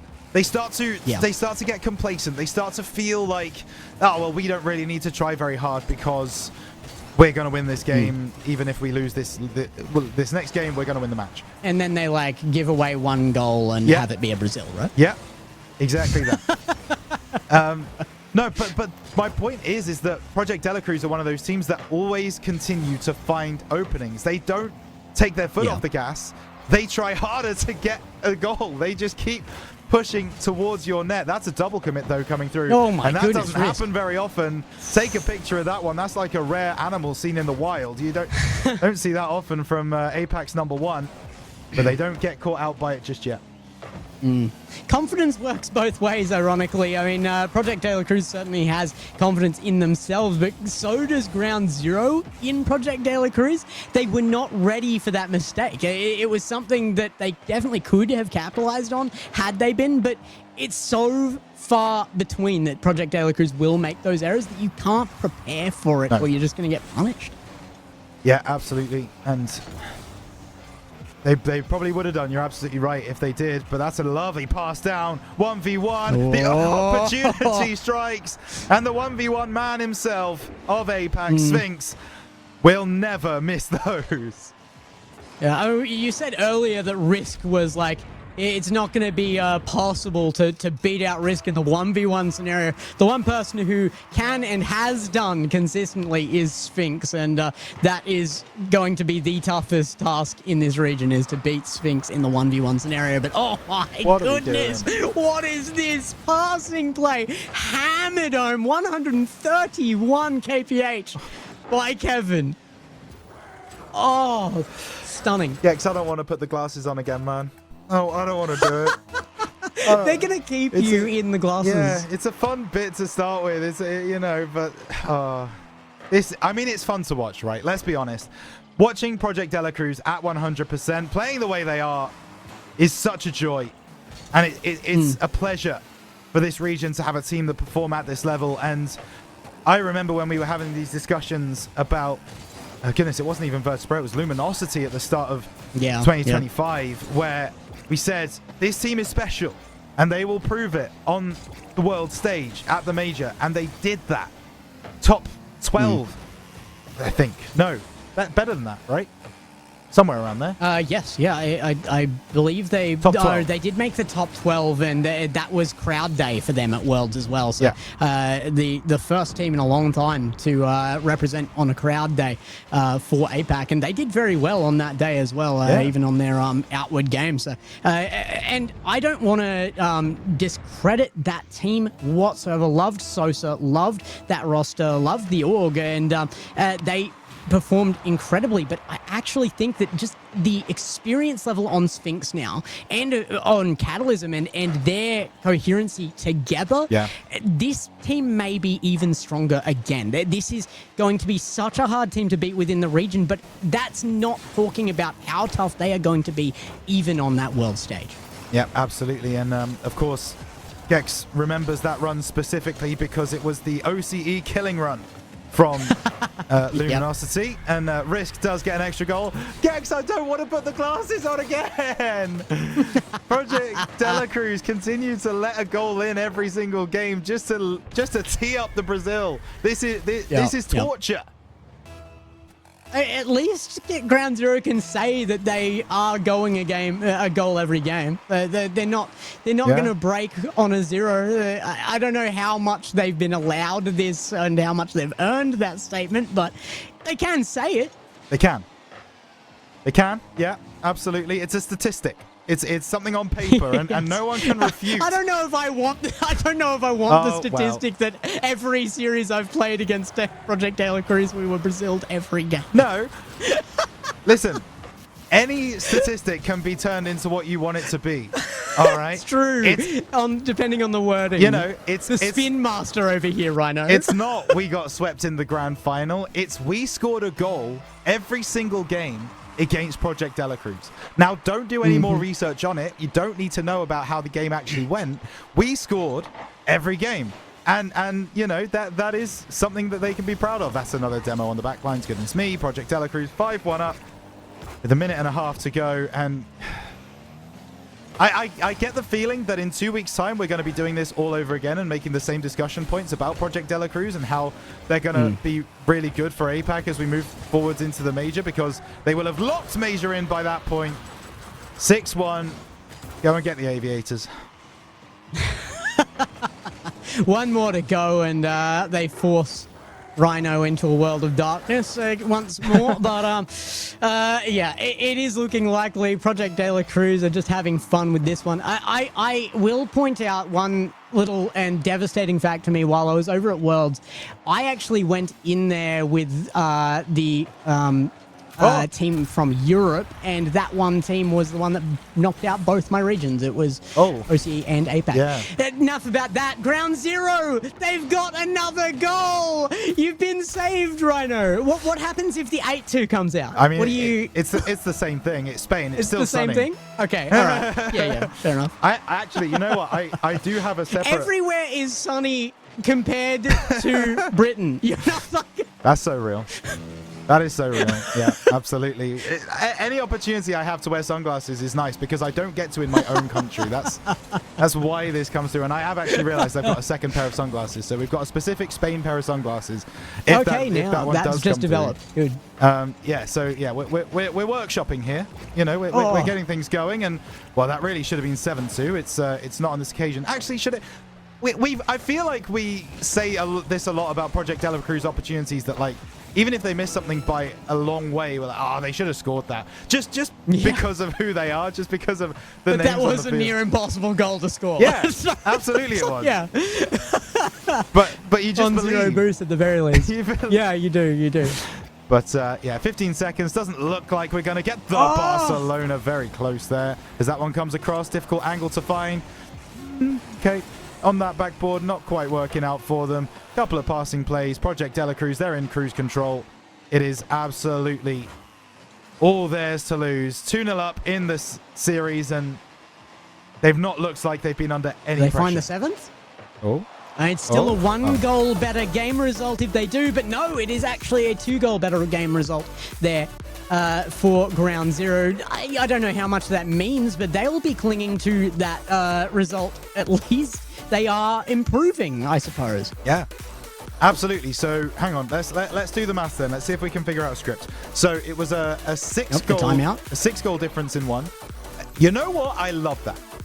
I absolutely love that. It would be so easy for Ground Zero to not take a timeout here, to just roll on through. We're getting steamrolled. Who cares? But no, they've got the mentality. And I talked about this earlier in this broadcast. You need the mentality if you can still win these games. They are still there for the taking. You still have to play out a minimum of 10 more minutes of Rocket League. So take it seriously. And that's brilliant. That really shows a lot to me. Yeah, it is the right mental state. And I know that these guys are in it for the long run. I've talked to the likes of Risk there as well, and he knows that he has a future in this region, in this esport. He's in it for that long haul.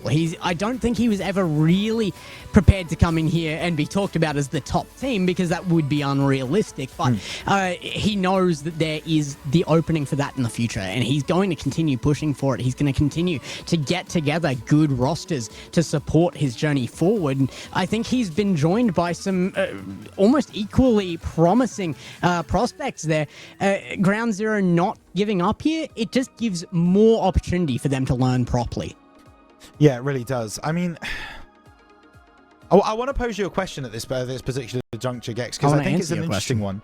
So, if you were to put together a team of 3 players from the APAC region, we're not talking about the imports, we're not talking about Castleism or Valid coming in, we're talking about purely in the APAC region, who is that team right now today? As the number one team? As the number one team, the 3 best players in APAC that you think would work well as a team. It's important to make that distinction, because obviously... Obviously. Sphinx would obviously be... He's the king right now. He's at the top. It's going to be tough. Even the imports aren't taking down the crown for me on Sphinx. I know you've got your heart set on Cash, but Sphinx is just dominating for me. I can't go past him. I think I would definitely see Kevin in that spot, but I think Kevin could be swapped by a player here or there. I think a lot of players would benefit from working with Sphinx, and you could put many in and they would learn to that level. I actually do think that Risk would probably be my third on that. Even if he's not at that exact level just yet, he would learn so fast. It would be the big come up for Risk. And I think by the end of that season, that he would be undeniably either the best or second best player in that region. Good answer. And, well, we might have a little bit longer to discuss it, apparently, as there is there is a pause in game. And I think that was what my expected answer was going to be, was Sphinx, Kevin, and Risk. But by the same token, I think it's well worked out, because, of course, we have so many players in the APAC region who are trying to get to that next level, to get to that next echelon. And a name that I'm kind of going to pluck out of thin air, but I think really does also have a future, is Blue. Blue's been playing incredibly well over the last couple of seasons, and he's got the mechanical ability. I'd like to see him really kick on at some point. Yeah, it's hard to ever deny that Blue hasn't had that opportunity, though. He's always shown that promise, and it's been sitting there for so long that I've begun to doubt it that little bit. I love Blue as a player. I want to see that come to fruition, but I just couldn't make the choice myself. He doesn't have the age advantage either that Risk has there. No, that's But if we're looking across the board, it means that there are multiple promising players across the region, and I think that is underrated. There we go. A kickoff goal in game number 3 for a lead. You heard that right? A lead for Ground Zero Gaming. Yeah, we needed that, didn't we? Just to prick our ears up a little bit, just to pay attention in this game number 3. Off the back of a timeout, of course, we know how strong the timeout buff can be. So, Ground Zero taking a lead now, and that means they're not battling from behind. It might change things, no. The goal line protection is good enough, and the go-ahead goals that Ground Zero have been scoring today have been excellent. The way they're able to transition from defense into offense at a rate of knots has been really difficult for everyone they've played this weekend to deal with, except the team that are opposite them right now. But if they can start finding that pace once again to get beyond that halfway line and get those opportunities at the counterattacks, who knows? Who knows if they're able to at least win a game or two here or there in this grand final. The bundle over the line. Kevin tells the entire team of Ground Zero to get on the weights.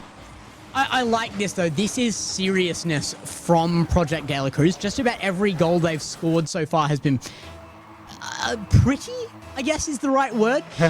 And that one is an ugly goal. It is just muscle through the middle, and it is what was required to score it. They weren't willing to sit back and wait for the opportunity to make it a pretty goal. They are locked in here. They need their wins, and they need to make them as dominant as possible. They are trying to show the world something here. Yeah. And 3.5 minutes still to play. Still a little while left in this game, but opportunity there for Sphinx, which will be easily saved and pushed away. Castleism into the middle, cleared away now by Valid. Down the left-hand side, he's got a lot of control, but unfortunately just loses out on the ball as he goes towards net. And that's a pre-jump on that far side. That's a difficult one to read. Project De La Cruz trying to turn the heat up a little bit on Ground Zero, but they are matching them every step and every degree. That is pushed forwards. There's a chance here, and oh dear. The recovery from Ground Zero, not good enough. It really shouldn't have made contact with Catalysm there. The pass is good, don't get me wrong. Sphinx nails that, but two defenders coming through the line of that ball and nobody stopping it, reaching its mark there means that Project De La Cruz will get their second. I want to quickly make a shout out before I throw it back to you though. Somebody pointed out in the chat, where is the discussion of Max here in that, top 4 APAC native players? Absolutely in there for me. It would be absolutely disgusting of me not to mention him at the very least. He is one of the greats of this region. Absolutely. Speaking of, though, Risk tonight, and they are back in this again. 2-2. Ground Zero are putting on a show. This is looking good to me.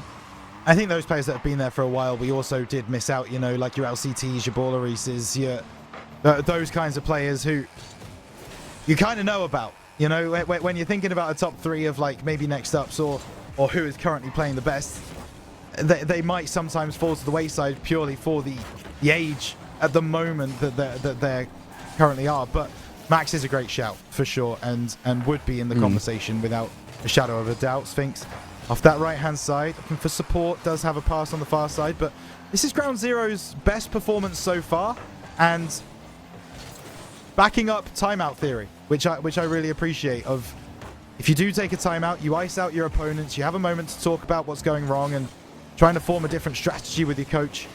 It's exactly what Ground Zero are doing. As far as I know, again, trying to remember, they don't have a coach at this event, but Project De La Cruz are struggling against this new look Ground Zero side until Sphinx decides to do Sphinx things.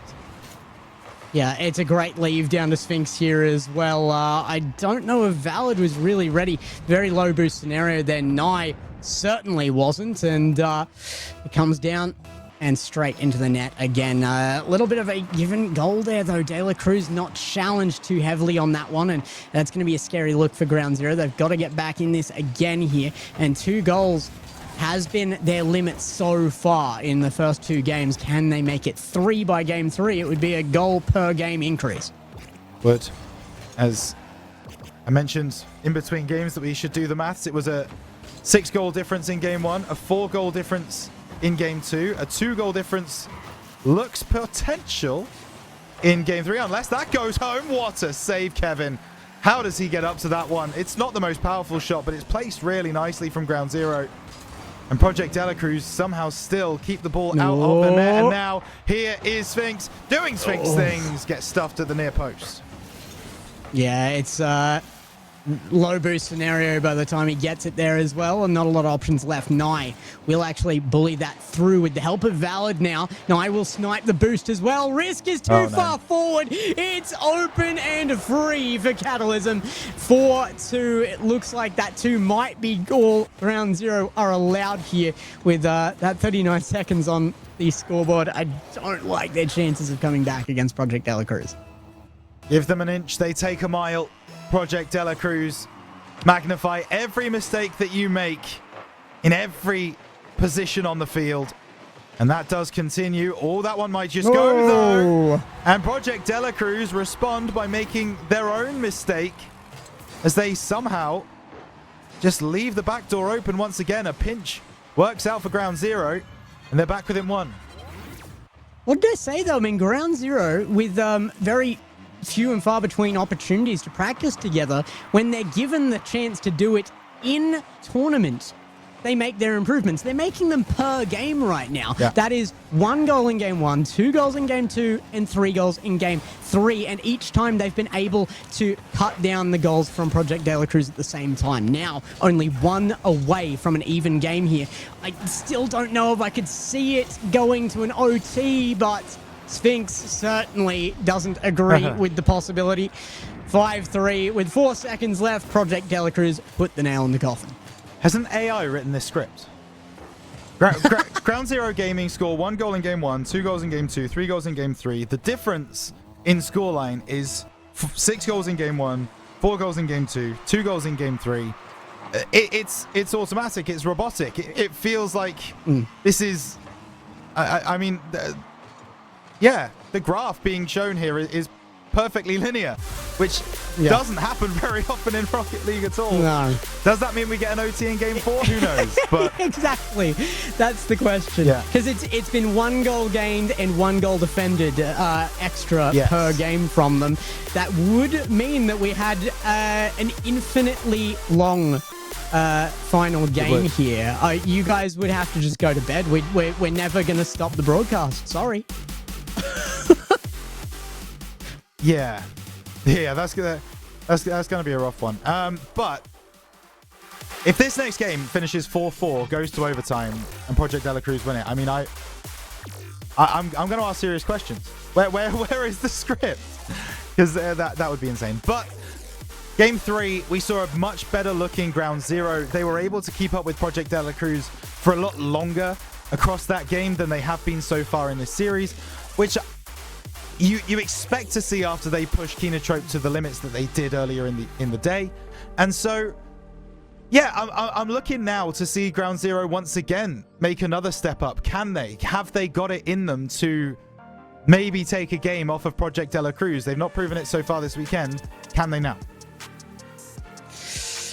I think, I mean, I predicted 1 game in here. I will admit I absolutely did. I wasn't expecting it to be Ground Zero that was here, though. I was thinking this was going to be Kinotrope. I don't know if it changes my answer, though. I think Kinotrope now, after that last series, and Ground Zero are dead on par for me. It is so hard to make a choice there, and I think both of them should represent quite similarly against Project De La Cruz. There is a world in which there is a game here for Ground Zero. It doesn't sound like much given their way, but that actually is a very, very tough task. Yep, and it's made even more difficult by 3 seconds gone and a goal for Project De La Cruz. A fake kickoff. Here we go. Passing play across the field. Sphinx off the backboard, looking for the third man off the crossbar. Still a chance. And they make it work. And Project De La Cruz, when they are moving like this, it is like liquid football, liquid Rocket League.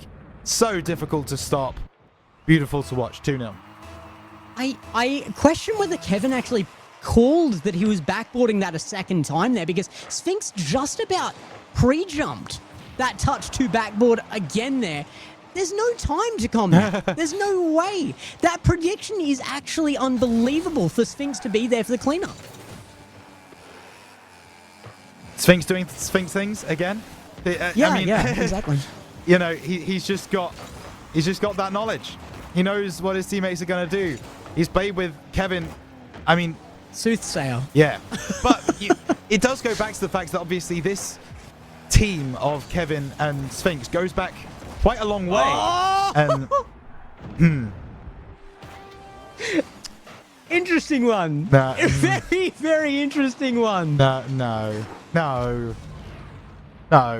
Risk, this is why we say you have potential. Yeah. Oh, that's rough. Trapped down in front of their own net and then scored by Project De La Cruz. I think they are going to make this last one a showing, but Ground Zero fighting back here. They do get a kickoff win and score it. That is so hard to do against De La Cruz. They are a team that even when they went to Worlds, when they went to Majors, Project De La Cruz had kickoff games sorted. They had strats upon strats. Yeah. It wasn't Project De La Cruz back then given, but still, I would say that carries on. To be able to anti-strat them there, Ground Zero coming up with the kickoff goal. Very rare that any team in the world can do that. Yeah, and it's a fun chess game, isn't it, for Rocket League to play, and Sphinx is just going to get that goal back. But 4 goals from 4 shots. Sphinx, just... I was about to say have a day off, but actually, please don't. You're the greatest player in APAC right now. Absolutely, just carry on doing what you're doing. But yes, that is the one moment where you can almost predict a move from your opponent and counter-strat it. You're absolutely right in that moment, and that is a really interesting thing to watch, because if kickoff goals didn't exist, if we didn't allow them for whatever reason, Rocket League wouldn't be as interesting. It wouldn't be as strategy-based, and kickoffs are a big part of it. It's such a heavy debate there as well. I know some of the biggest casters in the world don't want kickoff goals. You know, it slows it down. It's boring, whatever. It is strategy pure in its absolute purest form in Rocket League. And it's funny because when you start playing, that your first game you come in, you go, kickoffs are pure chance. No, they are not. They're not. No. Absolutely not. I mean, they might be at my level. You know, there's an argument. I can vouch. You know, yep. at certain Last people's season we level of proved Rocket it League, on here. It's there's no strategy involved. I'll tell you that for free. It is drive towards ball, hit ball. Oh, ball fell well. That's nice. Not much more than that. But at this top level, certainly, every kickoff is planned. Every kickoff is discussed. You know, that communication is the only real time where the ball is not in play, where you actually get to communicate with your team what's about to happen, not just what is happening. And that is a really exciting prospect for teams like the Sphinx. Sphinx, you are pre-jumping that from 2 years ago, my guy. I don't even think you were old enough to pre-jump when you actually pre-jumped that. That's crazy. What are we doing here? 4-1 still. Straight out of the crib into into the air. Risk. Backward. By the way, don't feel too bad I beat you. I've actually never lost a game to Malakim, and he's all right. So it is what it is. True. I just had to make that call out because I did predict Ground Zero to win this just to taunt him, and that's not going to happen. So I've got to get something in, you know. Yeah. You got to feel. It's like it's like Boyo earlier, right? Saying that like, I wanted to predict Ground Zero, like that was always my plan, and you thought like. You know, you could have just left it at it's like a Boyo, right? You've got to spin the story. You've got to spin the story somehow. Absolutely. 5-1 though, it's leaving very little to talk about. Project De La Cruz are making all of the discussion themselves and answering every question. It is Project De La Cruz day and night here, and we are looking forward to their representation at those major events and probably at Worlds unless something major changes. But it is just, you're looking towards what they're developing in these moments to see that kind of thing from Kevin. Kevin's the one with the question mark on his head for a lot of people watching right now. Look at this. This is Kevin. Oh my goodness. Yeah. Have you got the glasses ready? I have. Good. They're right here. Yeah. I mean, you certainly wouldn't want to rob his house, would you, Kevin? He seems to be able to be put. It's a Kevin McAllister joke. Don't worry about it, mate. Okay, right. Yeah, we got it. Yeah. Yep.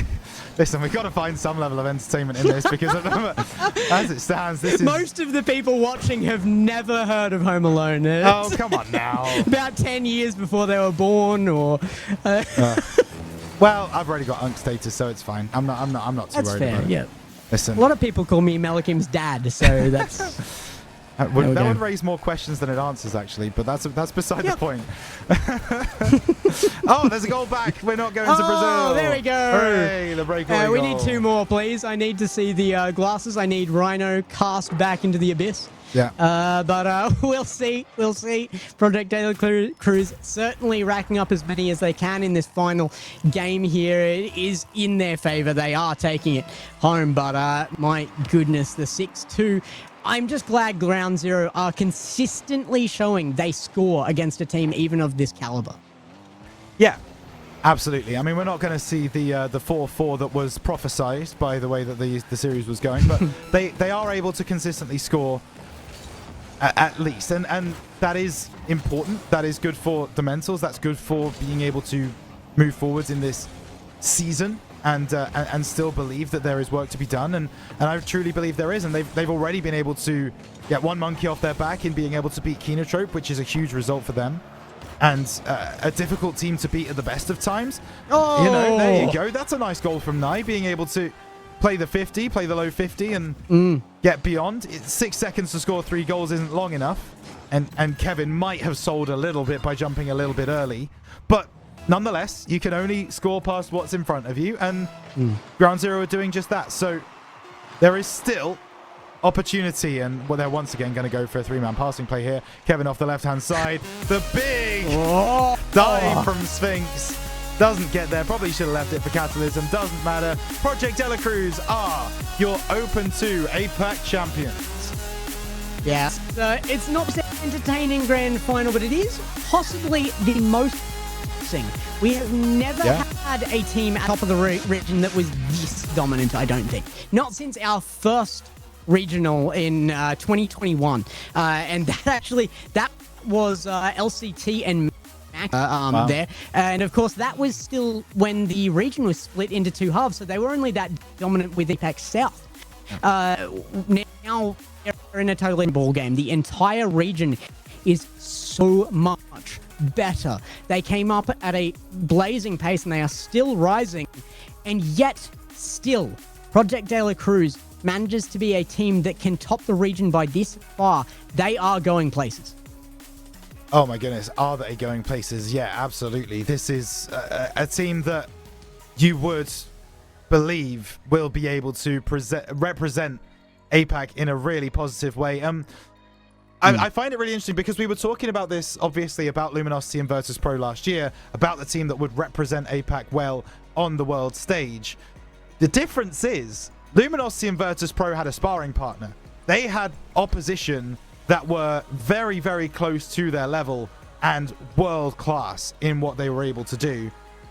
And it feels like I'm disrespecting the region as a whole. I don't mean to. It's just the quality that Project De La Cruz have that means they don't really have that same level of opposition, that same kind of, you know, the Joker to their Batman, if you like, that they had in the last season.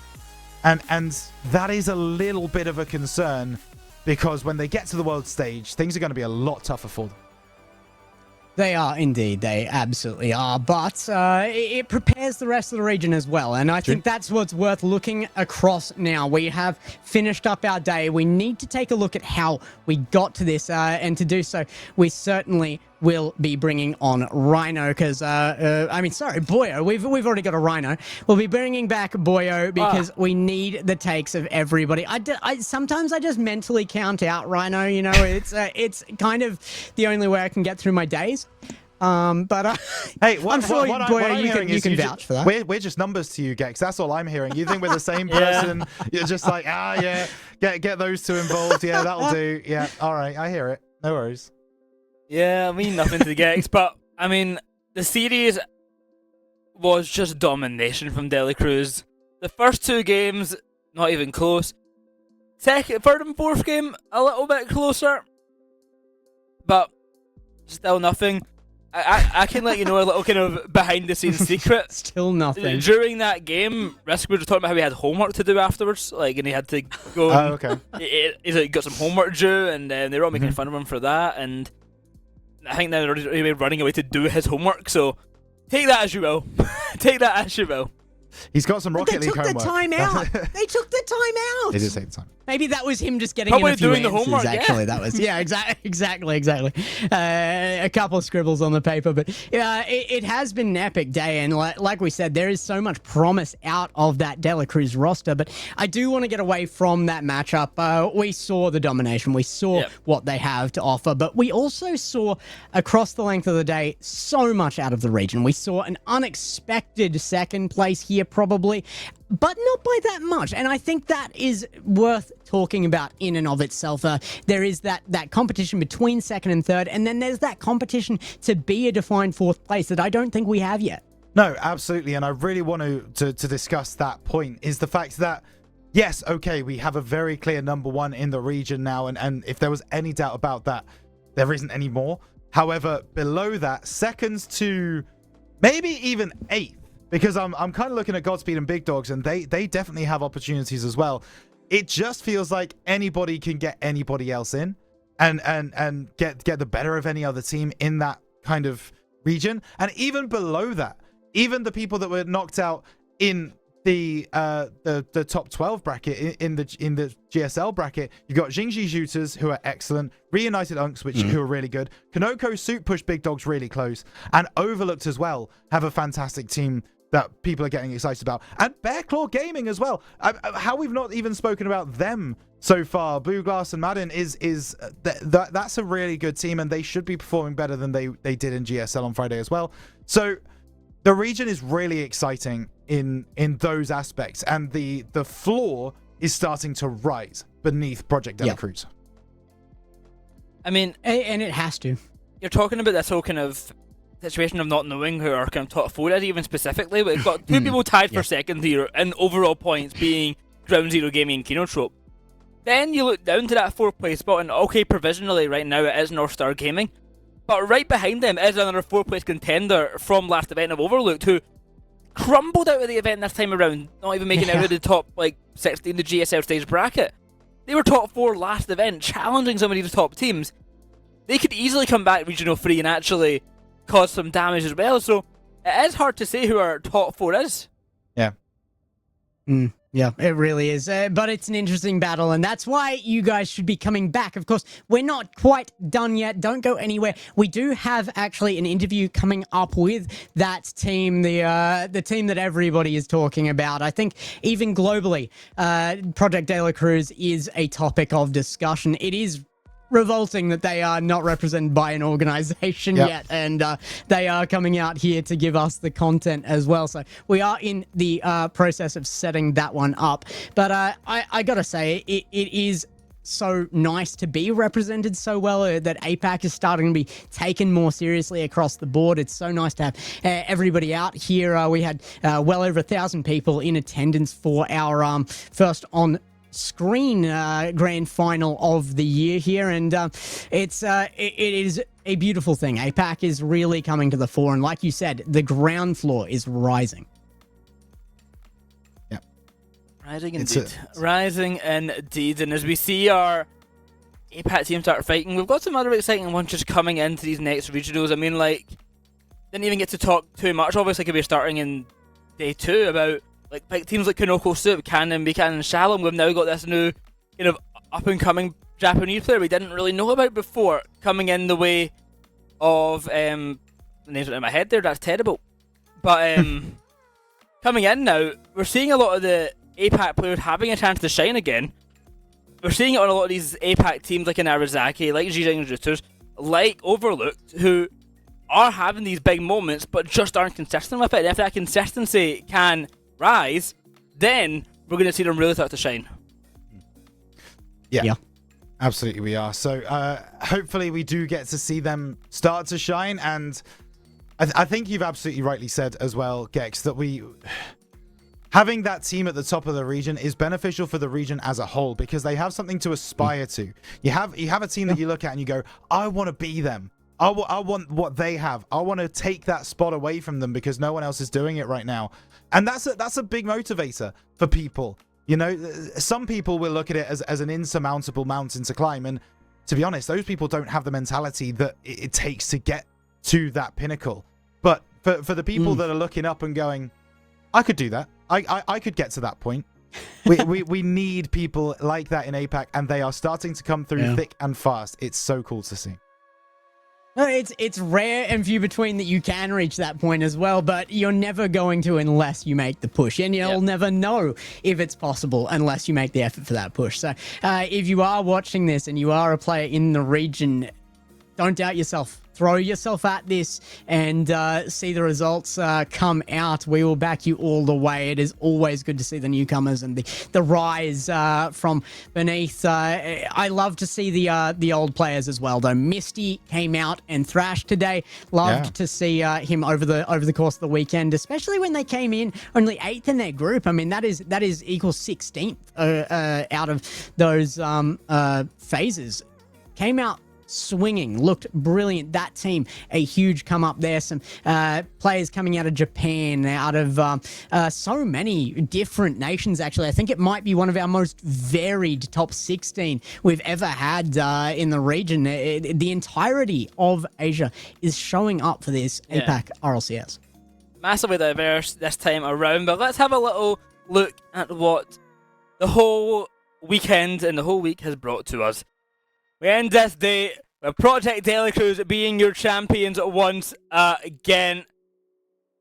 I would say it wasn't an easy road for them, but it felt like it kind of was. They had a great run through that bracket, and they just dominated 4-0, 4-0, 4-0 all the way through that bracket. They had that incredible match with Kinotrope and Ground Zero Gaming on the semi-final.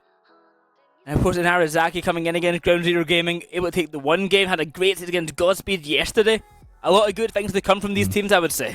Yeah, absolutely. I mean, looking at Project Delacruz's run, they lost one game in the Open as a whole. Yep. And that was to Jingji Shooters in the very first match of the Swiss stage. They were just warming up.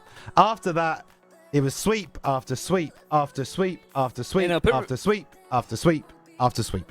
Yep. Put some respect on Bunny Dummy's name. That's the Bunny Dummy difference right there. His Bunny Dummy difference. It is a little bit of a different showing to last time as well. Kindertrope actually able to take 2 games off them, both in the upper bracket quarterfinals in Open 1 and again in the grand final. So Project Delacruz are not only coming out and performing, they're getting actively better as time goes on. It's so hard when you're at the top of a region, when you don't have the competition to grow into. How do you continue to improve, not by small amounts, but by leaps and bounds? It's an amazing feat, really, that Project Delacruz have accomplished there. So, of course, we did have different results across the board there because we had an incredibly different top 8. Yeah. Yeah, we certainly did. And that makes all of the region so exciting. We've talked about it before. We've labored the point a little bit, but when you are seeing new names show up on that top 8 sheet every single time, that brings new life to the mainstream, that brings new life to the team streams, and it also brings depth to the region, as you rightly say. So APAC is a region that is growing. It is a region that is on the rise. Do not get it twisted by there being one team at the top. They are just a world-class team. There is so much talent just below them. It's exciting stuff coming for Regional 3. As we have mentioned many a time, of course, the stream is coming to a close, but if you ever come back, which you better come back for the next original, Japanese stream over on twitch.tv/Cockin as well. That Japanese APAC action is a great stream over there as well, but it's been a great weekend, Gex, and I think you said as well. Yeah, I think next time we're going to try and even get Cockin on here at the end of the show. If he can finish up a little early, he did jump on, say hi to everybody in English. He does speak fantastic English. I got the opportunity while I was there at Worlds to actually room with him for that. And he is a lovely guy. He deserves your support. So does everybody in this region, though. So as you said, looking forward to Open number 3 and maybe even another totally different looking top 8. We have the depth here to explore, but a big shout out to everybody. It is my first time actually running the broadcast here, as well as being on the desk. A little bit of extra effort required, but it is nice to just be in control of our fate. I think I said that opening yesterday, and it's truly the case here. The entire region does support itself. They support me, and I have the responsibility to support it back. CJ doing the exact same thing over there for OCE, and it is time to shout out absolutely everybody else. It is the first time in so long that the RLCS has had broadcasts, has had full official representation at every level, all regions represented. So if you are still around tonight looking for more RLCS action, there is plenty to be had. You'll find Rhino on some more of that over in SSA, actually. We will see you back here for Open number 3. Thank you all for coming out. It has been an excellent one. Once again, your victors have been, as predicted, Project De La Cruz. We'll see you next time, and it has been us on the desk. Gex, Rhino, and Boyo. We'll catch you next time. See you later. I'm wearing a suit I'd never buy, a suit I'd never buy. Cufflinks on my wrist, I can't act surprised. When the shovels hit dirt in the earth, did they start to cry?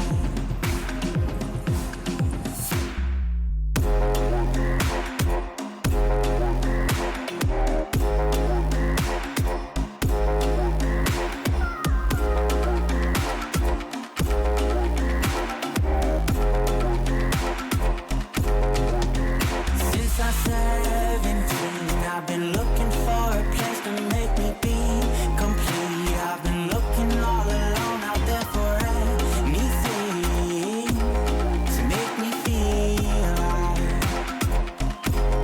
Bring me back to life.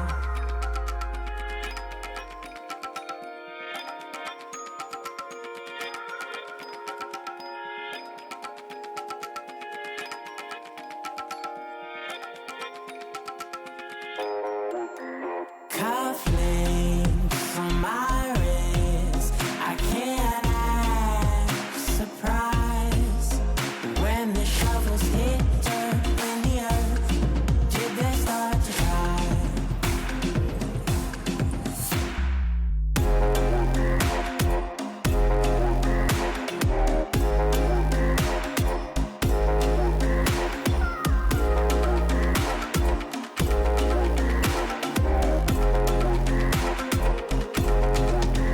Since I'm 17, I've been looking for a place to make me be complete.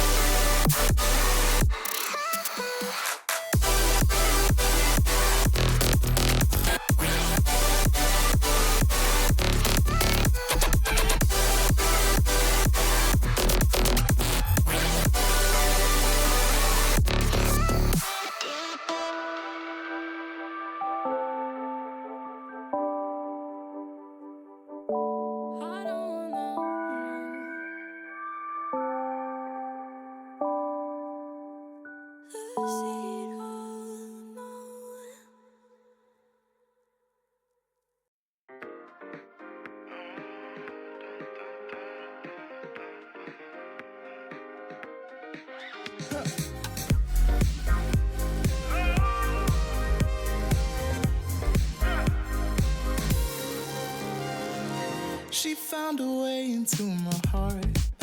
Oh, oh, she don't make up, no, she make art. And I need a way to treat it, 'cause I keep getting high off of her. Off of her. I know that you'd be bad from the minute I saw you. But somehow I keep running back to you. Back to you. Back to